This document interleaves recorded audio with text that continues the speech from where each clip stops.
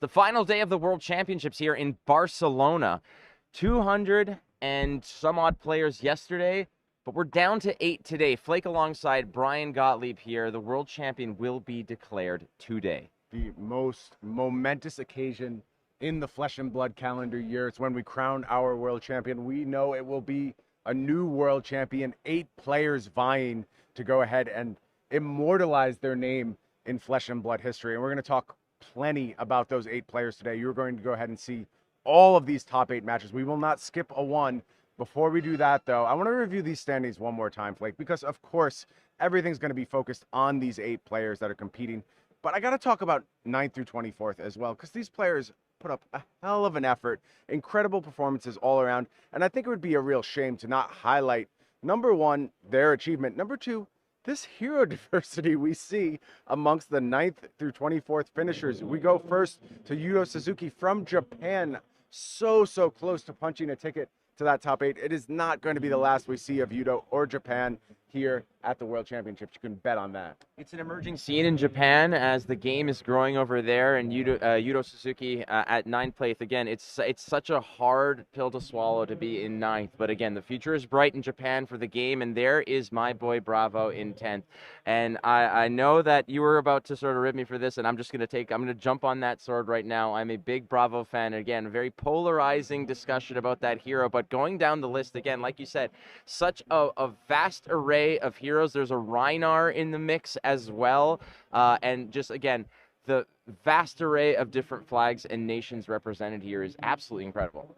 Love to see it. And also those new Bright Lights heroes very much showing up to play. I think Bright Lights as a set in general showing up to play. We see 5 dashes scattered amongst this top 24. Huge finish for OG Dash, but I got to highlight Dario Veneretti and Christopher Ayali, world's runner-up last year, taking Dash IO and Max Nitro, respectively, to very fine finishes here at the World Championship. So I think we will see more from those 2 heroes going forward, without a doubt, especially after we play this top 8 today, and maybe one of our beloved heroes is leaving the game for good in Iyslander. Well, what's brilliant about this is, again, as much as it hurts to finish in 9th through, where we see the top 24, they ain't leaving empty-handed. We got some sick prizes for these players as well, and it's not just the money, my friend. There's also opportunity involved. So let's take a look at what they're playing for here, and what they've walked away with. Now, the top 8 still has some road to go, but 9th through 16th, 17th through 32nd, you've got cash, but you got a PTI, and I know that those are exceptionally coveted. I'll be back again. They can save it for Worlds. They can use it for the next Pro Tour in Los Angeles, which I'm sure many of them will do, or they'll compete on the PT circuit and try and get a secondary invite. You can do the same. You can join us here at the World Championships. You can go ahead and punch your tickets for sure. But 100K up top, that is what we were playing for today. And now it is time to talk in good faith about our 8 players that are going to be competing for that 100K, that legendary, and that prize card. And there you see the biggest story out of this tournament, I think, from the very early stages. Yuki Bender dominating in the early rounds. I believe 11-0 before she picked up her first loss. She said, I'm not wasting time here. I'm punching my ticket to the top 8. Y'all can figure out the rest. I know I'm going to be there. Well, Yuki Bender showing why she's a former national champion, but also just how... Calling champion as well, absolutely. But just showing how prominent she is in the draft category as well. She has her podcast On the Bobble, which specializes in limited, and she put on an absolute clinic on Dash IO. She finished day 1 3-0 and just did not stop. She was on the feature match 3 times in a row because she was just on that dominant streak. Boom grenades off the tops, and just what she made what seemed like a lot of razzle-dazzle, a lot of smoke and mirrors and nifty plays seemed pedestrian, and she got there without a sweat, just completely composed. And then she got, like you said, 11-0, punch the ticket, take a breather, first seed, no problem. Yeah, going to be taking on, though, Alexandros Argyriou from Greece. And Greece is another region, I think, a smaller national championship scene, but some really devoted, really strong players starting to come together in that region. And Alexandros looking to make Greece a nation to be feared when you sit down at the Flesh and Blood table. And in the 4th seed in the second matchup of the day is going to be Aaron. Our first matchup of the day. We're actually going to start things off with the Aaron Shantz Matthew W matchup today. But perfect. Good to started off because Aaron Shantz, I think, is a player who plays with other champions. The Tarek Two Belts Patel, the former Canadian and U.S. national champion, he plays out of Harry Tarantula, my home field advantage there in Toronto, and he doesn't get the same spotlight because he plays with, amidst players like Tarek Patel, Isaac Root, the current national champion.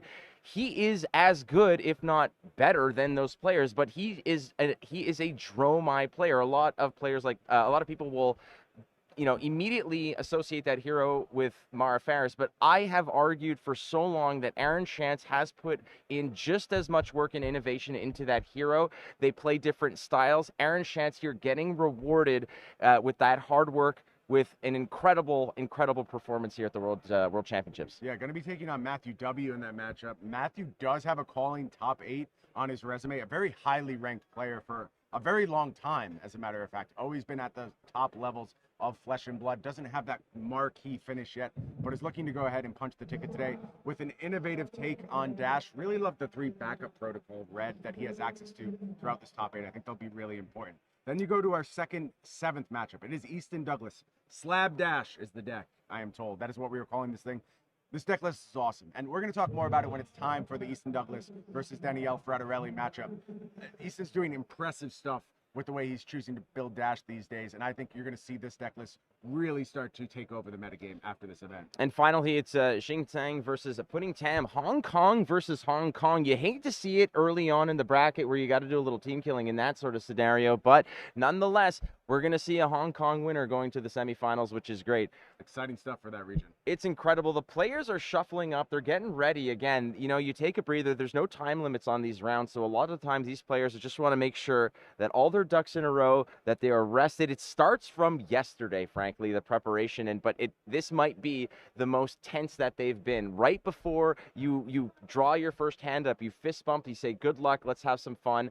It doesn't get more tense than this. The stakes could not be higher for these players. And as we always do when the stakes are this high, we're going to make you wait just a little bit longer. We're going to take a quick break. We're going to get Brendan Patrick, Erica Forslov in here. They're going to be bringing you that first quarterfinal here from the World Championships in Barcelona. Do not go anywhere.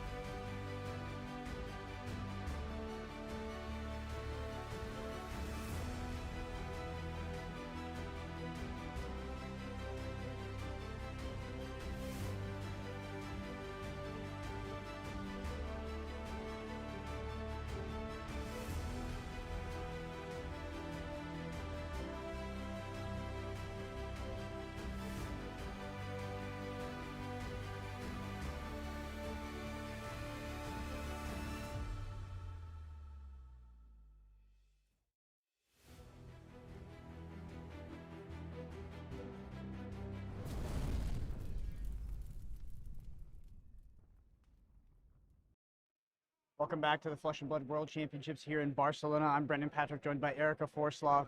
And wow, do we have a match for you to start off the day. We have Aaron Shantz versus Matthew W. Dromai v Dash. A very polarizing matchup, a matchup that can be played many different ways. Erica, looking at these deck lists, what do you think will be the game plans of each player? So we're looking at a Dromai versus a Dash. Now the OG Dash is coming back in force in this World's tournament, and we saw a lot of people bringing the OG Dash deck into this battlefield. And what Matthew W is looking to probably accomplish here is to go fast and boost everything you can to be able to push as much damage as he possibly can onto his opponent. Now, Dromai, on the other hand, with Aaron Swans is piloting, it's probably going to look to establish as much board state as she can possibly do whenever she gets a breeder, to be able to set up like a force field around her to force some interactions with her dragons, so that Dash has to put some effort into clearing those out, because you can't just leave a Dromai free reigning with her dragons on the table, because that is going to hit you really hard back. Yeah, I did get some insider information on Matthew W's game plan, which is somewhat signposted by the 3 backup protocol red, but looks like it will be a more aggressive game plan from Matthew W. The question is did Aaron Shantz see the list, and is he prepared for that game plan specifically? Because I think traditionally some players would expect the dash to be on a more defensive end, clearing dragons, you try to keep parity on board, but from what I've heard, that's absolutely not Matthew W's game plan. So we will see. We are ready to head down to the feature match right now. Or sorry, we're going to hit the...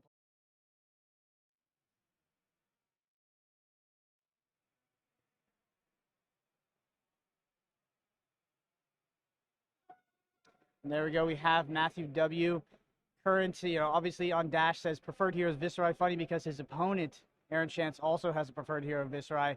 Like Brian Gottlieb said, doesn't really have that marquee event finish to his name, but does have a calling top 8 in form of the calling Baltimore, coming out of the locals, out of the box gaming, Victory Point, and Gamers Alley. Definitely a force to behold here in the top 8 at the World Championships. Let's look at Aaron. Aaron Shantz giving us a little bit of a show there on Dromai. Like I said, also preferred hero Viserai. 9th at Pro Tour New Jersey. And Flake was quick to talk about the accolades of Harry Tarantula, that store out of Canada that has many, many good Flesh and Blood players. So it's a race versus Canada versus United States here in the first game of our top 8 here at the World Championship here in sunny Barcelona. And it's going to be a banger of a day with so many great matches. And we're off to a really, really interesting start.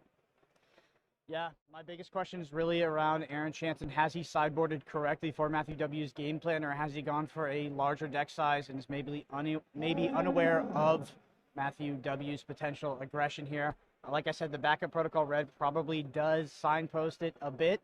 Nevertheless, we will find out quite quickly. Yeah, so he's starting out with an induction chamber to be able to utilize any blue he has left over in order to come in with that pistol shot for 2 and 2. He's also running the Teklo base arms. We saw in his deck list that he's only running 1 Evo base equipment, so that's the Evo base arms, or what it's called, Evo Steel Soul Controller arms. So he's able to get a lot of block value and temper out of that one if he decides to go for that one. But as we know, we're already going for a very boost heavy list, so we're probably going to see a lot of aggression coming out of Matthew's dash list. Aaron Shantz, very standard opening turn here, cracking the gold token. This is very par for the course with this Tome of Imperial Flame Royal Dromai deck. Very much looking to generate that ash and start building up that sort of tertiary resource that Dromai utilizes in games of Flesh and Blood.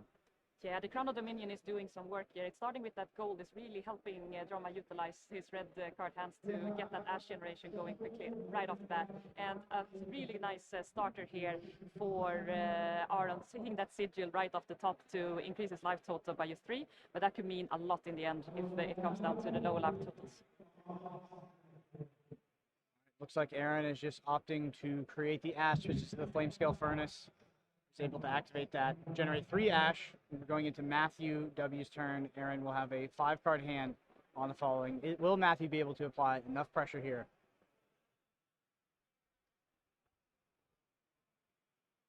Starting off with a zipper hit, and we boost, getting rid of a red 0 to 60. So the OG Dash has a little bit of a problem compared to the new Dash IO that we see, because new Dash IO has these amazing capabilities to be able to look at the top and see what is possible to be boosted away, and she can utilize her turns in a better way in order to avoid boosting away critical key cards. Now, the original Dash IO does not have that capability, so whatever you boost away will be gone forever, and you can't really control what is on the top, of course. So it can be very much a luck-based situation here, how much cards that you accidentally boost away. So, Erica, how soon is Aaron going to be aware of what Matthew W's game plan is in particular? He doesn't have any dragons on board, so Matthew W is not faced with the question of do I clear a dragon or do I go face.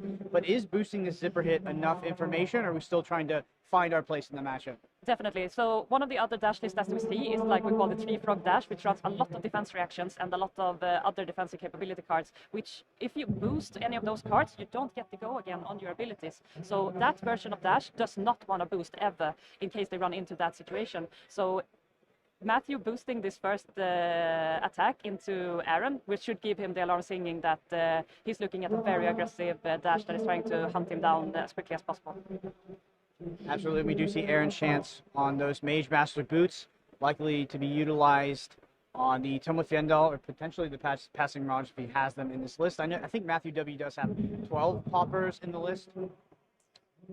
Yeah, so a lot of the mechanologist cards are coming in for 6 and over. Like you have the throttles, you have the maximum velocities, and there's a lot of pump in those mechanologist cards that can come in for quite a lot. And it's a really, really strong start here for Matthew with those double red super hits coming in for 5, finishing up with the Technopest and Pistol. And Aaron Shantz is just going to take this. Yeah, so it makes me wonder if Aaron Shantz has something like a Dominia or a Tumultai in hand, and is going to try to have a big swing turn here. That's usually what the Dromai is telegraphing. It is a Tome of Imperial Flame. Tome of Imperial Flame is a card that gets exponentially more powerful the cards you have in hand.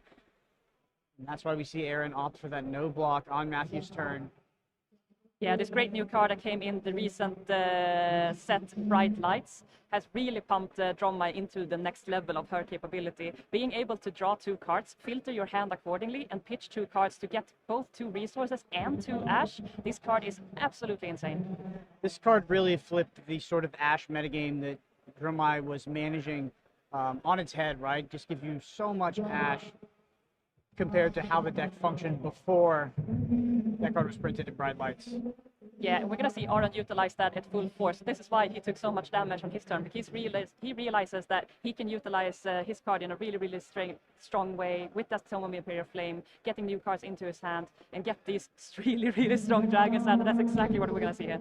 Yeah, this is the Aaron Shantz special at this point. You've seen him resolve Dominia twice now on stream. Can be an absolutely devastating target. Last time we saw him attack with it, it was able to take the single popper in hand in the form of Command and Conquer. What will he see from Matt W? Does flip the red, so satisfies the condition, and we will see Matt put the hand down here. Yeah, this there we go. There's a red throttle. Hard. Yeah. Perfect timing here. And as we saw yesterday when Aaron Shantz was facing the fight, he drew into his 1 of 3 Command and Conquer when Aaron Shantz presented this Dominia yesterday. So Aaron Shantz is just having that perfect timing going for him. Such a critical turn, able to find that single popper in the form of thought only. Also know Matthew W is left with 2 blues and 1 yellow in hand, so very much not ideal. Not sure what is in Matthew W's arsenal, but definitely a huge loss losing that throttle to that Dominia trigger. So not only was he able to get a card out of Matthew's hand, he was able to get the popper. And being able to get a card out of his hand at this point and minimize his damage output on his next turn is super, super critical. And that can leave him open to be able to set up an even stronger board on his next turn. Yeah, it was sort of double trouble because not only did it snag the only popper, but it also snagged Matthew W's only red. So that aggression might be stymied on this next turn as we go back to Matthew W's turn. So now we ask the question, if Matthew is willing to sacrifice his critical key cards that he hopefully will want to go face with to deal as much damage as possible and try to get cards out of Aaron Shantz's hands, or if he has to deal with these dragons, and this Dominia he absolutely has to take care of. There's definitely a few must-kill dragons from Dromai, and Dominia and Tumultai definitely make that list. So while Matthew W's primary game plan might be to go face, I'm almost positive that we will see him clear his Dominia this turn. Yeah, we're looking at a blue throttle into that Dominia to clear that off the board as soon as possible, because we cannot go another turn to having that dragon steal our critical key cards to be able to turn around the big turns. Now, question is if he is going to commit also to the Asphalai. The Asphalai coming in for only 2 damage and 1 arcane. It's not the most scariest dragon that Aaron Shantz can subside, so it's up to Matthew to decide if he wants to deal with that, and it's going for that.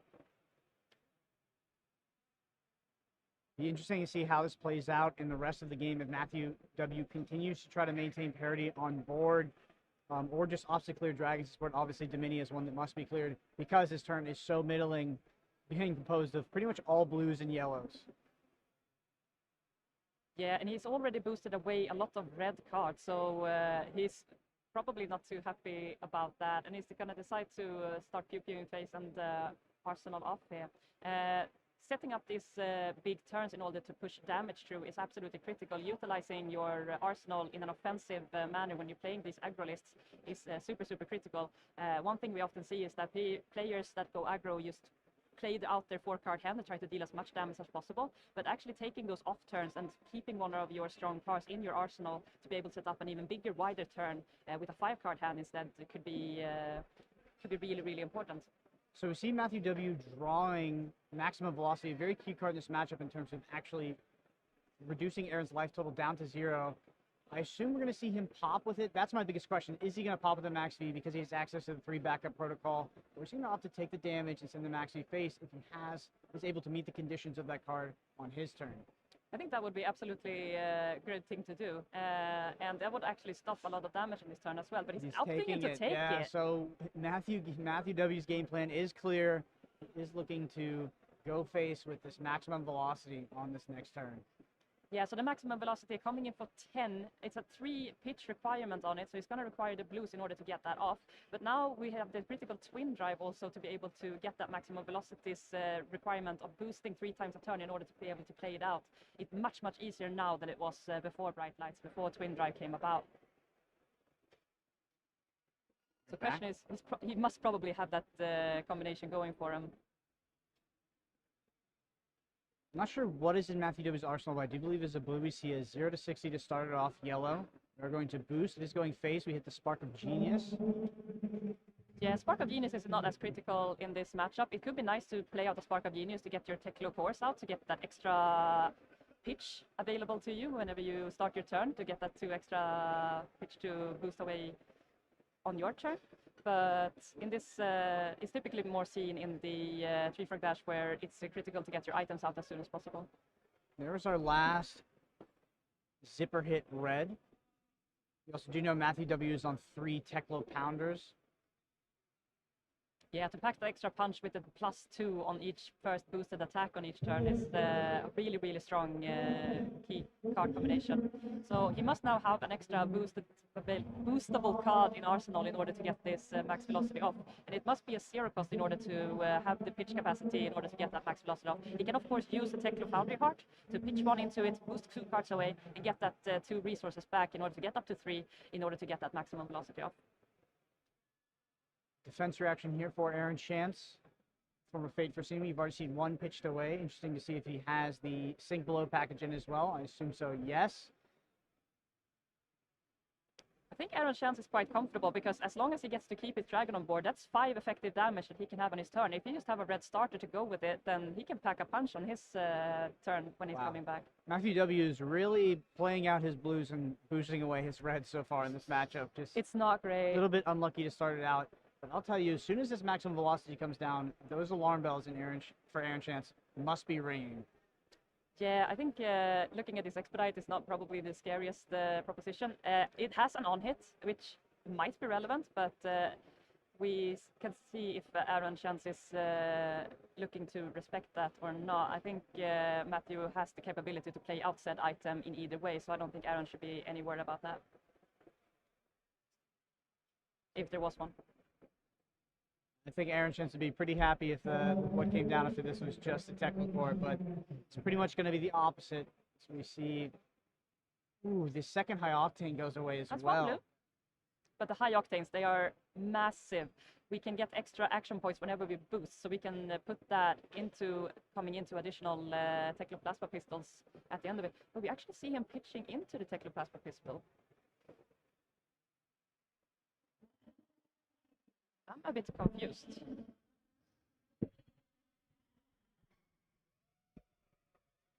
Isn't maximum velocity coming into 3? Not sure. All right, we saw the maximum velocity turn get hit, and Aaron Shantz is respecting that with a 2 block at least. So Aaron Shantz doesn't have any cards left at his disposal, but he has 1 card left in arsenal, and if that is a red starter, then he can go bigger divide here. Even if it's not a red starter, Aaron Shantz just definitely on the defensive last turn. So okay with simply passing, attacking with this 1/8 Rash Ring. Maybe we go back to that W's turn. Could be something like Sigil of Solace in arsenal, getting go again. Yeah. I think it was super smart of Aaron of realizing that this is a big turn coming at him his way and utilizing his card to use the full capacity of block available to him in order to preserve as much life as possible going into later turns, and just hope that Matthew might come in with weaker attacks where he can find the breathing room to establish more board state, come in with all of those dragons at full force, and really put on a counter-offensive basically against Matthew. Assume the thought from Matthew W's potentially has the popper in hand, is wondering if it's worth it to pop this Ash Ring and stop the turn, but the same time, this could be the end of the turn in and of itself.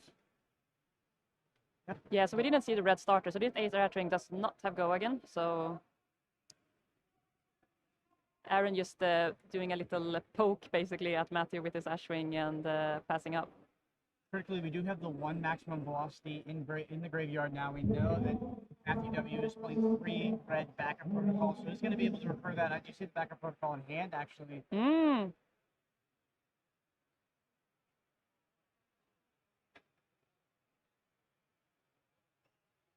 0 to 60 here for Matthew W. Yeah, and I think Aaron is still at a pretty healthy life total, so is Matthew, of course, both sitting at above 20 HP at this point in time. We're already 4 or 5 turns in. And I think Aaron Shantz is feeling quite comfortable with this board state and looking to maximize his defenses to stay alive for as long as possible, because he knows that Matthew is basically on a clock here, because boosting is very, very non-cost effective, I would say, as you lose 1 card out of your deck each time you want to boost. So he's going to reach the end of the line a lot sooner than Aaron is going to go. So it's basically a fatigue game plan that Aaron might be looking at. Yeah, I'm wondering if Aaron is looking to fatigue. I mean, the health totals at this point are pretty close. We see the Tumble type blocked it there. So Aaron, having access to such a large board is also potentially going to kill Matthew W. We'll see as he recurs those maximum velocities and is able to chain those turns back to back to back. Yeah, I believe Aaron is just going to utilize as much breathing room as he can and establish as much board state as he possibly can, and trying to maximize his block values accordingly to stay healthy for as long as possible and try to weather the storm, basically, and see what Matthew can come up with. I basically think that it's Matthew's play to, or basically his game to do as much damage as possible and utilizing 5-card hands and hopefully not boost away all of those critical cards that he needs for the maximum velocity turn, the high octane turns. We already see 2 high octanes boosted away, so that's a big dumper for Matthew. Aaron Shantz potentially being able to keep a single card in hand and go again on all of these dragons. That being said, does have 1 ash, so it would be 0 ash at that point. There goes the twin drive. Oh, that is rough.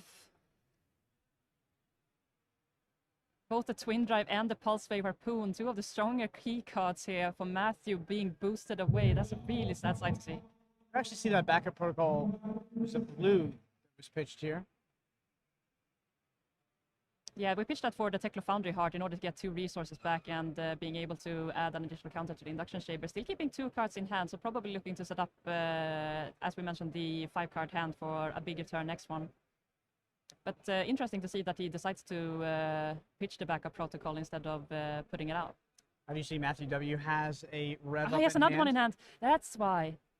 Does have the rev up in hand. I know that Matthew W, the rev up, the gas has 1 rev up, 1 gas guzzler, and 1 Big Bertha, all red, simply to confuse Dromai opponents in the Swiss rounds and make them think they have more poppers than they actually do. That's actually really clever, and it's a really nice strategy to come about, because one really key ingredient to Dromai's offensive capability is understanding how many poppers your opponent is able to present. Like yesterday, we saw the Phi opponent only having 3 CNCs available to him, and Aaron was really keen on making sure that he saw all those 3 CNCs being put away before he made any aggressive decisions. Did you see that red backup protocol? I assume we're going to get back that max fee on Aaron's turn here.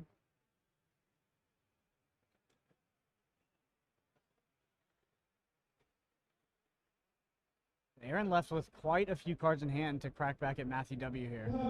Yeah, I really love this backup protocols, because you can really utilize those heavily in your favor by, if you have, for example, 2 blues in your hand, you can push one of those blues into this backup red protocol and get one of those reds out and basically exchange your hand into a much more valuable proposition. Aaron Shantz also 0 ash on board at the moment. Plays a Dromai. Yeah, getting that extra action point when he attacks with this one, and it has to go again. We are going to see probably a quite big turn. He still has 2 cards left in hand, so Matthew is looking at a very, very scary proposition here with this board state, with so many dragons available on Aaron's side. Dromai does put him in a tough position in terms of, is he considering to pop this? Most likely not. You see that play we talked about, the red backup protocol being activated, grabbing the maximum velocity. So exchanging that blue, as we said, and utilizing the popper capability of the 6+ attack damage that maximum velocity has, sitting at 10. So getting rid of that Dromai straight away. But Shantz still has that one action point remaining, so he can still continue to go blazing with his dragons.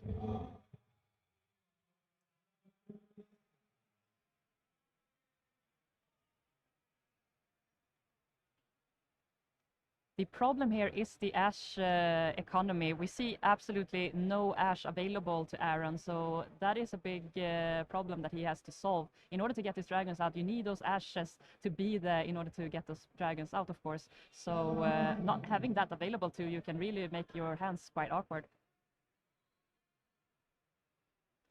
Aaron probably hoping to find another Tome of Imperial Flame here soon. Yeah, the Ash generation we get off the tomes are really good. Both is getting the resources back and also getting cards out of it to maximize the value proposition. We do activate that Flame Scale Furnace, so we get 1 Ash off of that. Yeah, and Flamescale Furnace is such a key card in Dromai. We never see a Dromai leaving a tournament without it. It's a very key card in order to generate resources and Ash out of your critical reds. And Miragai here, taking Phantasm off that first dragon attack.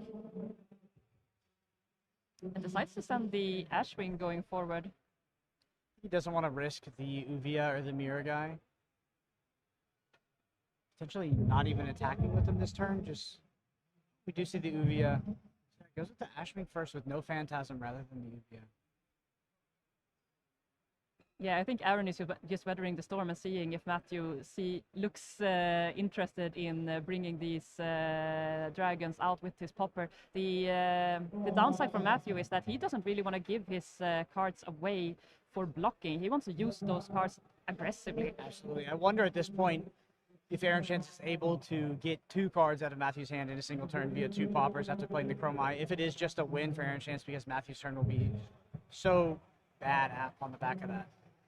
Yeah, there's so many dragons on board. Aaron Shantz sitting comfortably here with a buttload of Ashwings and the Uvia and the Miragai. I think Aaron Shantz is really comfortable at this stage. But it's not over yet. We're back to Matthew, and we're going to see how much punch he can pack on his comeback turn. Definitely feels like Matthew's in a tough spot here. We do see that 1 of Rev up in the list. Yeah, and we beg the question again if he decides to go face with this or if he is valuing taking off some of these dragons on board. Now, Uvia has quite a lot of life, so it's demanding quite a lot to get rid of that one. And since Aaron doesn't have any Ash available to him, that Uvia's capability is to generate a new Ashwing out of those Ashes. But if you don't have any Ash, then Uvia is basically not doing much. But Miragai, on the other hand, having no Phantasm on your first attack can be really devastating if Aaron Shantz comes back with a really big dragon. Yeah, absolutely. That Uvia definitely not too threatening at this point. But the Miragai, I mean, it's on that short list of dragons that are must kills against Dromai. Yeah, you don't really want to leave the Miragai on board, and it's 4 life. It's not impossible to get rid of, but can be quite awkward if you don't have any of those 4 attack powers. Can potentially just double pistol as well, I assume, in order to clear the Miragai. One of the reasons why Dash can be so powerful into Dromai. Yeah, and with this induction chamber of getting the value out of your pistol shot and getting basically 2 for 4 out of that is really good.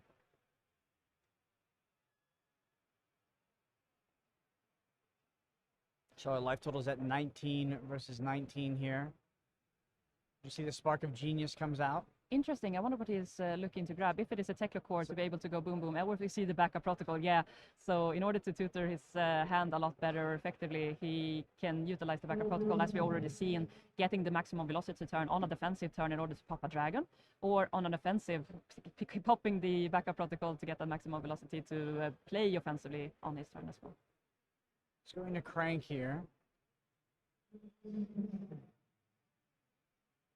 Now this is interesting, so I wonder if he's going to decide to crack this backup protocol straight away and try to get a really powerful attack into his graveyard, potentially the maximum velocity that I spoke of already. He's also going to be able to get the card draw out of this Spark of Genius. That he's already boosted once this turn. He's going to get that extra card out of it as well. I think it's most likely that Matthew W will opt to clear the Mirror Guy here and then go for the similar player, activating the red backup protocol on Aaron Chan's turn to recur that attack. The Mirror Guy is just a must kill because even if he's able to recur the maximum velocity on Aaron's turn, if the Mirror Guy's on the board, it's still going to be threatened by a lot of damage. Well, we already see that new Bright Lights card, Red Backup Protocol, how critical it is. Such a good limited card as well, but making its way into Constructed and just having quite the effect. We are going to double attack Mirror Guy here with the weapon, clearing that critical dragon. Yeah, I think that's the best use he can have with the super hit blue that he drew up from the Spark of Genius, and so he's getting some extra value out of there. So making sure that he's putting back some extra cards into his disposal for the later stages of the game when he's going to run out of cards. Now, is he going to activate this backup protocol now, potentially, and arsenal that card if he has the blue here? Yeah, if he has a blue now, this doesn't really want that in Arsenal, so... Yeah, well, tell us a lot about the sort of story for the rest of this game, right? Because if he does opt to activate the red backup protocol and put that maximum velocity in Arsenal, we will be taking a more aggressive role here moving forward. Yeah, Matthew checking through his banished zone. It's not what you really want to see. There are so many good value reds in there, and also a Techno Pounder, a Techno Core. There's so many good cards in there that he would love to play it out instead of pushing them into Vanish for the boost abilities. And it is the blue. We are activating that red backup protocol. Grabbing the maximum velocity is going to go into Arsenal. So I think that the sort of this is a pivot point in the match, right? Matthew W has opted to put the maximum velocity in Arsenal, and that is now priced into attacking Aaron with that, rather than activating the red backup protocol on Aaron's turn and popping a dragon with it. So, and Aaron now has perfect information. He knows that maximum velocity is there, so he knows that it's coming. But so Aaron is going to do everything he can to put an extra punch in this turn around. And this could be quite a turn, activating these Mage Master Boots, pitching again. We're going to see the Tome of Fandal. We do going to draw 2 cards and gain 3 life because it came out of Arsenal. Really, really big turn here for Aaron. We see Aaron not running the classic Snapdragon Scaler, but is opting in for the Tome of Yendal Master Mage Boosts combo. And we saw that at great use yesterday against the Fi also, and where he was able to put himself into a very healthy life total there on the lower end and come back swinging. And a Dromai as well. It puts Matthew in such a hard spot because Matthew absolutely cannot pop 2 dragons because there's no way he's going to be left with a dead arsenal here, potentially for multiple turn cycles. Does have the red gas guzzler in hand, so has the option available to pop once, but then Aaron just, okay, looks like he's potentially opting. No, he's still thinking about taking it.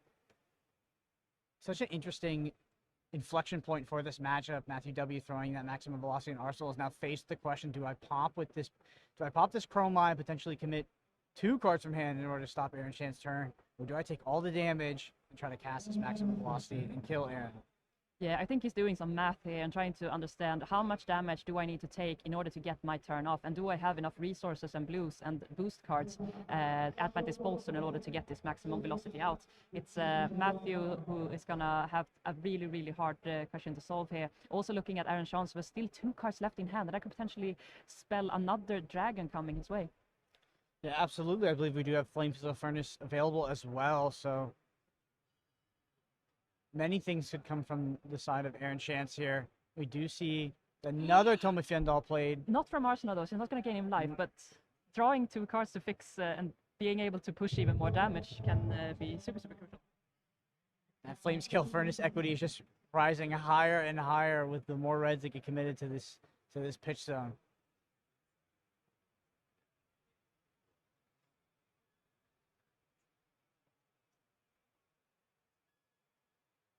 Yeah, Aaron trying to make sure that he does the best he can with the resources he have available, like which dragon do I attack with first, and do I opt to play any of my cards, or do I opt to maybe save a card for my next turn so that I have the capability to get that red go again attack, to get my dragons go again, and get things blazing, because I think Dromai has a very high proposition to utilize the arsenal in order to make sure that they have that red go again to kickstart the Dragon Force to let them all have go again. There's opt to pop here, so only left with a 4-card hand to try and play this maximum velocity. Aaron Shantz pitching that command and conquer the Flame Scale Furnace, potentially looking to gain Ash.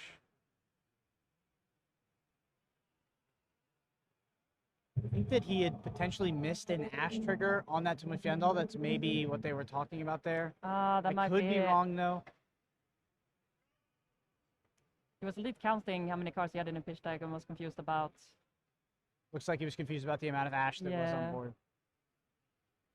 Matthew W. committing that popper to the turn makes me think that this is potentially not the max V turn. So just another setup turn potentially from Matthew W. That being said, the game plan is clear. Matthew W. does have one way to win this game, and it is to resolve that maximum velocity. Yeah.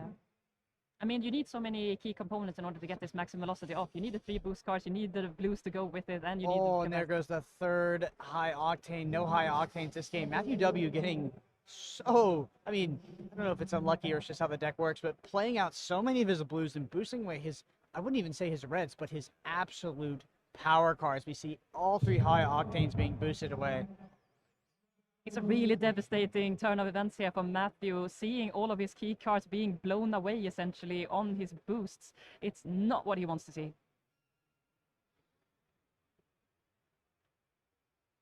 But yeah, I believe he didn't have enough resources and able to get this maximum velocity off basically on this turn. The gas gasoline costing 3, even if he opted to keep that one, he would not have the resources to be able to pull this off.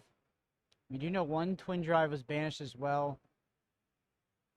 We haven't seen the other 2 twin drives though, so he might be looking to fish one of those out and come guns blazing with that maximum velocity later. But his offensiveness the past couple of turns has not been amazing, and that has led Aaron to have this board state that is been quite intimidating. So it has forced basically Matthew to be able to use his card into using those to take care of those dragons instead of going face with them that he wants to. Yeah, I think Dromai and Miragai are 2 of those dragons that just facilitate Aaron to swing with the entire board and negate the effectiveness of Matthew W.'s poppers. So for that reason, both of those dragons, and then of course the one-ofs in the form of Dominia and Tomotai, are just must kills. That being said, if Aaron's life total is low enough, I wouldn't be surprised to see him go full face and commit the max velocity. But because we have a blue combustible courier, which is not usually a card you want to be casting as a dash player, usually that is a pitch card. He does opt to clear the Dromai here, but still Uvia pretty threatening here because we have so much Ash on the side of Aaron Shantz. Yeah, last time we checked, Uvia was alone on the board without any Ash available to her, but now Aaron, after his last turn, he has 3 Ash available to him, so Uvia can start revving up some Ash wings then. Does look like Matthew W. has potentially found that twin drive as well off the top. And there's Tome of Imperial Flame, a huge pivot card for the Dromai deck. Matthew W. saying it's 16 life. We could see this board swing heavily here pretty soon. Yeah, this Tome of Imperial Flames has been doing so much work for Aaron this past couple of turns that he's used. Like, it's basically looking at old school Lexi 3-of-a-kind turns. It's basically Dromai's version of exactly that, but even more powerful than so, because he's getting so much resources, getting so much Ash, and being able to like basically capitalize maximum from his hand that he can just build and customize on his own to get the maximum value out of it is so cool. There's definitely an interesting dichotomy between the previous marquee card of the format, 3-of-a-kind, and now Tome of Imperial Flame. 3-of-a-kind was more of a card that let you block with 2 cards and then play 3-of-a-kind, still have a very, very good turn, while Tome of Imperial Flame is a card that gets exponentially more powerful as you have more cards in hand. So you're kind of incentivized as the player resolving that draw card in order to do kind of different things, but both having just supremely offensive effects. Deciding to pitch away the Caloria here, one of the more bigger or better dragons that he has available with basically a snatch with go again. So interesting to see he opting in to use that one. Most probably has a lot stronger dragons at his disposal. Yep, or something in the form of like a Miragai or Dromai that just facilitates him coming in with his entire board. it does have the additional calorie available to him, so no worries, we got them. Kyloria has a little bit of extra text that some people might not be aware of, that it can steal an item as and it's well. absolutely crucial in this matchup because we have that induction chamber sitting on the board, and it would be absolutely hilarious if Aaron Shantz was able to snag that induction chamber away from Matthew. It's not something you see every day. No, I've definitely been surprised by it having my energy potion stolen by this card. Not what you want to see. It does opt to Crown of Providence and Tekla Foundry Heart block this for 4. Probably pretty standard, something that he was waiting to block with these pieces of equipment specifically. Yeah, it's super important not to let him get the value that Matthew can gain from this induction chamber. He does not want to get that away from him. We're going to see another dragon out of Aaron Shantz here, and we do in the form of Dromai. Dromai plus Mirror Guy can be this hand is huge! so hard to deal with when they come down in a pair. Like, you have the Dream Trio right now, you have the Mirror Guy, the Chroma, and the Kyloria just guns blazing, and this is gonna be so much damage that Aaron is gonna present into Matthew's face. Now the question is, does Matthew have the cards that he needs in order to get this maximum velocity off? If he doesn't, then he's very incentivized to block this turn, but then becomes the question, what does he do on his turn in order to stabilize the board state, because this board is looking out of scope. Aaron Shantz threatening to take Matthew down 10 lives, so down to 6 here, I believe. So much damage coming through. Yeah, he's gonna bring Matthew down to a single-digit life total if he decides to take it. That Kyloria is going to take a card next turn cycle as well, because there will not be a suite of equipment to throw in front of it. Yeah, Matthew is just gonna take it. That lets Aaron know that, yeah, this maximum velocity, it is coming. I believe this is going to be a tight race to the finish line, because Aaron Shantz sitting at 17 HP and maximum velocity alone is dealing more than half of that. It's going to be a very scary proposition for Aaron if Matthew is able to pull it off. But he already know that he has the twin drive available to him as well. That's coming in for 5. And it's going to be a huge turn here for Matthew. Aaron Shantz in actually a fantastic position, right? Because how much damage can Matthew W reasonably come in with? Aaron Shantz only needs to keep a single card, a single 0-cost dragon, or 2 cards in order to get Gogan on this entire board. And because he has the Mirror Guy plus Dromai, is insulated against Pauper, so it will surely be threatening a devastating amount of lethal damage on his next turn. So just needs to survive this maximum velocity turn, and is likely to put Matthew W so far on the back foot that might be able to lock this game out. And we do see the pistol come out here first with the induction chamber. Is going to clear. It's going to clear the Dromai, okay. Yeah, because as you said, if he opts to go face with everything that he can do, then of course he's going to get cards off hand, but essentially Aaron just needs that 1 card, as you mentioned, in order to get his turn off. So Matthew actually opting in here to start clearing out this board in order to save his life, basically.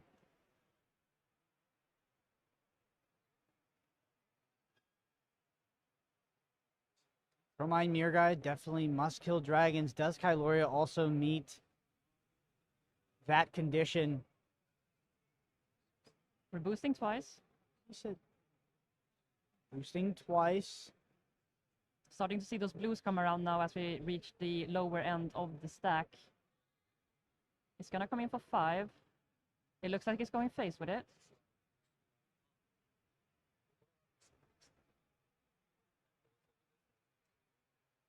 Now Aaron Shantz surely knows what's coming after this. That card in Arsenal is face up because he recurred it with the red backup protocol.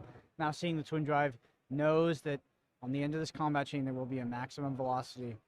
Yeah, so we have reached the criteria for being able to pull off this maximum velocity from Arsenal with those 3 boosts, 2 from twin drive and 1 from 0 to 60. Does not clear the Kyloria, though most likely has access to those Achilles accelerators, so Really interesting. Kyloria coming in for 4 is a really, really scary dragon when you're at 6 life. And there we go. We see the Achilles accelerator activated, surely to put a counter on this pistol and clear that Kyloria, because it will just rip cards out of Matthew W's hand if it is not dealt with. Absolutely. But no arcane barrier here for Matthew W. That burned them all. We saw one pitched earlier, is now very, very threatening. does boost away the maximum velocity there with the red-blue 0 to 60.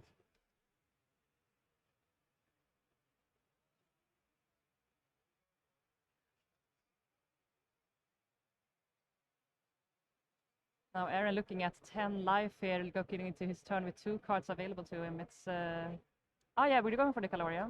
Yep. Of course. Aaron Shantz is in a fantastic position here. Yeah. Still sitting with that Ubia, has Ash available to him in order to generate more Ash Wings and just keep that Dragon army growing. Double item hand here for Matthew W. Finds the 3rd maximum velocity as well. This hand is not optimal by any sense of the imagination.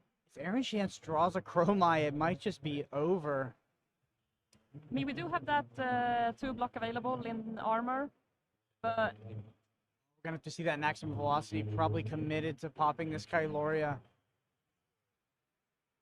yeah, we don't have the Ubia or the Mater guy in order to get the Phantasms off, so... Aaron Shantz, a master of Dromai here, attacking with the Aether Ashwing first to force Matthew W. the question of, if you want to pop this Kyloria and get value out of your maximum velocity that way, you're going to have to take all this Ashwing damage first. That's why you see that sequencing here out of Aaron Shantz. Back over to Matthew's turn.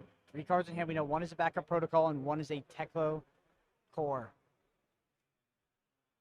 Yeah, it's not the best hand to be able to go offensively at this point in time. So Matthew probably looking to just clear out that Kyloria and yeah, maybe getting one of those 2 items out. Potentially both, because he's able to crank the red backup protocol. Oh yeah, the red backup protocol, of course. And then play the Teklo Foundry Heart after.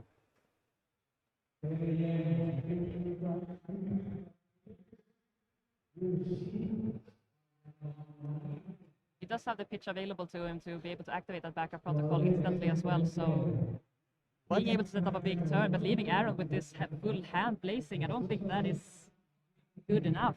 What a card for Matthew W. to draw. Draws a double item and finds the popper, just absolutely necessary. If not, might have actually been dead on the turn before. Absolutely. But he's going to need to find that popper pretty much every single turn at this point. And I don't know how much deck he's left to deal with. Must be less than half the deck left to go. Oh, for sure, less than half the deck. Not sure if Matthew W. was on more than 60 cards. I believe he was slightly above. From what I heard, does go ahead and crank that red backup protocol. We see Teklo Core come down. That's going to generate 4 resources over the next 2 turns. I'm not sure if we're going to see all those resources become available, because this game is getting down to the wire. Yeah, a really scary proposition here now from Matthew, staring down at Aaron Shantz board state and full card hand. It's gonna be a big turn coming out here from Aaron, and if Matthew does not have the popper in this hand, it might actually be done. He potentially has a payload. I'm trying to... It's the Tome of Imperial. Yeah, Tome of Imperial Flame is huge, but we need Aaron Shantz, I think, to find some Dromai or Mirror guy here. If we can't find a Mirror guy, if we can't find a Dromai. Like Matthew W. has the payload. But critically, the Tome of Imperial Flame is going to generate Ash. Aaron Shantz sitting at 0 Ash right now. It's just why this card is so powerful. It is so innocuous. You think that drawing these 2 cards is the key part of the text, and it is powerful, but being able to generate this much Ash, especially in a aggressive-oriented matchup, is so critical to Dromai. Yeah, sitting with 6 cards in hand, trying to find the best lines available to him. It's not an easy puzzle to crack when you have so many lines available to you. With a 6-card hand, all options are available to you. We can't forget Matthew W. does have access to potentially 2 poppers because of that red backup protocol. Can recur the 6-power attack out of the graveyard, bring it back to hand. So likely going to weather the storm on this turn. That board is only growing more and more, and we see Aaron. Ravenous Rabble, what a card to have. Finds the sand covers. It does have the sand covers in here as well, so that means 3 Sink Below, 3 Fate Foreseen, 2 red sand covers. It's going to be 4 go again. Matthew W. sitting at 6.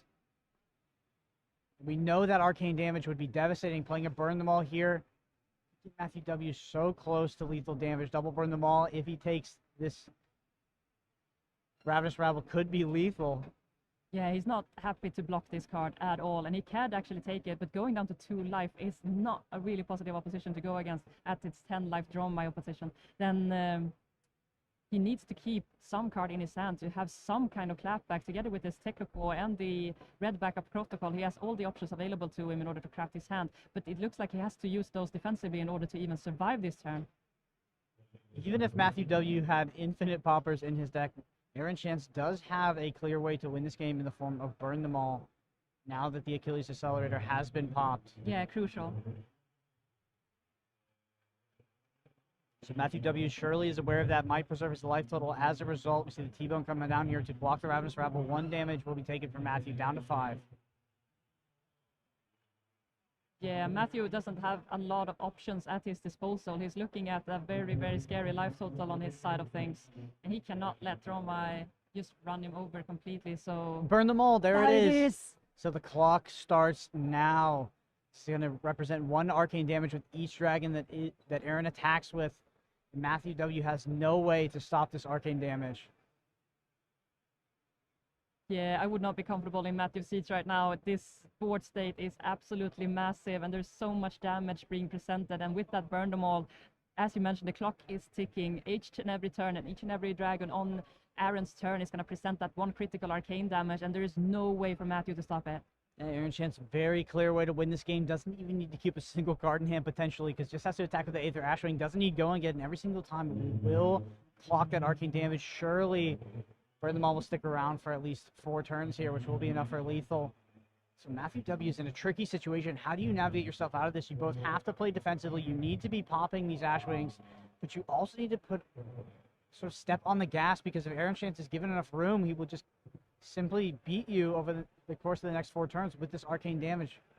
Yeah, Matthew doesn't have a lot of options at his disposal. He needs to keep his life total up as high as possible in order to not die to this burn them all sooner rather than later. So looking through his graveyard, trying to find a good card here to utilize his backup protocol, but he's looking at the barrel of a gun here, I think.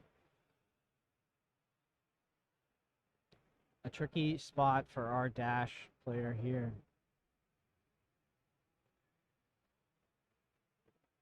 Another Technocore in hand. I believe a Spark of Genius. Both of which, I mean, one of them can pitch for an attack out of the graveyard via the red backer protocol, which will leave, if we progress to Matthew W's turn, surely we're going to see him activate that now.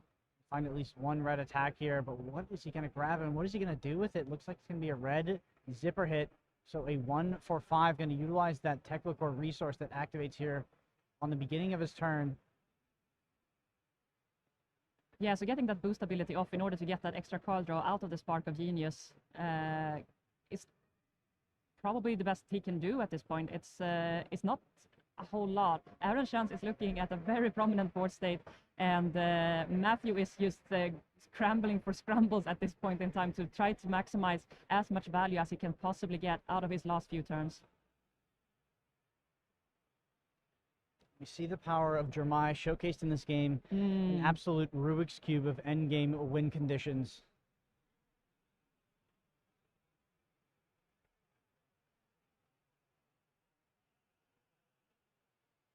Also, Aaron being able to show his offensive capabilities, even though he's staring down a very, very potent dash with a lot of heavy boost attacks and a lot of power punch basically at his disposal. Aaron has been able to successfully navigate his turns in order to provide as much damage output as possible. That early Dominion was absolutely amazing and perfect timing there, getting the popper out of Matthew's hand in the early beginning and early stages of the game, being able to keep level with Matthew throughout this whole game basically.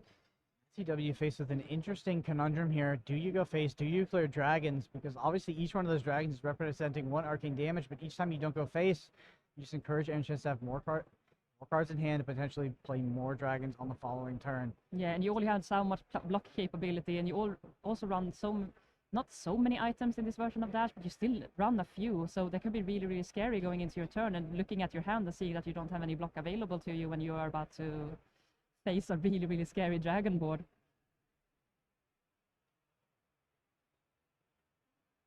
Like you're going to see the zipper hit come out here.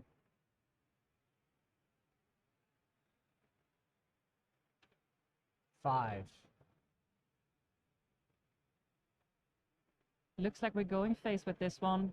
Matthew needs to get cards out of Aaron's hand in order to minimize the potential damage that Aaron can present on his back turn. Yeah, we talk about burn them all being in sort of inevitability for 4 turns here with Matthew W. But if Matthew draws a hand of no poppers, we could see the game just end on the next turn. Yeah, this is really where you want to be as Dromai. You want to have those dragons at your disposal in order to pack a punch and use your cards so you go full defensive mode and just stay alive basically while your dragons is doing the job. Good chance. Play sand cover down to 7. Losing 1 Ash, but still has 1 Ash available to him, so it's not the end of the world. Matthew W. Tekla in hand. Now, the critical key point here is what is he going to draw out of this Spark of Genius? If he decides to play it, but sorry, it was a Spark it's hard of to see Genius not in hand, to. you're right.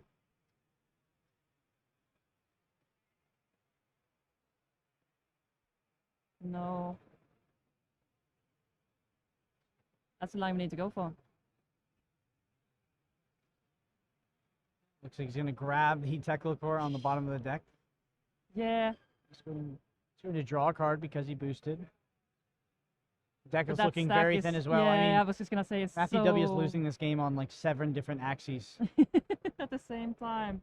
It's looking really, really dumpy here for Matthew. But Aaron is just showing excellence on his Dromai capabilities. He's been showing a very, very strong weekend here at Worlds Barcelona so far.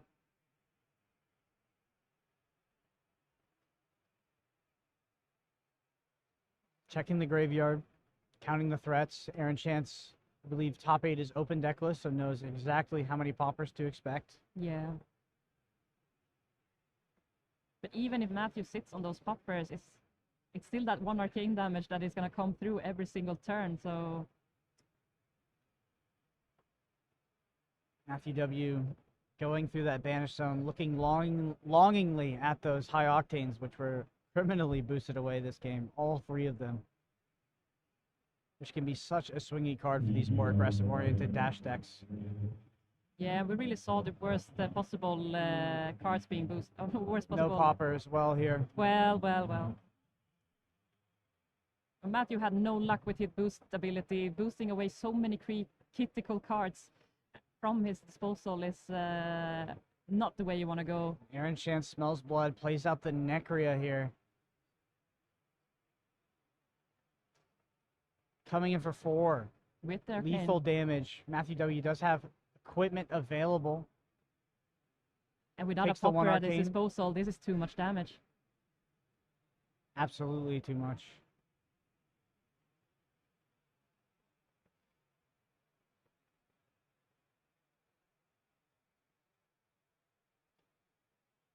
Not looking too optimistic. Matthew is looking down at his hand and trying to find his out, but Dromai, such an interesting hero in Flesh and Blood.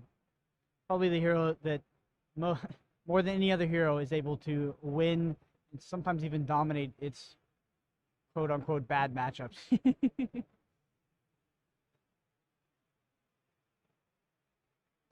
yeah, Aaron is showing excellence on this Dromai deck. The only Dromai making it into top 8 after a very Dromai heavy lineup basically going into this tournament. Matthew W is in survival mode here, but can he weather the storm of this turn, or will Aaron Shantz move on to the semifinals here on Dromai? Yeah, he's gonna send all his little Ashwigs to do some work. Matthew sitting down at 3 life.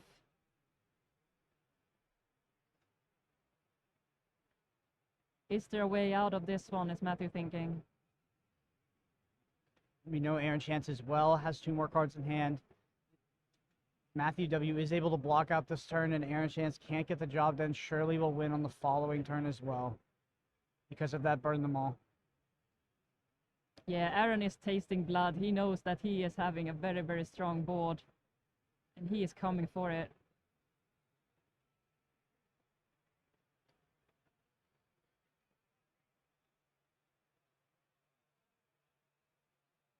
Aaron Shantz on the cusp, moving forward in this top 8.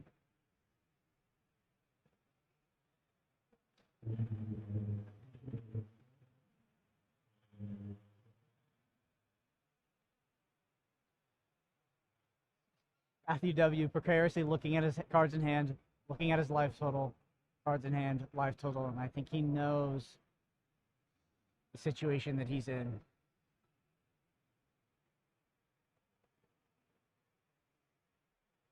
A little bit of a confusing board state here because we have Matthew, he was blocking with those Teklo base arms earlier, but he instantly moved them away into the graveyard, so that might be a cause of confusion here.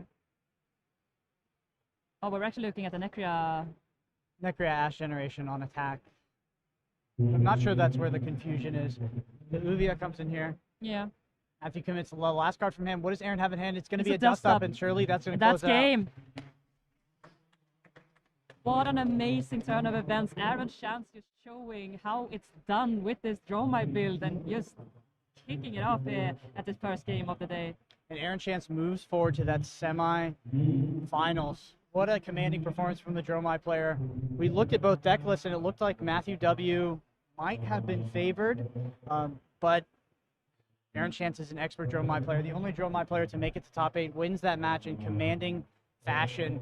What a performance. Yeah, but we saw that again, the early Dominia coming out of that Tome of Imperial Flame, absolutely critical turn for him, where he found that copper in hand, and he only had one. And he was able to get it out of Matthew's hand, and that basically just turning things around from that point onward. And yeah, really showing how good this Tome of Imperial Flames are doing great work in this matchup. Well, congratulations to Matthew W. for making to the top 8 of the World Championships here in Barcelona. Aaron Shantz moves forward as our sole Dromai player. We're going to cut to a quick break, and then Flake is going to be here with an interview with Aaron Shantz. Don't go anywhere.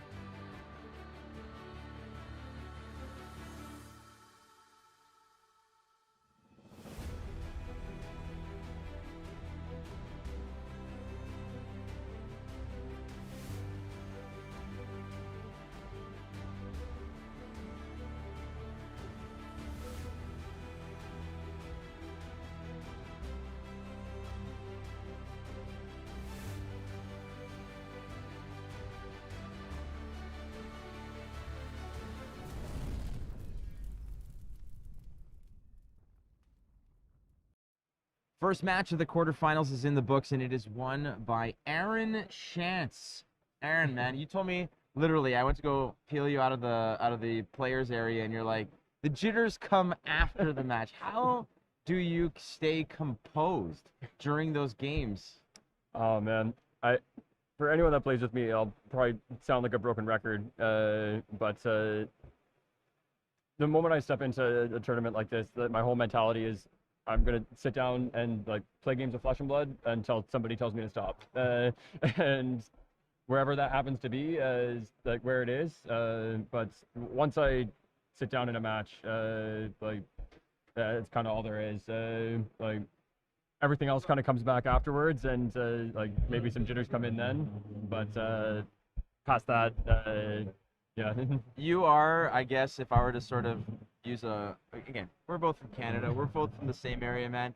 If I'm gonna use a hockey term, you're a true grinder. It's just like, go to work, get the job done, keep grinding, keep hustling, and there you are. And one of the things that I was talking about to everybody out there about you specifically is that you play amidst such a strong field of other players. The Isaac Krutz, the Tarek Patels, obviously there's other players, Michael Jasker and Dilks and all these other great players, Sean Dollywall, but you're just there kicking ass. Like, you don't have as much of the notoriety necessarily, but you're always sneakily amidst this field of great players doing great things on Dromai.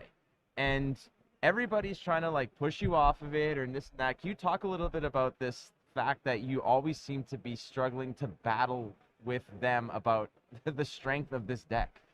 It's definitely been an interesting process. I actually picked up Dromai for the first time as just an effort to expand my repertoire of different decks, and kind of never stopped. And there's definitely it's a type of deck that takes a lot of like reps to like get up with, and so I think a lot of people fall off after like running into some like snags early on and things like that. But I don't know.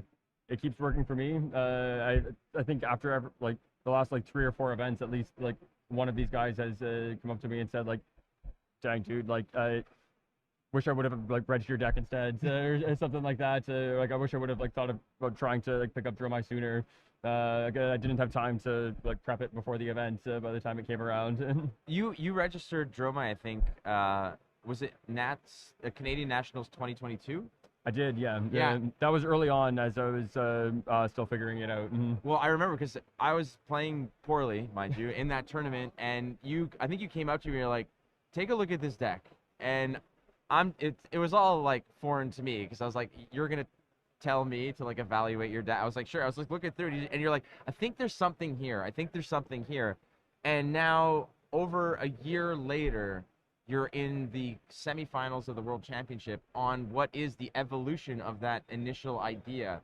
Can you talk a little bit about the process of innovating Dromai? Because there are other players, like for example Mara Faris, who is so intimately linked to this hero, and I've been trying to just tell people, I'm like, it's not just Mara. There are people like Aaron Shantz who have been in the lab with this hero for so long. So talk about the process of that initial idea, that first conception, the first concept rather, in 2022 that led to where this deck is now.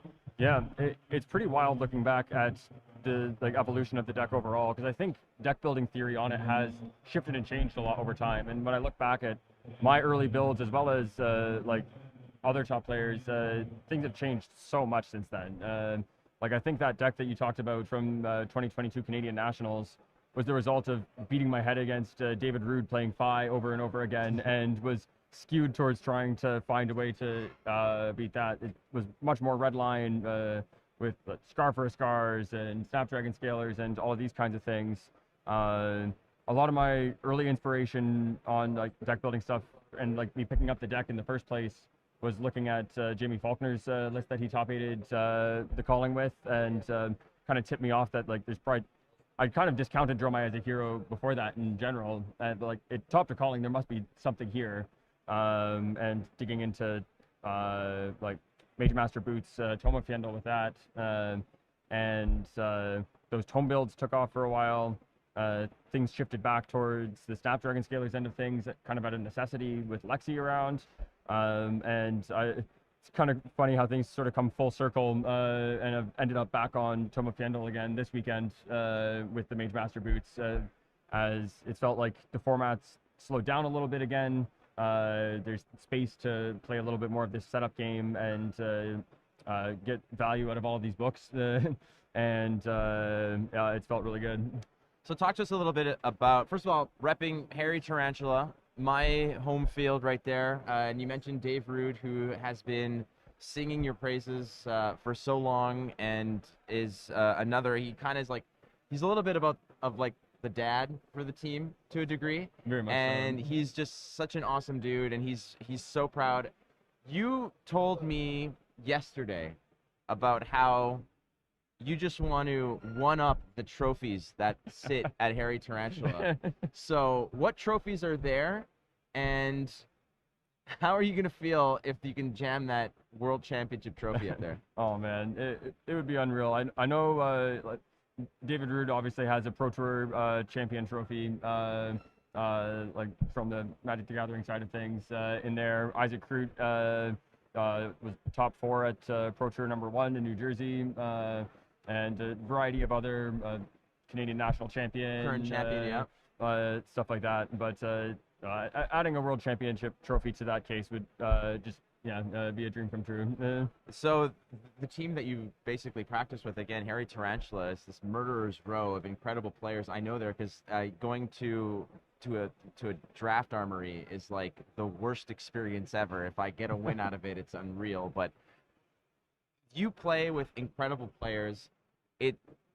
Talk to us about the players that you play with and what that has done to elevate your game. It's huge. Like the players you surround yourself with and get to like play with, honestly, make or break. It's makes such a huge difference in preparing for a tournament like this and getting better. I'm fortunate enough that there's such a great group of people in the like Toronto area in general who are just incredible at card games as a whole, and we were a number of us were generally friends before this, and the whole testing group is sort of this group of guys that like in our Discord on any given night would probably be like wanting to hang out and play games and things like that in general. And it's fortunate enough that it just so happens we get to prepare for events like the World Championships while we're at it, just doing what we would want to do on like any night in the first place, which is pretty sweet.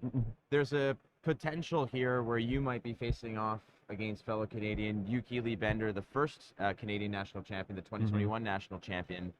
Do you have any experience playing against her? Was there any discussion coming into this tournament? Was there preparation done alongside, or was this just I got my team? That's a whole different story, and she's basically an opponent like anyone else.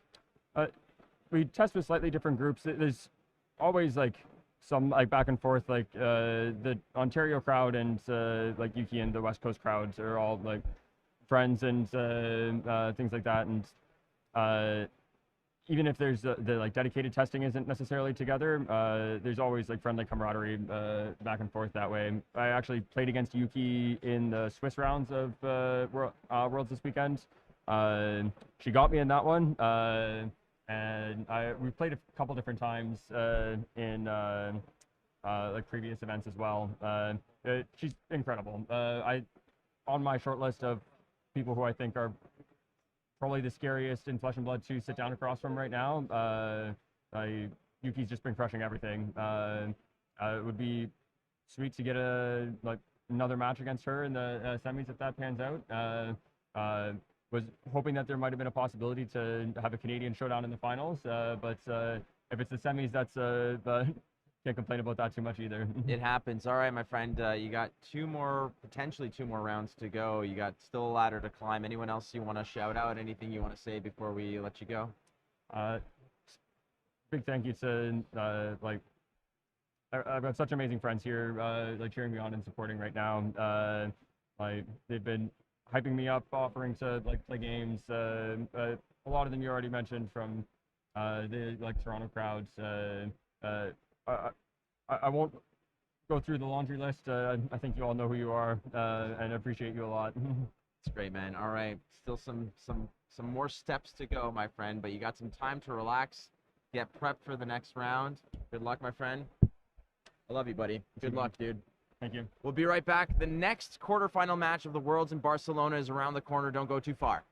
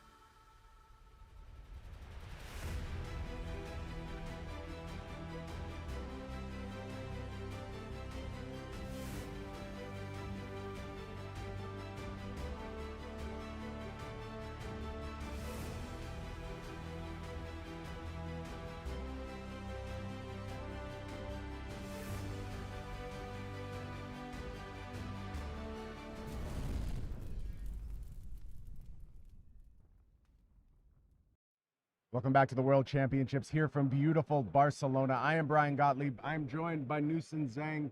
We are moving fast and furious through this top 8 bracket. Why don't we go ahead and take a look at what has transpired thus far. We just saw Shantz of Canada go ahead and take down Matthew W. of the U.S., putting a Dromai into the semifinals. On Shantz's side, first step is done. 2 more steps to go. Going to be taking on the winner of the Yuki lead bender Alexandros Argyriou match in the next round. But that is not where we find ourselves thus far. We are going to the bottom of the bracket, Newson, and we are having the battle for Hong Kong. 2 good friends, 2 teammates taking each other on. It is going to be Shing on Iyslander taking on Pudding Tam on Katsu. And Newson, you got a fascinating bit of knowledge about how these players see this matchup playing out during the pre-round. Yeah, all right. So Shing has told people that in their testing that Katsu is quite a difficult matchup against Iyslander. You know, just because Icelander's not good blocking break points. You know, you drop a surging strike, 1 frostbite might not be enough to stop that line chain. So you really need to find the really disruptive cards that put Katsu in its place. And then Katsu also has their problems. If they don't draw any blues, and they have a frostbite, their turn can just crumble. So it's really back and forth matchup. A lot of opinionated, depends on the draws, to be honest. Yeah, I think that's true. And a lot of Flesh and Blood depends on the draws and depends on the player skill. And at this level, we reached the top 8 of Worlds. Player skill kind of equals out. Both these players, absolute monsters. I mentioned yesterday, when you walk around the room and you talk to people about their favorite Flesh and Blood players that they fear playing against, Shing Tsang's name comes out a lot, a surprising amount, considering Shing only has 1 calling win thus far. And when you get to Pudding Tam, so that's a name I've seen around the top tables over and over and over. And only 1 real noteworthy finish for Pudding Tam. He is the 2022 Hong Kong national champion, so very willing to defend that title in the Battle of Hong Kong. Why don't we take a look at our players here? You are going to see the wrong video, but I'm sure any moment now we will see the correct video pop up. It will be Shing Tsang detail. Or excuse me, I think we'll go to Pudding Tam first on the Katsu side. And Newson, if you're Pudding Tam, you haven't really had that marquee win. And I don't want to take anything away from Hong Kong Nationals. Certainly, you feel good about getting that W. You feel good about representing your country. It's one of the most pride-driven tournaments you can possibly take down. But it doesn't really compare to Pro Tour top 8, even a calling win, and certainly not a World's top 8. How do you steel yourself to take that step to the next level? Oh, you just gotta find the right group of people, practice a lot, and just don't be afraid to try new things. You know, who would have thought that he would have played Katsu and made the top 8 of the World Championships? Katsu's been a kind of sleeper deck.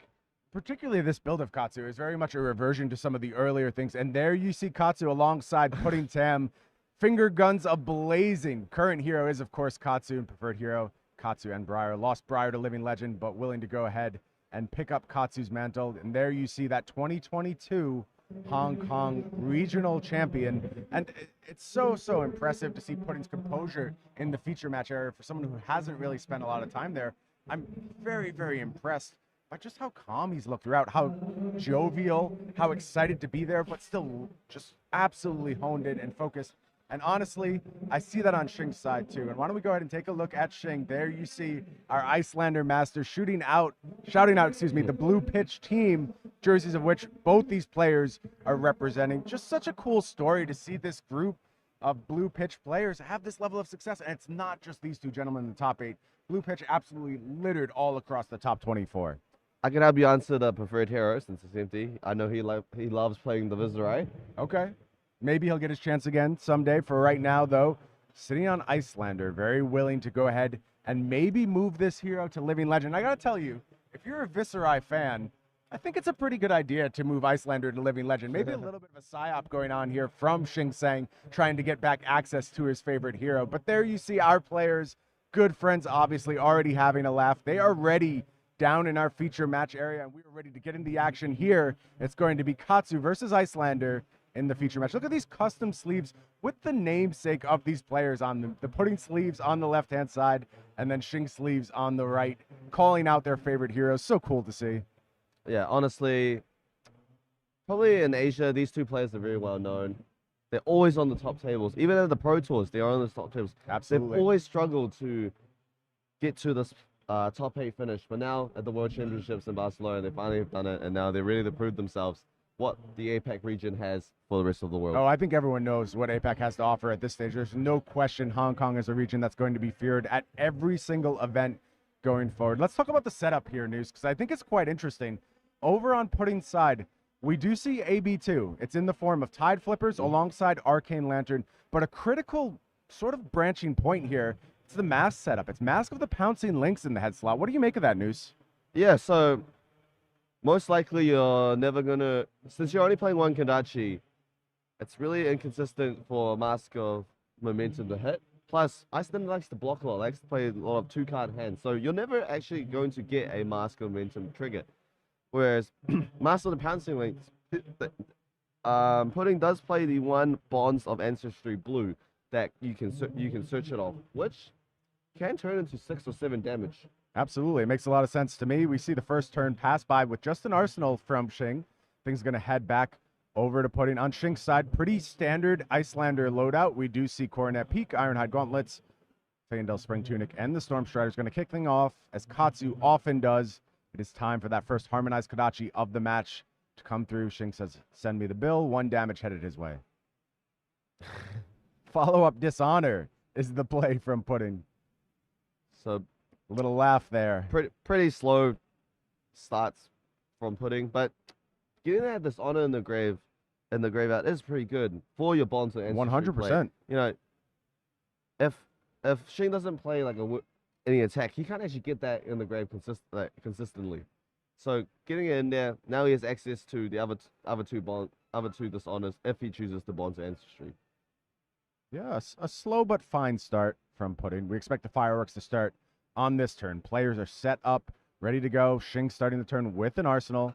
It is going to be immediately converted to a Wounded Bull, leveraging that lower life total. 2-card 8 presented here from Shing. Look at these players laughing down in the feature match area, playing for a world championship, having the time of their lives. It's just like being at locals, News. You sit down with one of your best friends across the table, and you just try and get a W. They probably think it's they're just testing right now, right? I'm sure these players have played this matchup several times in this exact configuration. So we are going to look to move those breaking scales forward pretty early, unlocking them for the rest of the game, or maybe not. Bit of hesitation here from Pudding. Just 2 good friends having a good time, right? Just $100,000 at stake. No big deal. Just the admiration of the entire Flesh and Blood world. Beautiful. Now Chance to be the pride of Hong Kong. No big deal, News. Yeah, no big deal. 2 players playing. Now he's got Flusterfist in the graveyard. So both his both the ideal Bond targets are in the graveyard for that finisher. Yeah, good catch, News. And we may see bonds happen as we go forward. It is time for Surging Strike to start the line. The ideal Katsu start here. 5 damage headed the way of Iyslander. Let's see what Iyslander has for disruption right off the bat. It is time for Blizzard. And look at the face from Pudding Tam. He says, really? Really? On my first Surging Strike? This is what you're going to do to me? Yeah, we expect this will slow down the turn pretty dramatically for Pudding. Maybe he has... No. He could pitch the red, if it's a red in him. Maybe the Arsenal is a Descendant or Whelming, but chances are it's really unlikely. And I think these ice effects are going to be just so critical in this matchup. It's Blizzard, it's Channel Lake Frigid. When you see these cards, they will dramatically reduce Pudding's output on the given turn cycles. And that is how Shing can find the window to do Iyslander stuff. At this point, look, we're on the cusp of living legend. We all know what Iyslander is capable. We saw it at the World Championships last year. We saw it all day over the course of this tournament. Iyslander will grind you to absolute dust. Shing, of course, playing that typical Bull-Lander-like build. Ooh. Does have the big attacks, like Wounded Bull on the list, but gonna go ahead and fire off an Ether Ice Vein here. Yeah.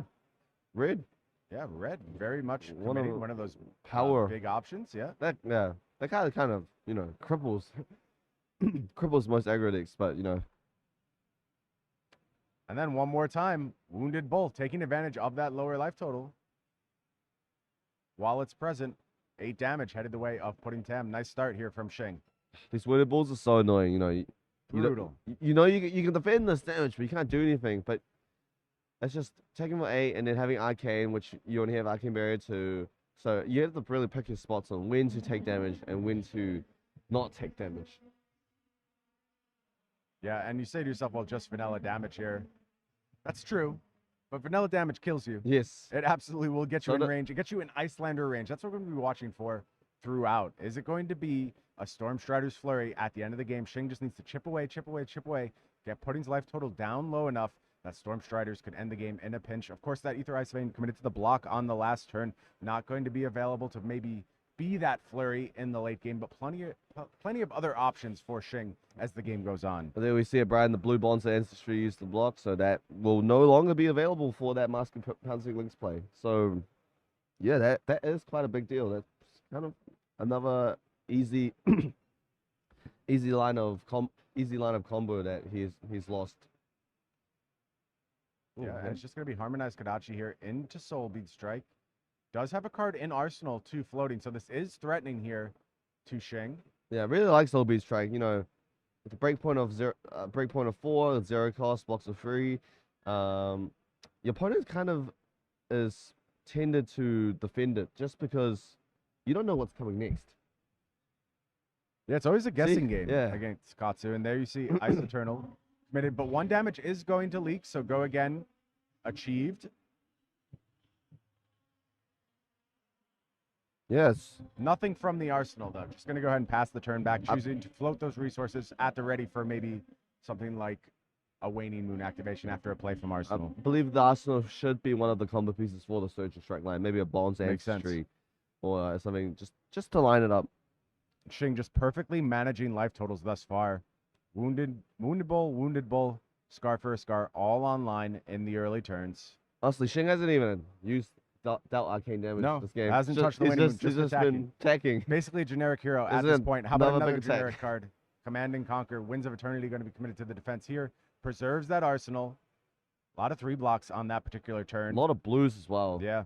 So Pudding on you has 19 blues in the deck, and he's used quite a lot of blues Yeah. to defend, because most of his blues do defend for free. I think he's due for a run of heavy red hands. Does have quite a few yellows in the deck, honestly. He more than you does typically 12 see. yellows, Yeah? and that is one of them, the yellow Whelming Gust Wave, which is also a Mask of Pouncing Lynx target, which he just kind of lost his target as well. Yeah, really just nuanced, smart deck building throughout from Pudding. You could tell Katsu is one of his favorite heroes, just 100% committed to finding every ounce of value in the deck build he possibly can. Yeah, so Pudding off to a very great start. You know, he hasn't had those long Katsu lines that we're all used to. Can you live with this if you're Katsu Newson? How important is the explosive start right out the gate? It's so important. That's where you gain all the tempo. If you have an explosive start, tempo, and you gain all the tempo, you can just run over the game just like that. Yeah, and thus far it feels like things operating according to Shing's plan entirely, doing exactly what he wants on every turn. Big attacks coming through, getting that value of just the most efficient plays you can make in the entire game of Flesh and Blood. That's what Icelander's all about. But Pudding has maintained his life quite high. He's on 32. He hasn't been just taking those wounded balls for 8, Yeah, good you know, blocking and hands. scar for scar. So he And has been look blocking. at this. There's another Scar with another perfect life total, 31 to 32. Shing Tsang gets go again one more time. Well managed throughout. It's just countless attacks after attacks after attacks. He's not really even thinking about using his arcane damage cards. What does this progression mean for the late game? That- Lot of actions arcane- early. So that means a lot of arcane damage is coming Correct. at the end of the game. Correct, and that's a pretty good place to be. Yeah. But Pudding is like I said, Pudding is on a relatively high life count, 32, and it's turn 4, 5. He hasn't really overextended too much, so kind of tells that both players have practiced this matchup quite a lot. Yeah. And it looks like Pudding is ready to start using his life total as a resource. gosh. Gonna go ahead, take some damage. It is Wounded Bull for the first time this entire match on the 3rd Wounded Bull after the 2nd Scar for a Scar. Shing Tsang not at the lower life total. Wounded Bull just coming in for 7 here. It's good enough. Yeah, still a big number. Good And enough. Pudding Tem, you don't want to fall to 21 this early in the game, but you need to start producing some offense on your side as well. Just sitting here and turtling up is not going to get the job done. Like you mentioned, Newson, you need to find the opportunity to seize the tempo in this matchup, start making Shing uncomfortable. Right now, Shing feels like he can do whatever he wants. Turns going exactly as he would please. Pudding has to find a way to change that narrative in this matchup. Yeah, all the tempos on Shing at the moment, just countless attacks, doing 10+ damage each turn. Ruthless efficiency from Shing Tsang. Both players competing to be the pride of Hong Kong right now. Going home with their community's adoration, no matter what, from this point. Just a beautiful performance from these teammates, from these friends. Only one of them can leave this matchup with a shot to be the world champion, though. Hey, at least at least there will be a Hong Kong representative in the top 4. Right? Absolutely, that is guaranteed. Yellow Bonds committed to the defense again alongside that breaking scale, so that is ready to go. Critical part of Katsu's plan, offering the quasi breakpoint, the fake breakpoint as I like to call it, on all future turns will that breaking scales. And it is going to be 100 wins to kick things off. Another lean from Pudding towards that more aggressive Katsu build that we have seen throughout his matches thus far. We saw an Art of War doing big work in a game. It has to help Newson playing against this version of Katsu as Shing, knowing what's going on. I would guarantee Pudding caught a lot of opponents unawares over the course of this world champion. Yeah, no, just because you're testing all the time, you're on the same team, you probably know each other's deck list, you probably know what they're up to, right? They probably know the game plan. But, like I said, Katsu is full of surprises. It doesn't matter what you know in their deck list. A well-timed Art of War, well-timed Ancestral Empowerment, that can just be game-changing. And it looks like this 100 wins is going to hit. So we're going to see our first Katsu trigger of the game alongside Mask of the Pouncing Lynx. So I think Pudding is saying, I cannot afford to wait any longer. I need to do something to assert my position on this game. And it looks like we're going to go ahead and try and set up some fireworks. The question is, does Shing have the answer tucked away in Arsenal to disrupt this turn? Yeah, so resolving the triggers. Most likely, probably going to try get the Sending Gust Wave or anything that just goes into the bonds line. It's so important. Bonds line is just so important right now to resolve. So much damage. You need to make Shing gets block some cards and just take some damage. Is going to pass on the Katsu trigger, is going to pass on the mask trigger as well. So we were completely baited by Pudding. I feel like he is sitting there laughing at us right now, but it's going to be 100 wins as the follow-up. But it's critical. I mean, obviously, that was not directed at us, Newson. That was directed at Shing, trying to find some weakness in his game plan, trying to gain some information potentially. Again, offers the mask, says, I guess I'll pass. Mind games abound right now. Whelming Gust Wave going to go ahead and clean up the chain. Coming in for 3. So just some raw damage here. 3, 4, 3. Not bad. Not bad from a 3-card hand. Yeah, Shing doesn't really need to block this. No Mask of Moon to trigger. Yep. And we're just going to move to Arsenal here, is Pudding.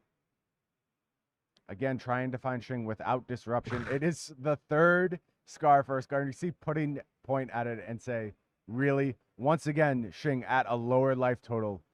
Beautifully managed early turns thus far. Pudding says, all right, I guess our life total's tied now. E-strike for 7. And it's just E-strike for 7. Just all attacks. There's 5. Oh, 5 go. Okay. 5 go again. Okay, so there's more coming, Noose. I would have anticipated 7 as well, but looks like Shing has another option on this turn. Shing does play one of the cards I haven't seen Iyslander in a while. It's the 3 red Arctic Incarceration.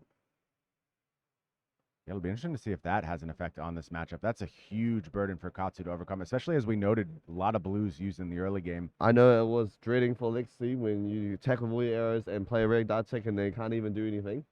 Yeah, Katsu does not like ice. I really was quite surprised when Shing presented this matchup as Katsu favored. The narrative that has swirled around the metagame for so long is just, well, ninjas would be here, but ice. They don't want to contend with that. And here you see Shing saying, well, I'm actually scared of Katsu. See if Pudding can show us why. Show us why Shing has such respect for this matchup. Yeah, it's actually quite interesting how Shing has not drawn. Shing has only played the text this game. It's just not arcane not damage. what you're used to seeing. And obviously this is not a good way of thinking about these things, but you do ask, well, man, what if there was just a second harmonized Kodachi and a Mask of Momentum thus far? You feel like Pudding would have been in an infinitely better position, and that's rewriting the narrative. Revisionist history, if you will. And I don't think it's a fruitful path of exploration, but it is interesting to think about. Yeah, Pudding really thinking about the Sea Strike. Can I afford to take 5 if the last card is a red Arctic Incarceration, which Pudding should know. It's open deck this right. Yeah, he knows what's available. Yep. But it could also be an attack news. That's the problem. Could be something like a Command and Conquer coming from Arsenal. Yeah, maybe. So there is a little bit of uncertainty here. It's always. And if you believe there's Arctic Incarceration, you do want to use some cards to defend. Yes. You know you're not getting the turn anyway. The question is Shing able to find some alternate line where he just passes the Arctic Incarceration into the next turn? 'Cause that would be trouble. The other players, so you could use Coronets. Absolutely. Yep. Absolutely. I think that's very much in the range. And that's all the things that Pudding is trying to figure out now. And his job is to hedge as best as possible. He has to play around all of these possible lines. And that's why Iyslander has been such a dominant hero in the metagame for so long. And it is going to be the red Arctic Incarceration. You're exactly right, News. Those Frostbites coming. So I think a very wise block from Pudding there. Yeah. Don't expect much of a turn here, but preserve that life total a little bit. Yeah, you know, I know what Pudding's thinking. He doesn't want to take 5. Yeah. Get 3 Frostbites. Oh, and he has to pass his turn. You know, it's just not ideal. Look, Yeah, it's so he bad has news, to pass but his turn. yeah, that Arctic Incarceration does claim Huge. another turn. Story of Arctic Incarceration's life, stealing turns since it was printed, particularly from ninjas. It looks like Shing has no more attacks this turn, so we might see some. Look, he doesn't have that many left. He's done nothing but fire attacks on every single turn of this game. So 3 wounded bulls, 3 scars, all down. We saw an E-Strike. We saw a Command and Conquer. There's just not that many attacks left, Newsom. 3 Fin of Fighting Spirit left, right? Okay, yeah. I mean, and I'm sure we'll see them at some point. They will come around. 3 Fighting Spirit. Oh, this card is 2 Command and Conquer, 2 E-Strike, all left. But this is a nightmare for playing. I'd rather get hit by a Wounded Bull than an Ice Fan against agree. Katsu. You know, losing 1 card is so crucial.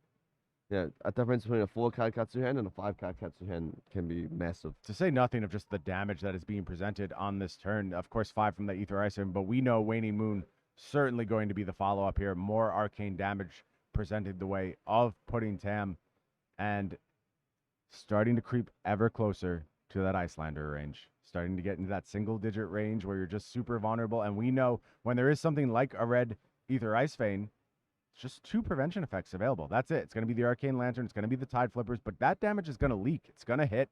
It's going to disrupt the turn. And it's going to creep Pudding closer and closer to dead. Yeah, ideally you have a blue, which you pitch to Arcane Barrier 1 and then pay 2 for the Ether Ice Vein. But the thing is, you want your blues in Katsu. You want to play out. You need them. You need to play your Surging Strikes and everything like that. So, if you don't have 2 blues, it's quite annoying. You might just have to take the 5 and discard, one of the 3 reds in your hand. But I'm sure Pudding has practiced this matchup a lot. He probably knows what he's doing. Yeah, it looks like Dishonor in hand Magenchi? available alongside Magenchi. So there are good pitch options available for prevention here for Pudding. What is the clapback, though? Needs to preserve some of his own turn, not just stay afloat. You got to win the game, not just not lose the game. You have to find proactivity at some point. Is going to be AB applied here. Okay, so preventing 2, using, wait. So 2 prevention, Tunic as well. But in he order pitched to get 5 cards? Yeah, so I think he may have been over pitching in that instance. Okay. But okay. Soul Beat Strike. Follow up coming for 4. Yeah. We do know the last card in that hand is Ancestral Empowerment. Alright, so Clean block from Shing. this might catch him off guard. Or is it? Yeah, it Question definitely mark. is. Yep, okay. Ancestral Empowerment Does he draw the 0? Does resolve. Let's see what the follow-up is.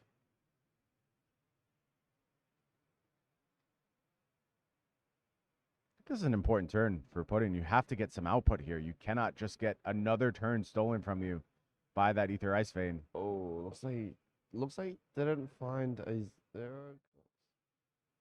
Okay, thinking about Mask Maybe and just- Katsu now. Not getting baited by you again, Pudding. I know Yeah, I wait, know wait. you have access to these triggers. I'm not saying anything until you actually resolve them. Yeah, missing them. Passing on Katsu. Passing. Passing on Mask. We know your tricks. Okay, Be Like Water is the follow-up here. Okay, it's coming in for free. Could have used Katsu trigger, get a Flusterfist or something, attack for 4. Just extra 1 damage. Maybe thinking the Fluster Fist being available on a future turn worth more in this scenario. Could also be a card in Arsenal. It's quite interesting for Pudding's list. He doesn't really have been much on hit other effects like, you know, the snatches you're used to, just no snatches in the list, no raises in the list, just very ninja heavy. And now we see why an beautiful. Arctic Incarceration was committed to defense, because there's a second one at the ready. Frostbite's headed the way of Pudding Tam. 3 copies of Arctic Incarceration drawn so far. The card's coming in clumps for Shing, finding exactly what he wants in the early stages of this game. I do think we have a blue whelming gust wave. Maybe it does look like a blue whelming. Yeah, I think there is some ability to play through these Frostbites if you're Pudding, but here comes Waning Moon as well.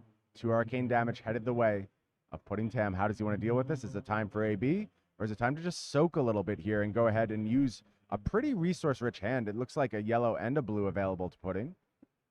Yeah, it's not the like best hand, and you don't really have. He's not really drawing. He's not really getting himself into that combo line. And that Arsenal has been there since turn 1. He has not played it, so it's most likely one of the connectors. You know, your Bond's Ancestry, your Descendant Gov Slaves. You're just waiting for that moment to play it. Is that moment going to come for Pudding? Yeah. Okay. So they're talking about The pitch on the last yeah. turn. So I understand it was not super clear to me. We'll try and get some clarity as to what happened exactly. But judges say we are good to go. Please continue. And now we're back to this Waning Moon offering 2 arcane damage here.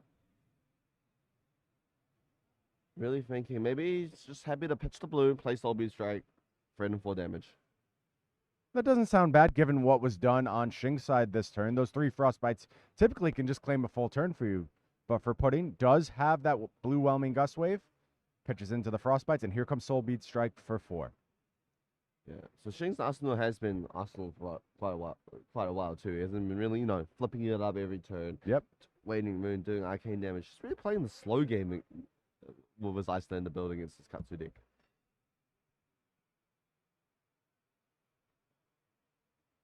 Shing starting to slow down a little bit the pace of this game. First turns, very jovial. Just a slow grind starting to develop now as we get to these late turns. Small amounts of damage offered by Pudding. Shing happy to tread water for a few turns. Just slow down, find the pieces he needs to start offering more unpreventable damage. Slowly grind Pudding down to that vulnerable life total. I want to point out something for Pudding. I think it is critical that Shing basically has some mode of making Pudding uncomfortable on every turn of the game. Because if you give Pudding a free turn as Katsu and he lines it up just right, he can kill you from just about any life total. We saw it in the Swiss rounds, these Katsu just having tremendous bursts of damage on the back of the Bonds line. It can absolutely happen to Shing, and I think he knows that. And I think he's got to very carefully cover up vulnerability on a turn-to-turn basis. You cannot let your guard down for a minute when you're facing down a Katsu, especially one as skilled as Pudding Town. Yeah, so you're 100% right, Brian. That's why Shing's really thinking about, do I want to defend this Soulbeat Strike? If I take it, I go to 15. Can I apply enough pressure to get to that kill range of Iyslander? Or if I don't, maybe next turn I'm gonna get Surging. Maybe I'm gonna get Surging Strike, and then the game can change very fast. Absolutely, you're exactly right, Newson. And I think that's what we have to watch for. Is there going to be a moment? And look, maybe this is it. Shing is having a big think about this Soulbeat Strike. It's made very uncomfortable by the potential for this turn to continue, but obviously does not want to just commit 2 cards to this breakpoint. Wants some more time to go ahead and disrupt. And I think this is a real moment of at least concern for Shing, probably the first one we've seen this entire match. Yeah, because he's probably thinking, if I don't fully block this, there could be a potential that another 4 damage is coming. The Soulbeat Strike is kind of threatening 8 damage with the Katsu trigger if it hits. I think you're exactly right, Noose. And that is why we are seeing such a tanking here from Shing. Like, he's probably thinking, if I take this 4, am I gonna be happy to take the next 4 off the, plus the first or anything that he searches for Katsu? Looks like the answer might be yes, and it is going to go ahead and hit with that Soul Beat Strike. We have the triggers now. Move them forward. And there's a Blizzard taking away the go again. That was gained. Pudding says that is acceptable. I'm pretty sure Pudding's fine with that, right? I think so. I think getting the Blizzard out in that turn is a pretty big win, but there is a future problem coming. It is a fused Ether Ice Vein one more time. I believe that's the last red Ether Ice Vein we're going to see this game. Yes. So we saw one blocking on turn 1, 2 now played. So that's a big feather in the cap of Pudding Tam. It does dilute the explosive potential a little bit, and he's going to go have a count. He is going to find that all 3 red Ether Ice Veins have been played. That's of little solace on this turn. You still need to find a way out, and you know that Shing has access to that Channel Lake Frigid potentially, although I expect probably just going to be used to fire off a Waning Moon on that this is turn. the first Channel Lake Frigid. That card can literally disrupt the Katsu deck for 2-3 turns, and then the game just becomes out of control for them. Absolutely, and this Ether Ice Vein coming at a critical juncture, I believe, because this hand looks not bad. Be Like Water available to go ahead and potentially offer some just fine-tuning of those combo lines. It's quite a frantic one. You don't want it to hit. You don't want them to gain that surging straight line. Yeah, especially when the Tunic's available. Be Like Water, very threatening here, but it's going to be harder to put that hand together without this blue. But it is going to be committed here. I expect we'll probably see AB1 alongside a prevention of that Ether Ice Vein discard effect. And then I'm expecting this Waning Moon to come as well. And I think Pudding's going to take it and try and produce something here. But no, it looks like a discard here instead. So prioritizing life total is Pudding. One more AB committed to the Waning Moon. So very patient play here from Pudding. Yeah. That is kind of dangerous. He is on 14. The kill range is around 10. Yeah, that's where you start sweating for sure. Now this PI was annoying. Very annoying. It's kind of a must block in this situation, especially with the Tunic counter up. Yeah, I think without Tunic counter, you can get away with this one, just ignoring it. But the situation changes. Yeah, and there you see the block committed. I think a very wise idea. What is the follow-up? It is just going to be this Whelming Gust Wave. So, again, a fairly anemic turn for Pudding. Shing going to have more options. Whelming's not really threatening here. Can't give it. You don't have access to Snapdragon Scalers, your Breeze Rider Boots. Unable to give it go again to continue with the Bonds chain. And Noose, one more time, Arsenals remain in place for these so players. long. And there's just some fireworks coming at some point, or some last-ditch defensive option available. It's going to be Ice Bolt here, fired from Shing. 3 damage headed the way of Pudding. That feels fairly ignorable if a good hand is put together. And I see a Surging Strike in hand. Does he have the resources to play as well? Right, Looks like 2 Surging Strike. Has the yellow Surging Strike to pay for the first one, and has Whelming Gust Wave and Bonds of Ancestry in hand. Pudding is no way going to commit resources on this turn.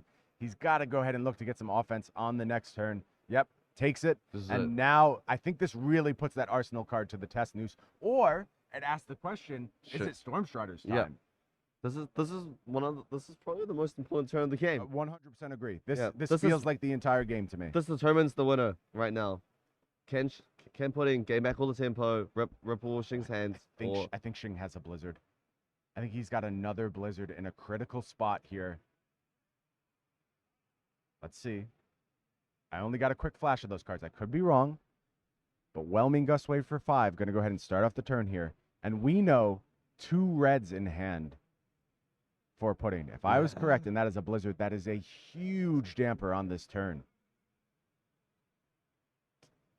Hopefully it's not, because I want to see the line. I agree with you, Newson. I agree. Blizzard feels like the absolute stone cold best option here, but it's Channel Lake Frigid from Arsenal. It's not much better than... Yeah. A quasi Blizzard. It's still going to require 2 resources to continue the turn. Tunic activated in response. Going to get that resource floating out there now. Yeah, so... And Surging hits. I definitely think these will trigger this turn. Brian, do we know if he needs to pay resources for those 2 effects? Should not. It's cards and activated abilities. Those are neither. Those are triggered abilities, so no additional cost on those effects. Okay, so I think this turn will definitely see them in use. Yeah, it looks like a card being set aside here. Go. I'm not sure, Noose. What do you think you do with either of these triggers? You're just under such a squeeze from this Channel Lake Frigid, and the more you try and extend this turn, the more you have to pay the tax into it. Well, the thing is, if you mask a Pouncing Lynx searching a Descendant Gust Wave, luckily that card is 0 cost, so you kind of just need a pitch. And you already have one floating, you need a pitch of red to get to it, and that deals 5 damage. Something. And, It's something on a turn where you really do need to produce something because you're in range now. You're in the danger zone if you're putting, and every little bit of arcane damage that is presented your way is going to be a real problem. So going to pass on the Mask of Pouncing Lynx, going to pass on the Katsu trigger as well. The best thing about that channel, about Katsu is the Bond's Ancestry, the Descendant Gust Waves, they have reduced costs. So they only actually cost 1 on with Channel Lake Frigid. They don't cost 0. This is a quite important on hit. Yep, Whelming Gust Wave is going to have Shing's go gonna- again here. Yeah. Most likely to defend for 5. Yeah, you have to defend here. There's just no reason to go ahead and give your opponent the option of additional card to find something like a blue. It could really take this turn into the stratosphere if there's something good in Arsenal, something like a Bonds. Well, you can't really. Yeah, if he blocks this out, you can't really play it, right? I mean, there's no more resources to play Channel Lake Frigid. Yeah, up on I the board. think it's Yeah. a clear block. I absolutely agree with you, Noose. And we see the gauntlet move forward, but it is going to hit. So everything I've said in this matchup thus far has been wrong, just so we're clear. Putting playing in completely different ways and Shing playing in completely different ways. And there is going to be a drawn card here from that Whelming Gust Wave. Man, does Pudding want to see a blue to continue to be able to play through that Channel Lake Frigid. It's such a shame that he had to block with his blue bonds early on. That passing Pouncing could have fetched it. But now, because it's not there, you can't actually continue the combo line unless the bond's in his arsenal. Yeah, look he's at rid him of that. pull it forward. He knows what that would have unlocked on this turn. Oh man, that's so unfortunate. A huge loss to Pudding in this instance. Well, we finally see Pudding's arsenal. Well, I think it's got to be a blue to see the Arsenal. I mean, I expect it's probably a high value card, but what was the draw here for Pudding? That's the huge question in this moment. Was it the right piece to let this turn continue just a bit more, or is it going to be a redundant card? Mask is passed on.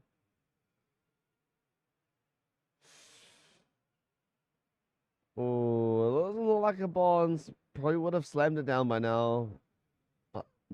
Oh, it's blue. It's blue. It's Lord of Wind. Does that matter? Is there something in the arsenal that makes this turn look a little bit better? Wait, what's happening? So I thought they were in the turn, but pitching the boy, I was like, what? Harmonized Kodachi That Kodachi should be costing 2. and Descendant Gust Wave as the follow-up. So some decent damage output under Channel Lake Frigid, to be Brian, I honest. think he can do that. The Kodachi will cost 2, and the Descendant Gust Wave will cost 2. With the Channel Lake.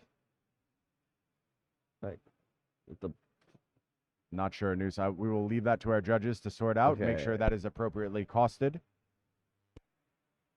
It is going to be Feyendal's Fighting Spirit, though, as the follow-up from Shing, gaining that life, getting a little bit of safety, and now these all feel like must blocks. You just cannot go lower at this point if you're putting, otherwise Shing kills you basically at will, and that means you have to try and score these last 5 blows against Shing with small hands, and it's going to be so challenging. There's and still, Channel Lake Frigid up. yeah, and there's still good defensive options available. There's the Coronet Peak block. You can go ahead and cash your Tunic in. So 3 points of defense on the table still for Shing, and I think Pudding is really, really up against it in this instance.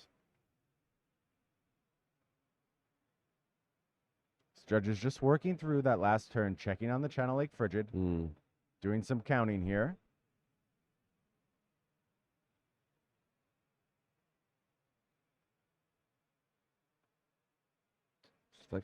Fixing the board.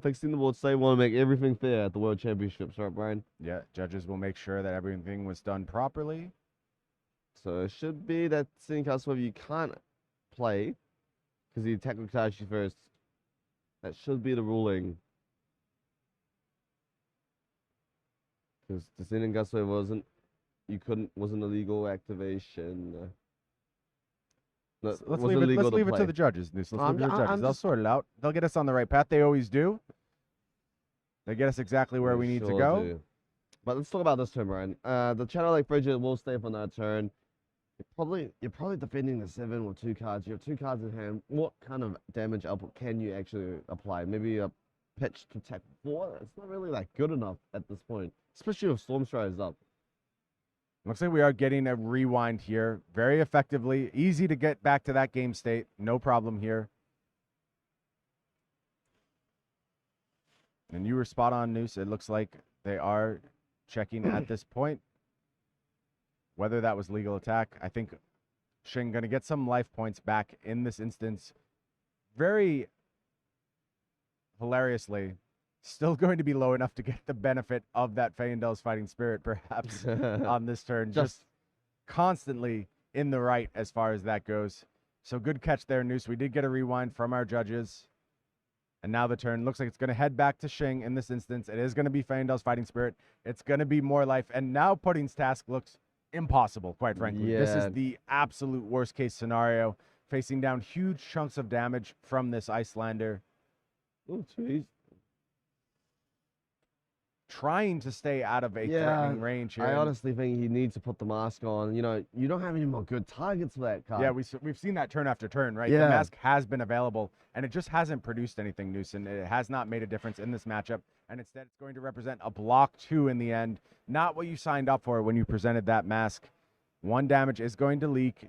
8 for Pudding. I would say a somewhat vulnerable 8. But if you're Shing, you just have time. You're not afraid. This might be a game if Shing finds the right cards. You know, 1 resource up, he's on 8 lives, Storm Strider's on the ready. Yep, 1 resource floating here. Do we see a Scolding? Scolding would be very good. Yeah, it is. One's in his hand. Looks like he's about to... Oh, okay, yep, so...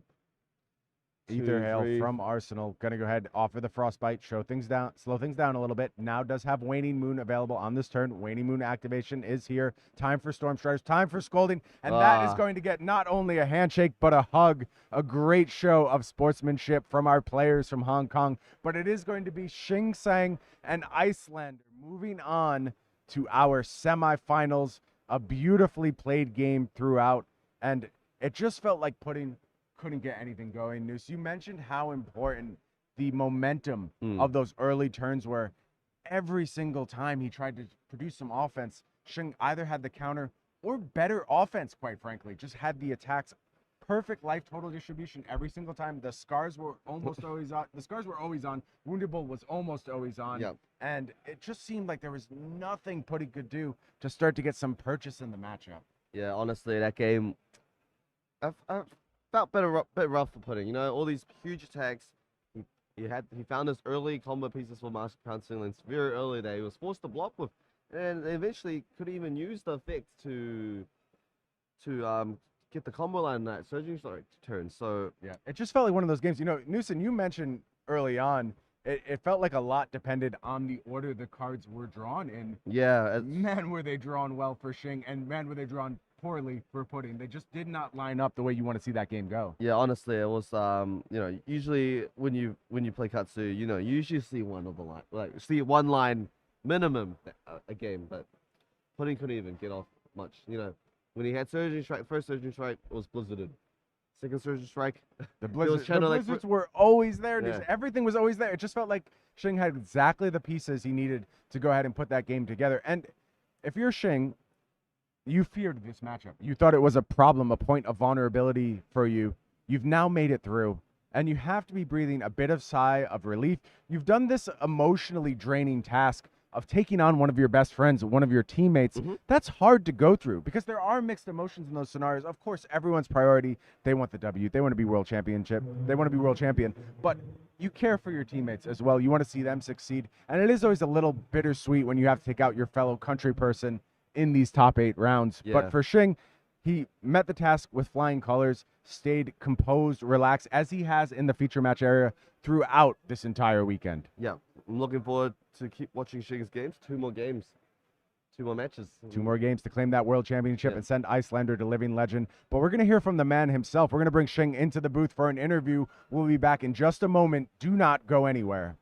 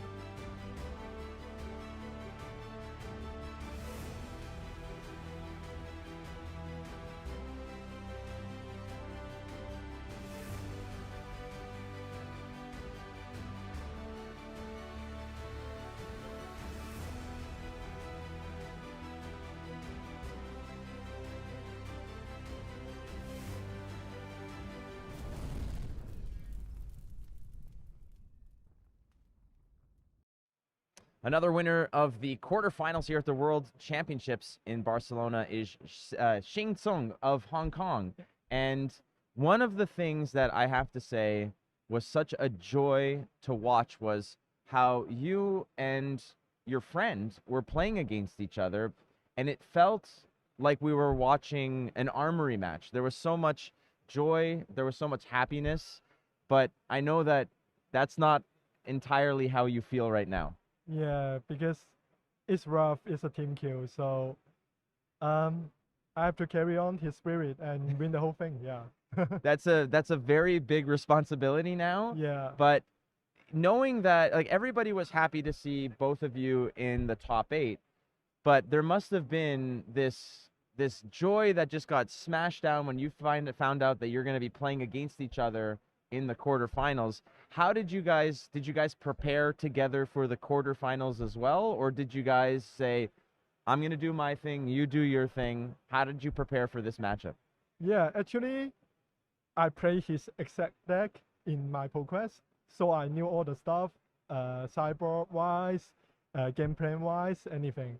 And he know my decks too, because I sent my deck list to our group and with all the sideboard and stuff, so we know each other very well. And I think we practiced the quarter match also together. We talk a lot, we speak a lot of our minds, and we practice together, yeah.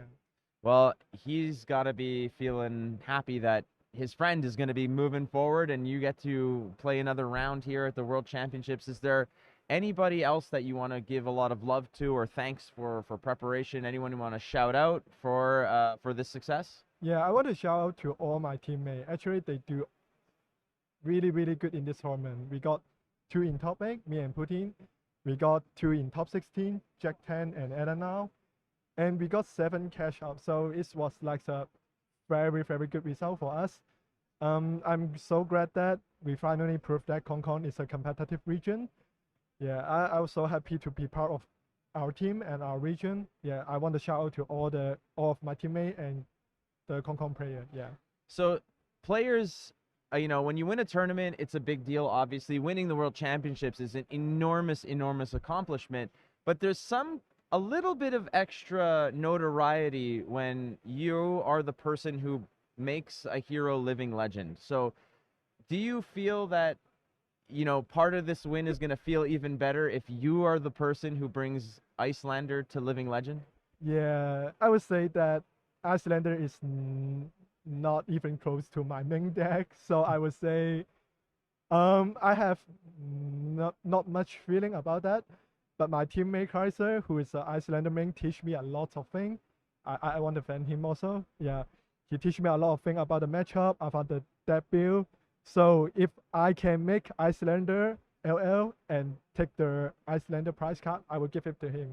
Really? Yeah. Wow. Well, it's on record, so you can take that to the bank right there. Again, still, congratulations. It is an incredible win against such a wonderful and joyful game to watch. So I want to wish you luck and love. Why not? Let's wish you love as well, my friend. It is the quarterfinals here at the World Championships of Barcelona. Shing is your next winner, moving on to the semifinals. We'll see you in a bit, right after this break.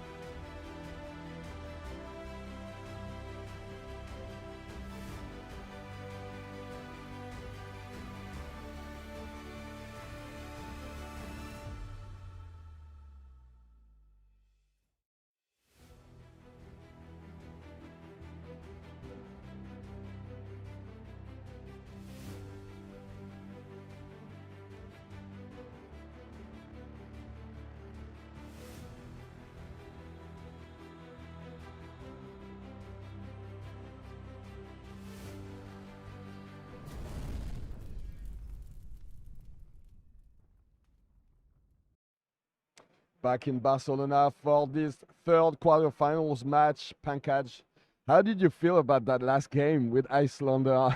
That was insane, wasn't it? Yeah, that was really, that was super exciting to watch. And I spoke to Shing beforehand, and Shing mentioned that he actually thought that Katsu was favored in the matchup. I mean, they're both two teammates, and he said that in their testing rounds, the Katsu got there most of the time, but Shing's draws that game were just absolutely amazing, always having the red, having the very timely blizzard, and of course, masterful play by Shing there as well.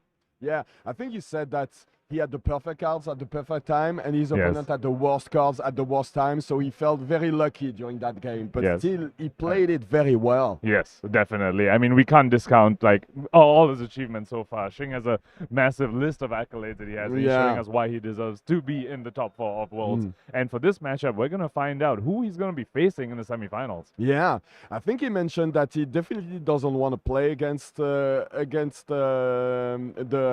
Dash player, so yeah, definitely he's going to be watching this one. Danielle Frattarelli from Italy. Sorry about my Italian accent. I'm trying a little bit, but I don't know. The Italian players are going to tell me what it's about. And there he is. Look at his smile. So he's going to be playing Fi. It's his favorite hero, apparently. And yeah, he has a ProQuest win and a PTI side event win, but he's definitely not one of the names that you hear about the most. You know, definitely an up-and-coming player. Sorry. And that is definitely awesome. I mean, that's what we want to see in a World Championships. Yeah. Right? We've seen all the top names. We've seen them win again and again. But the World Championships, you know, anything can happen. And we get a whole bunch of up-and-coming players coming up and showing us why they deserve to be known as well. Yeah. So Danielle is going to be on Fi. And his opponent, Easton Douglas. Speaking of known names, Easton Douglas, definitely a very, very well-known name here. Yeah, and we're just about to see his accolades up there. Playing it confidently, look at it. I love these features. So yeah, he's basically an all-in player, so a control player, and you can see from his list that he likes to play very control-y. So he's playing Dash, but it's a different Dash. So US National Top 8, we're going to talk a little bit about his list later. But yeah, have you played against this guy, by the way? Because I know that you play against American players a lot. I have not had the pleasure to play against Easton Douglas yet. But yeah, Daniela is just about to face this fatigue Dash style list. And, you know, I'm not going to lie, Roman. This is not a very good matchup for Easton Douglas. He's going to need to pull some real good miracles here to try and get there in this one. His back is going to be up against the wall, yeah, because when you're playing against these decks that like fight, that can like have these very wide chain combat chains, it's going to be very hard to prevent any kind of damage to leak through. So very interesting to see how Douglas approaches this kind of matchup, because you know that you're going to face these decks, so you have to be prepared for them. And we can see from his deck list that he has some cards to handle that, but you need to find them at the very perfect time if you want to handle it. Oh, very interesting. So we see that he's not running the Kodachis into Fatigue Dash, into that 3-frog dash, as we call it. So 100%. So I managed to speak to Easton before this game, and I was asking him what weapons he expects the fight to play, and he said he really thinks it's a toss-up. There's a very good argument to run Kodachis, and a very good argument to run Ember Blade. So the argument to run Kodachis is that if you really want to lean into the Salt the Wound plan, because Daniela's list does have double strikes as well, so double strikes with Kodachis can lead to some really, really big Salt the Wounds, especially with the Mask of the Pouncing Lynx that we see that he has. He can just tear it up. So that's a 6/7 power Salt the Wound, which is insane. Exactly. But with Ember Blade, you lean more into Phoenix Flame, and you get consistent Phoenix Flames over and over across the course of the game, which is one of the reasons why Fi is so difficult to fatigue. Either style is very difficult to fatigue. Kodachis are basically impossible to fatigue when you're not like Oldhim and you don't have damage prevention. And same with Phoenix Flame, right? Every time Fi swings a weapon in this matchup, it's going to come in for 4, 3 from Ember Blade, 1 from Phoenix Flame. It's very, very difficult to fatigue that. In this kind of situation, do you think Easton Douglas packs any like item apart from that induction chamber that he has at the beginning because of his hero's power? I don't think so. I think having no blocks into a deck like Fi, exactly, and also you don't have the time to set up an item, and you also won't have the time to capitalize on having that item. So I was speaking to Easton before this, and I asked him what his game plan was and like what he hopes happens, and he's saying that he's very glad that he was the highest seed and managed to go first, because he really needs to find one of his Evo pieces on turn 0. He's hoping to high roll on turn 0 to get an Evo piece out, and what that means is that he just needs to find space over the course of the game to get a second Evo piece out, and that turns on his disruptive Evo upgrade pieces in the form of the War Machine and the Terminator tank, which alongside the CNCs is part of his game plan to try and win this matchup. Yeah, very interesting. As you can see, he's playing 2 Teklo base, so one on the arms and one on the legs. So he'll be able to play the controller and the tower, and that's a lot of health prevention over the course of the game, like health gain, basically. Exactly.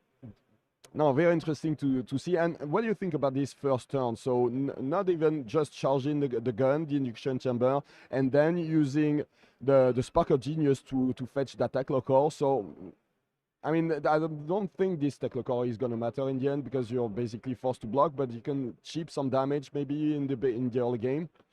Honestly, I think he's quite glad to get that no block out of his deck right now in turn 1. So looking at his list, he actually only has that one Teklo core in the full 80. So, he's got that no block out of his list. We already discussed he's unlikely to bring the induction chambers and plasma purifiers in this matchup. So from now on, Easton Douglas will just be drawing 3 blocks. And one thing the Teklo core allows him to do is play CNC off of a 1-card hand. So he can block with 3 cards and just play CNC with the last card in hand, which is a sort of plays he needs to make to buy space to set up the Evo pieces, which, as you pointed out, as extra life is basically life gain. Each Evo piece he resolves gains him 5 life because he goes from 1 blade break to 3 blade break, so 3 and then 2 and then 1, and also critically turns on those Evo upgrade pieces that we were talking about earlier as well. So that this is Danielle's first turn, and do you think that there's any chance that he's going to try to set up a strong turn with the Art of War, or do you go all in, all the way, like from the first turn on? I think he needs to set up big hands. He needs to set up 5-card hands, preferably with Out of Wars, because he needs to play a sort of peak and valley style game where he needs to take an off turn to set up big, maybe wait for the Tunic on an Out of War and Arsenal, and then on the next turn go off really wide with the Out of War, maybe popping the Master of the Pouncing Links, and then the turn after that once again set up, because that's the only way you'll get over a deck like this Fatigue style Dash that wants to block 12 pretty much every turn. Look at these Bittering Thorns coming in from the TCC round the table set. So when it hits, your next attack gets +1, and that's a break point. So it's always lots of value with that one card. It is an incredible inclusion in the recent Ninja list. Well, particularly Fi. Katsu has plenty of other combo cards they want to run, but for Fi, this is amazing. This is basically copies 4 through 6 of Mounting Anger, which is already one of their very, very strong cards. They basically got extra copies of it. Now, of course, Bittering Thorns, normally not Draconic, but in this case, it's being followed after the brand with Cinderclaw, so it is Draconic in this case. So he'll be able next to attack with the Searing Emerald Blade, and then with the free Phoenix Flame. So that's already probably some damage leaking. Definitely, and this is sort of sequencing that Fi, good Fi players like recognize Bittering Thorns is going to be that Draconic Chain Link after the brand with Cinderclaw, and that will make the Phoenix Flame free later on. A lot of people have this misconception of Fi that it's just a Oonga Boonga aggro deck and you just go face all the time. I mean, you do go face a lot of the time, but there are intricacies in the sequencing of Fi that good Fi players really appreciate and really capitalize on, and this is what we're seeing right here. Yeah, I mean, the game plan of Fi is pretty easy to understand, but being a very good Fi player is extremely challenging, and you can see it because not lots of players, and I don't think Fi was one of the decks that we expected to see, like two decks off in the top 8, before this tournament. Not a lot of the big names and the big teams came with Fi, actually. 100%. A lot of the big names actually came on Bravo. Yeah, let's not talk about that, Yeah. Oh, and finishing off with the Warmonger's Diplomacy. Yes. So if Easton expected to do anything apart from attacking with his gun, he's going to be sad. So Warmonger's Diplomacy stops Easton from attacking with the gun and loading Induction Chamber. But of course, with the Teklo core out, we spoke about this earlier, how that allows him to still CNC with just one card. Of course, Danielle, perhaps anticipating that, actually ended up without an arsenal. So if Easton has a CNC here, it'll just be 6 vanilla damage. Honestly, if he has it, he might choose to hold it to not, waste it while the Fi doesn't have an arsenal. Because as we spoke about, he knows the Fi needs to set up peak and valley turns. So he knows Fi needs to set up at some point to save the disruption for those turns. Yeah. So this is going to be a Teklo Plasma pistol attack. It shows war, of course. Yeah, so he can attack with the pistol. He can still activate the attack reaction on induction chamber. He just won't be able to load the induction chamber. And attack again. Load the induction and load the pistol is a no-go now. Yep. I believe he can still load the pistol. Yeah, he just can't load the chamber. Oh yeah, because it's a gun. It's a weapon. It's a weapon action. Yeah, it's a pistol, not a gun, which is a pistol. Pistol's not a gun. It's not a gun. Yeah, a funny reference to the release notes actually of Bright Lights, because a lot of the pistol items don't work with guns. It's a little, something you have to keep in mind. Oh, that's a throttle, so that's an attack. Yeah, this very big throttle, but at this point, I'm pretty sure that Danielle is like, yeah, okay, I'm taking it to the face. It's probably the only attack that you can put at me. Very, very likely. I think another thing that Easton is hoping for is for the fight to just have a bunch of weak turns, which, can happen in fight. Now, we have Daniela's list in front of us. It is a list with only 15 blues, and we saw 2 blues already in his opening hand in the form of the Warmonger's Diplomacy and the Brand with Cinderclaw. Basically, what can happen, especially when you're running a weapon like Emberblade, is that if you're caught in a hand without the blue count, and you're caught in a bunch of these one-cost attacks like the Bittering Thorns and the Mounting Angers, you can end up with some really, really awkward fight turns, and that is one of the outs that Easton has, because once fight gets to the point in the sub-10 life where he starts needing to block the pistol out, that's where Easton that's where Easton is most comfortable and feel like he actually has a shot in winning this game. Sure. Oh, so starting the turn with Soaring Strike. Yet again, another breakpoint like the Bittering Thorns. It's another breakpoint, yeah. That's what I was about to mention, and that's something that Easton has to consider now. Does he want to give 2 cards? Yeah. You're not really able at that point in the game to give away 2 cards for that kind of effect. Yeah, at a certain point, you can't really respect every single breakpoint. There are just so many that Fi has. If you just keep putting 2 blocks in front of these 4 attacks, you're just going to lose value. And in this case, Daniela getting the value of the Soaring Strike, being able to give that snatch go again. So Easton Douglas, of course, packing a whole bunch of 4-block cards. He has 3 Sinks, 3 Fates. So you have to wonder whether he's holding on to one that maybe expecting perhaps a Snatch is going to come and save the D-React for that. He can let the Soaring Strike hit. If he just has one of those D-Reacts, save it for the Snatch rather than the Soaring Strike. That the worst thing that can happen is a Snatch would go again. So if he has a Fate Foreseen or something like that, he can definitely... Oh. Yep. And that's exactly what he has. That's exactly the Fate Foreseen, yeah. So which is a nice promo Fate Foreseen from the A-Pack promo, I think. Yeah. Very nice. Very, very heads-up play by Easton there. Yeah. Saving the breakpoint for the Snatch rather than the Soaring Strike, saying if you have the Snatch, it doesn't matter whether it's go again or not. I want the breakpoint defense reaction for that. I'm not going to waste it on the Soaring Strike. That's just bait. So, Easton Douglas not falling for the bait, really showing us, why he's up here in the quarterfinals of the World Championships. Yeah, he definitely knows the matchup. And you have to know these matchups if you want to go to the top.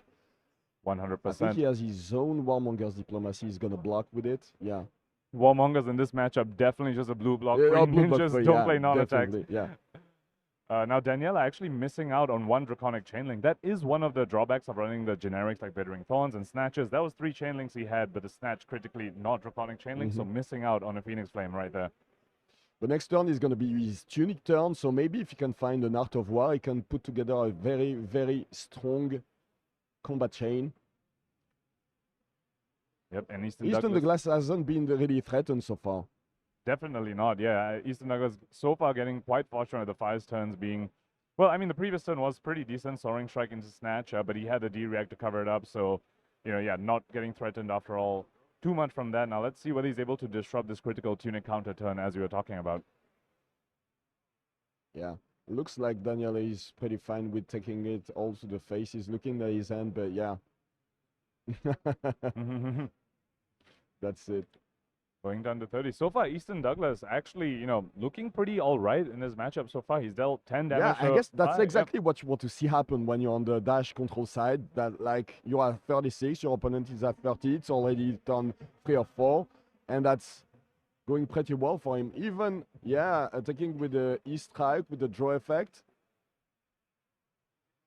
We spoke about how the Fi needs to take off turns and on turns, and Easton's plan definitely involves him leaking damage on the Fi's off turns. It's very important that he does that, and we see that he's doing that pretty effectively already. Fi's at 30 and there's a 5 damage E-Strike on the combat chain as well.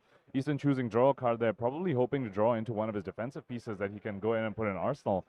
Speaking of, really interesting defensive pieces that he has, especially for this matchup, he has 2 holder lines and 2 that all you got. So the holder lines, of course, if the 5 goes for an Art of War turn, going to be very, very critical and effective, blocking 5 over the course of the turn.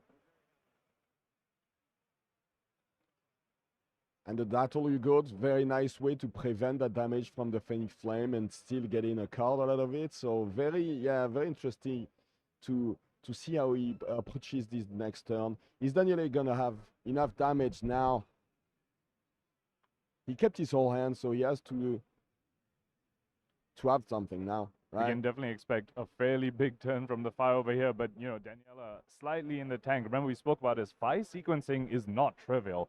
Sequencing Fi perfectly to get every single point of value that you can from your Shuko, from your Draconic Chainlinks, is one of the signs of mastery on this hero, and I feel like we're going to see that right here, Roman.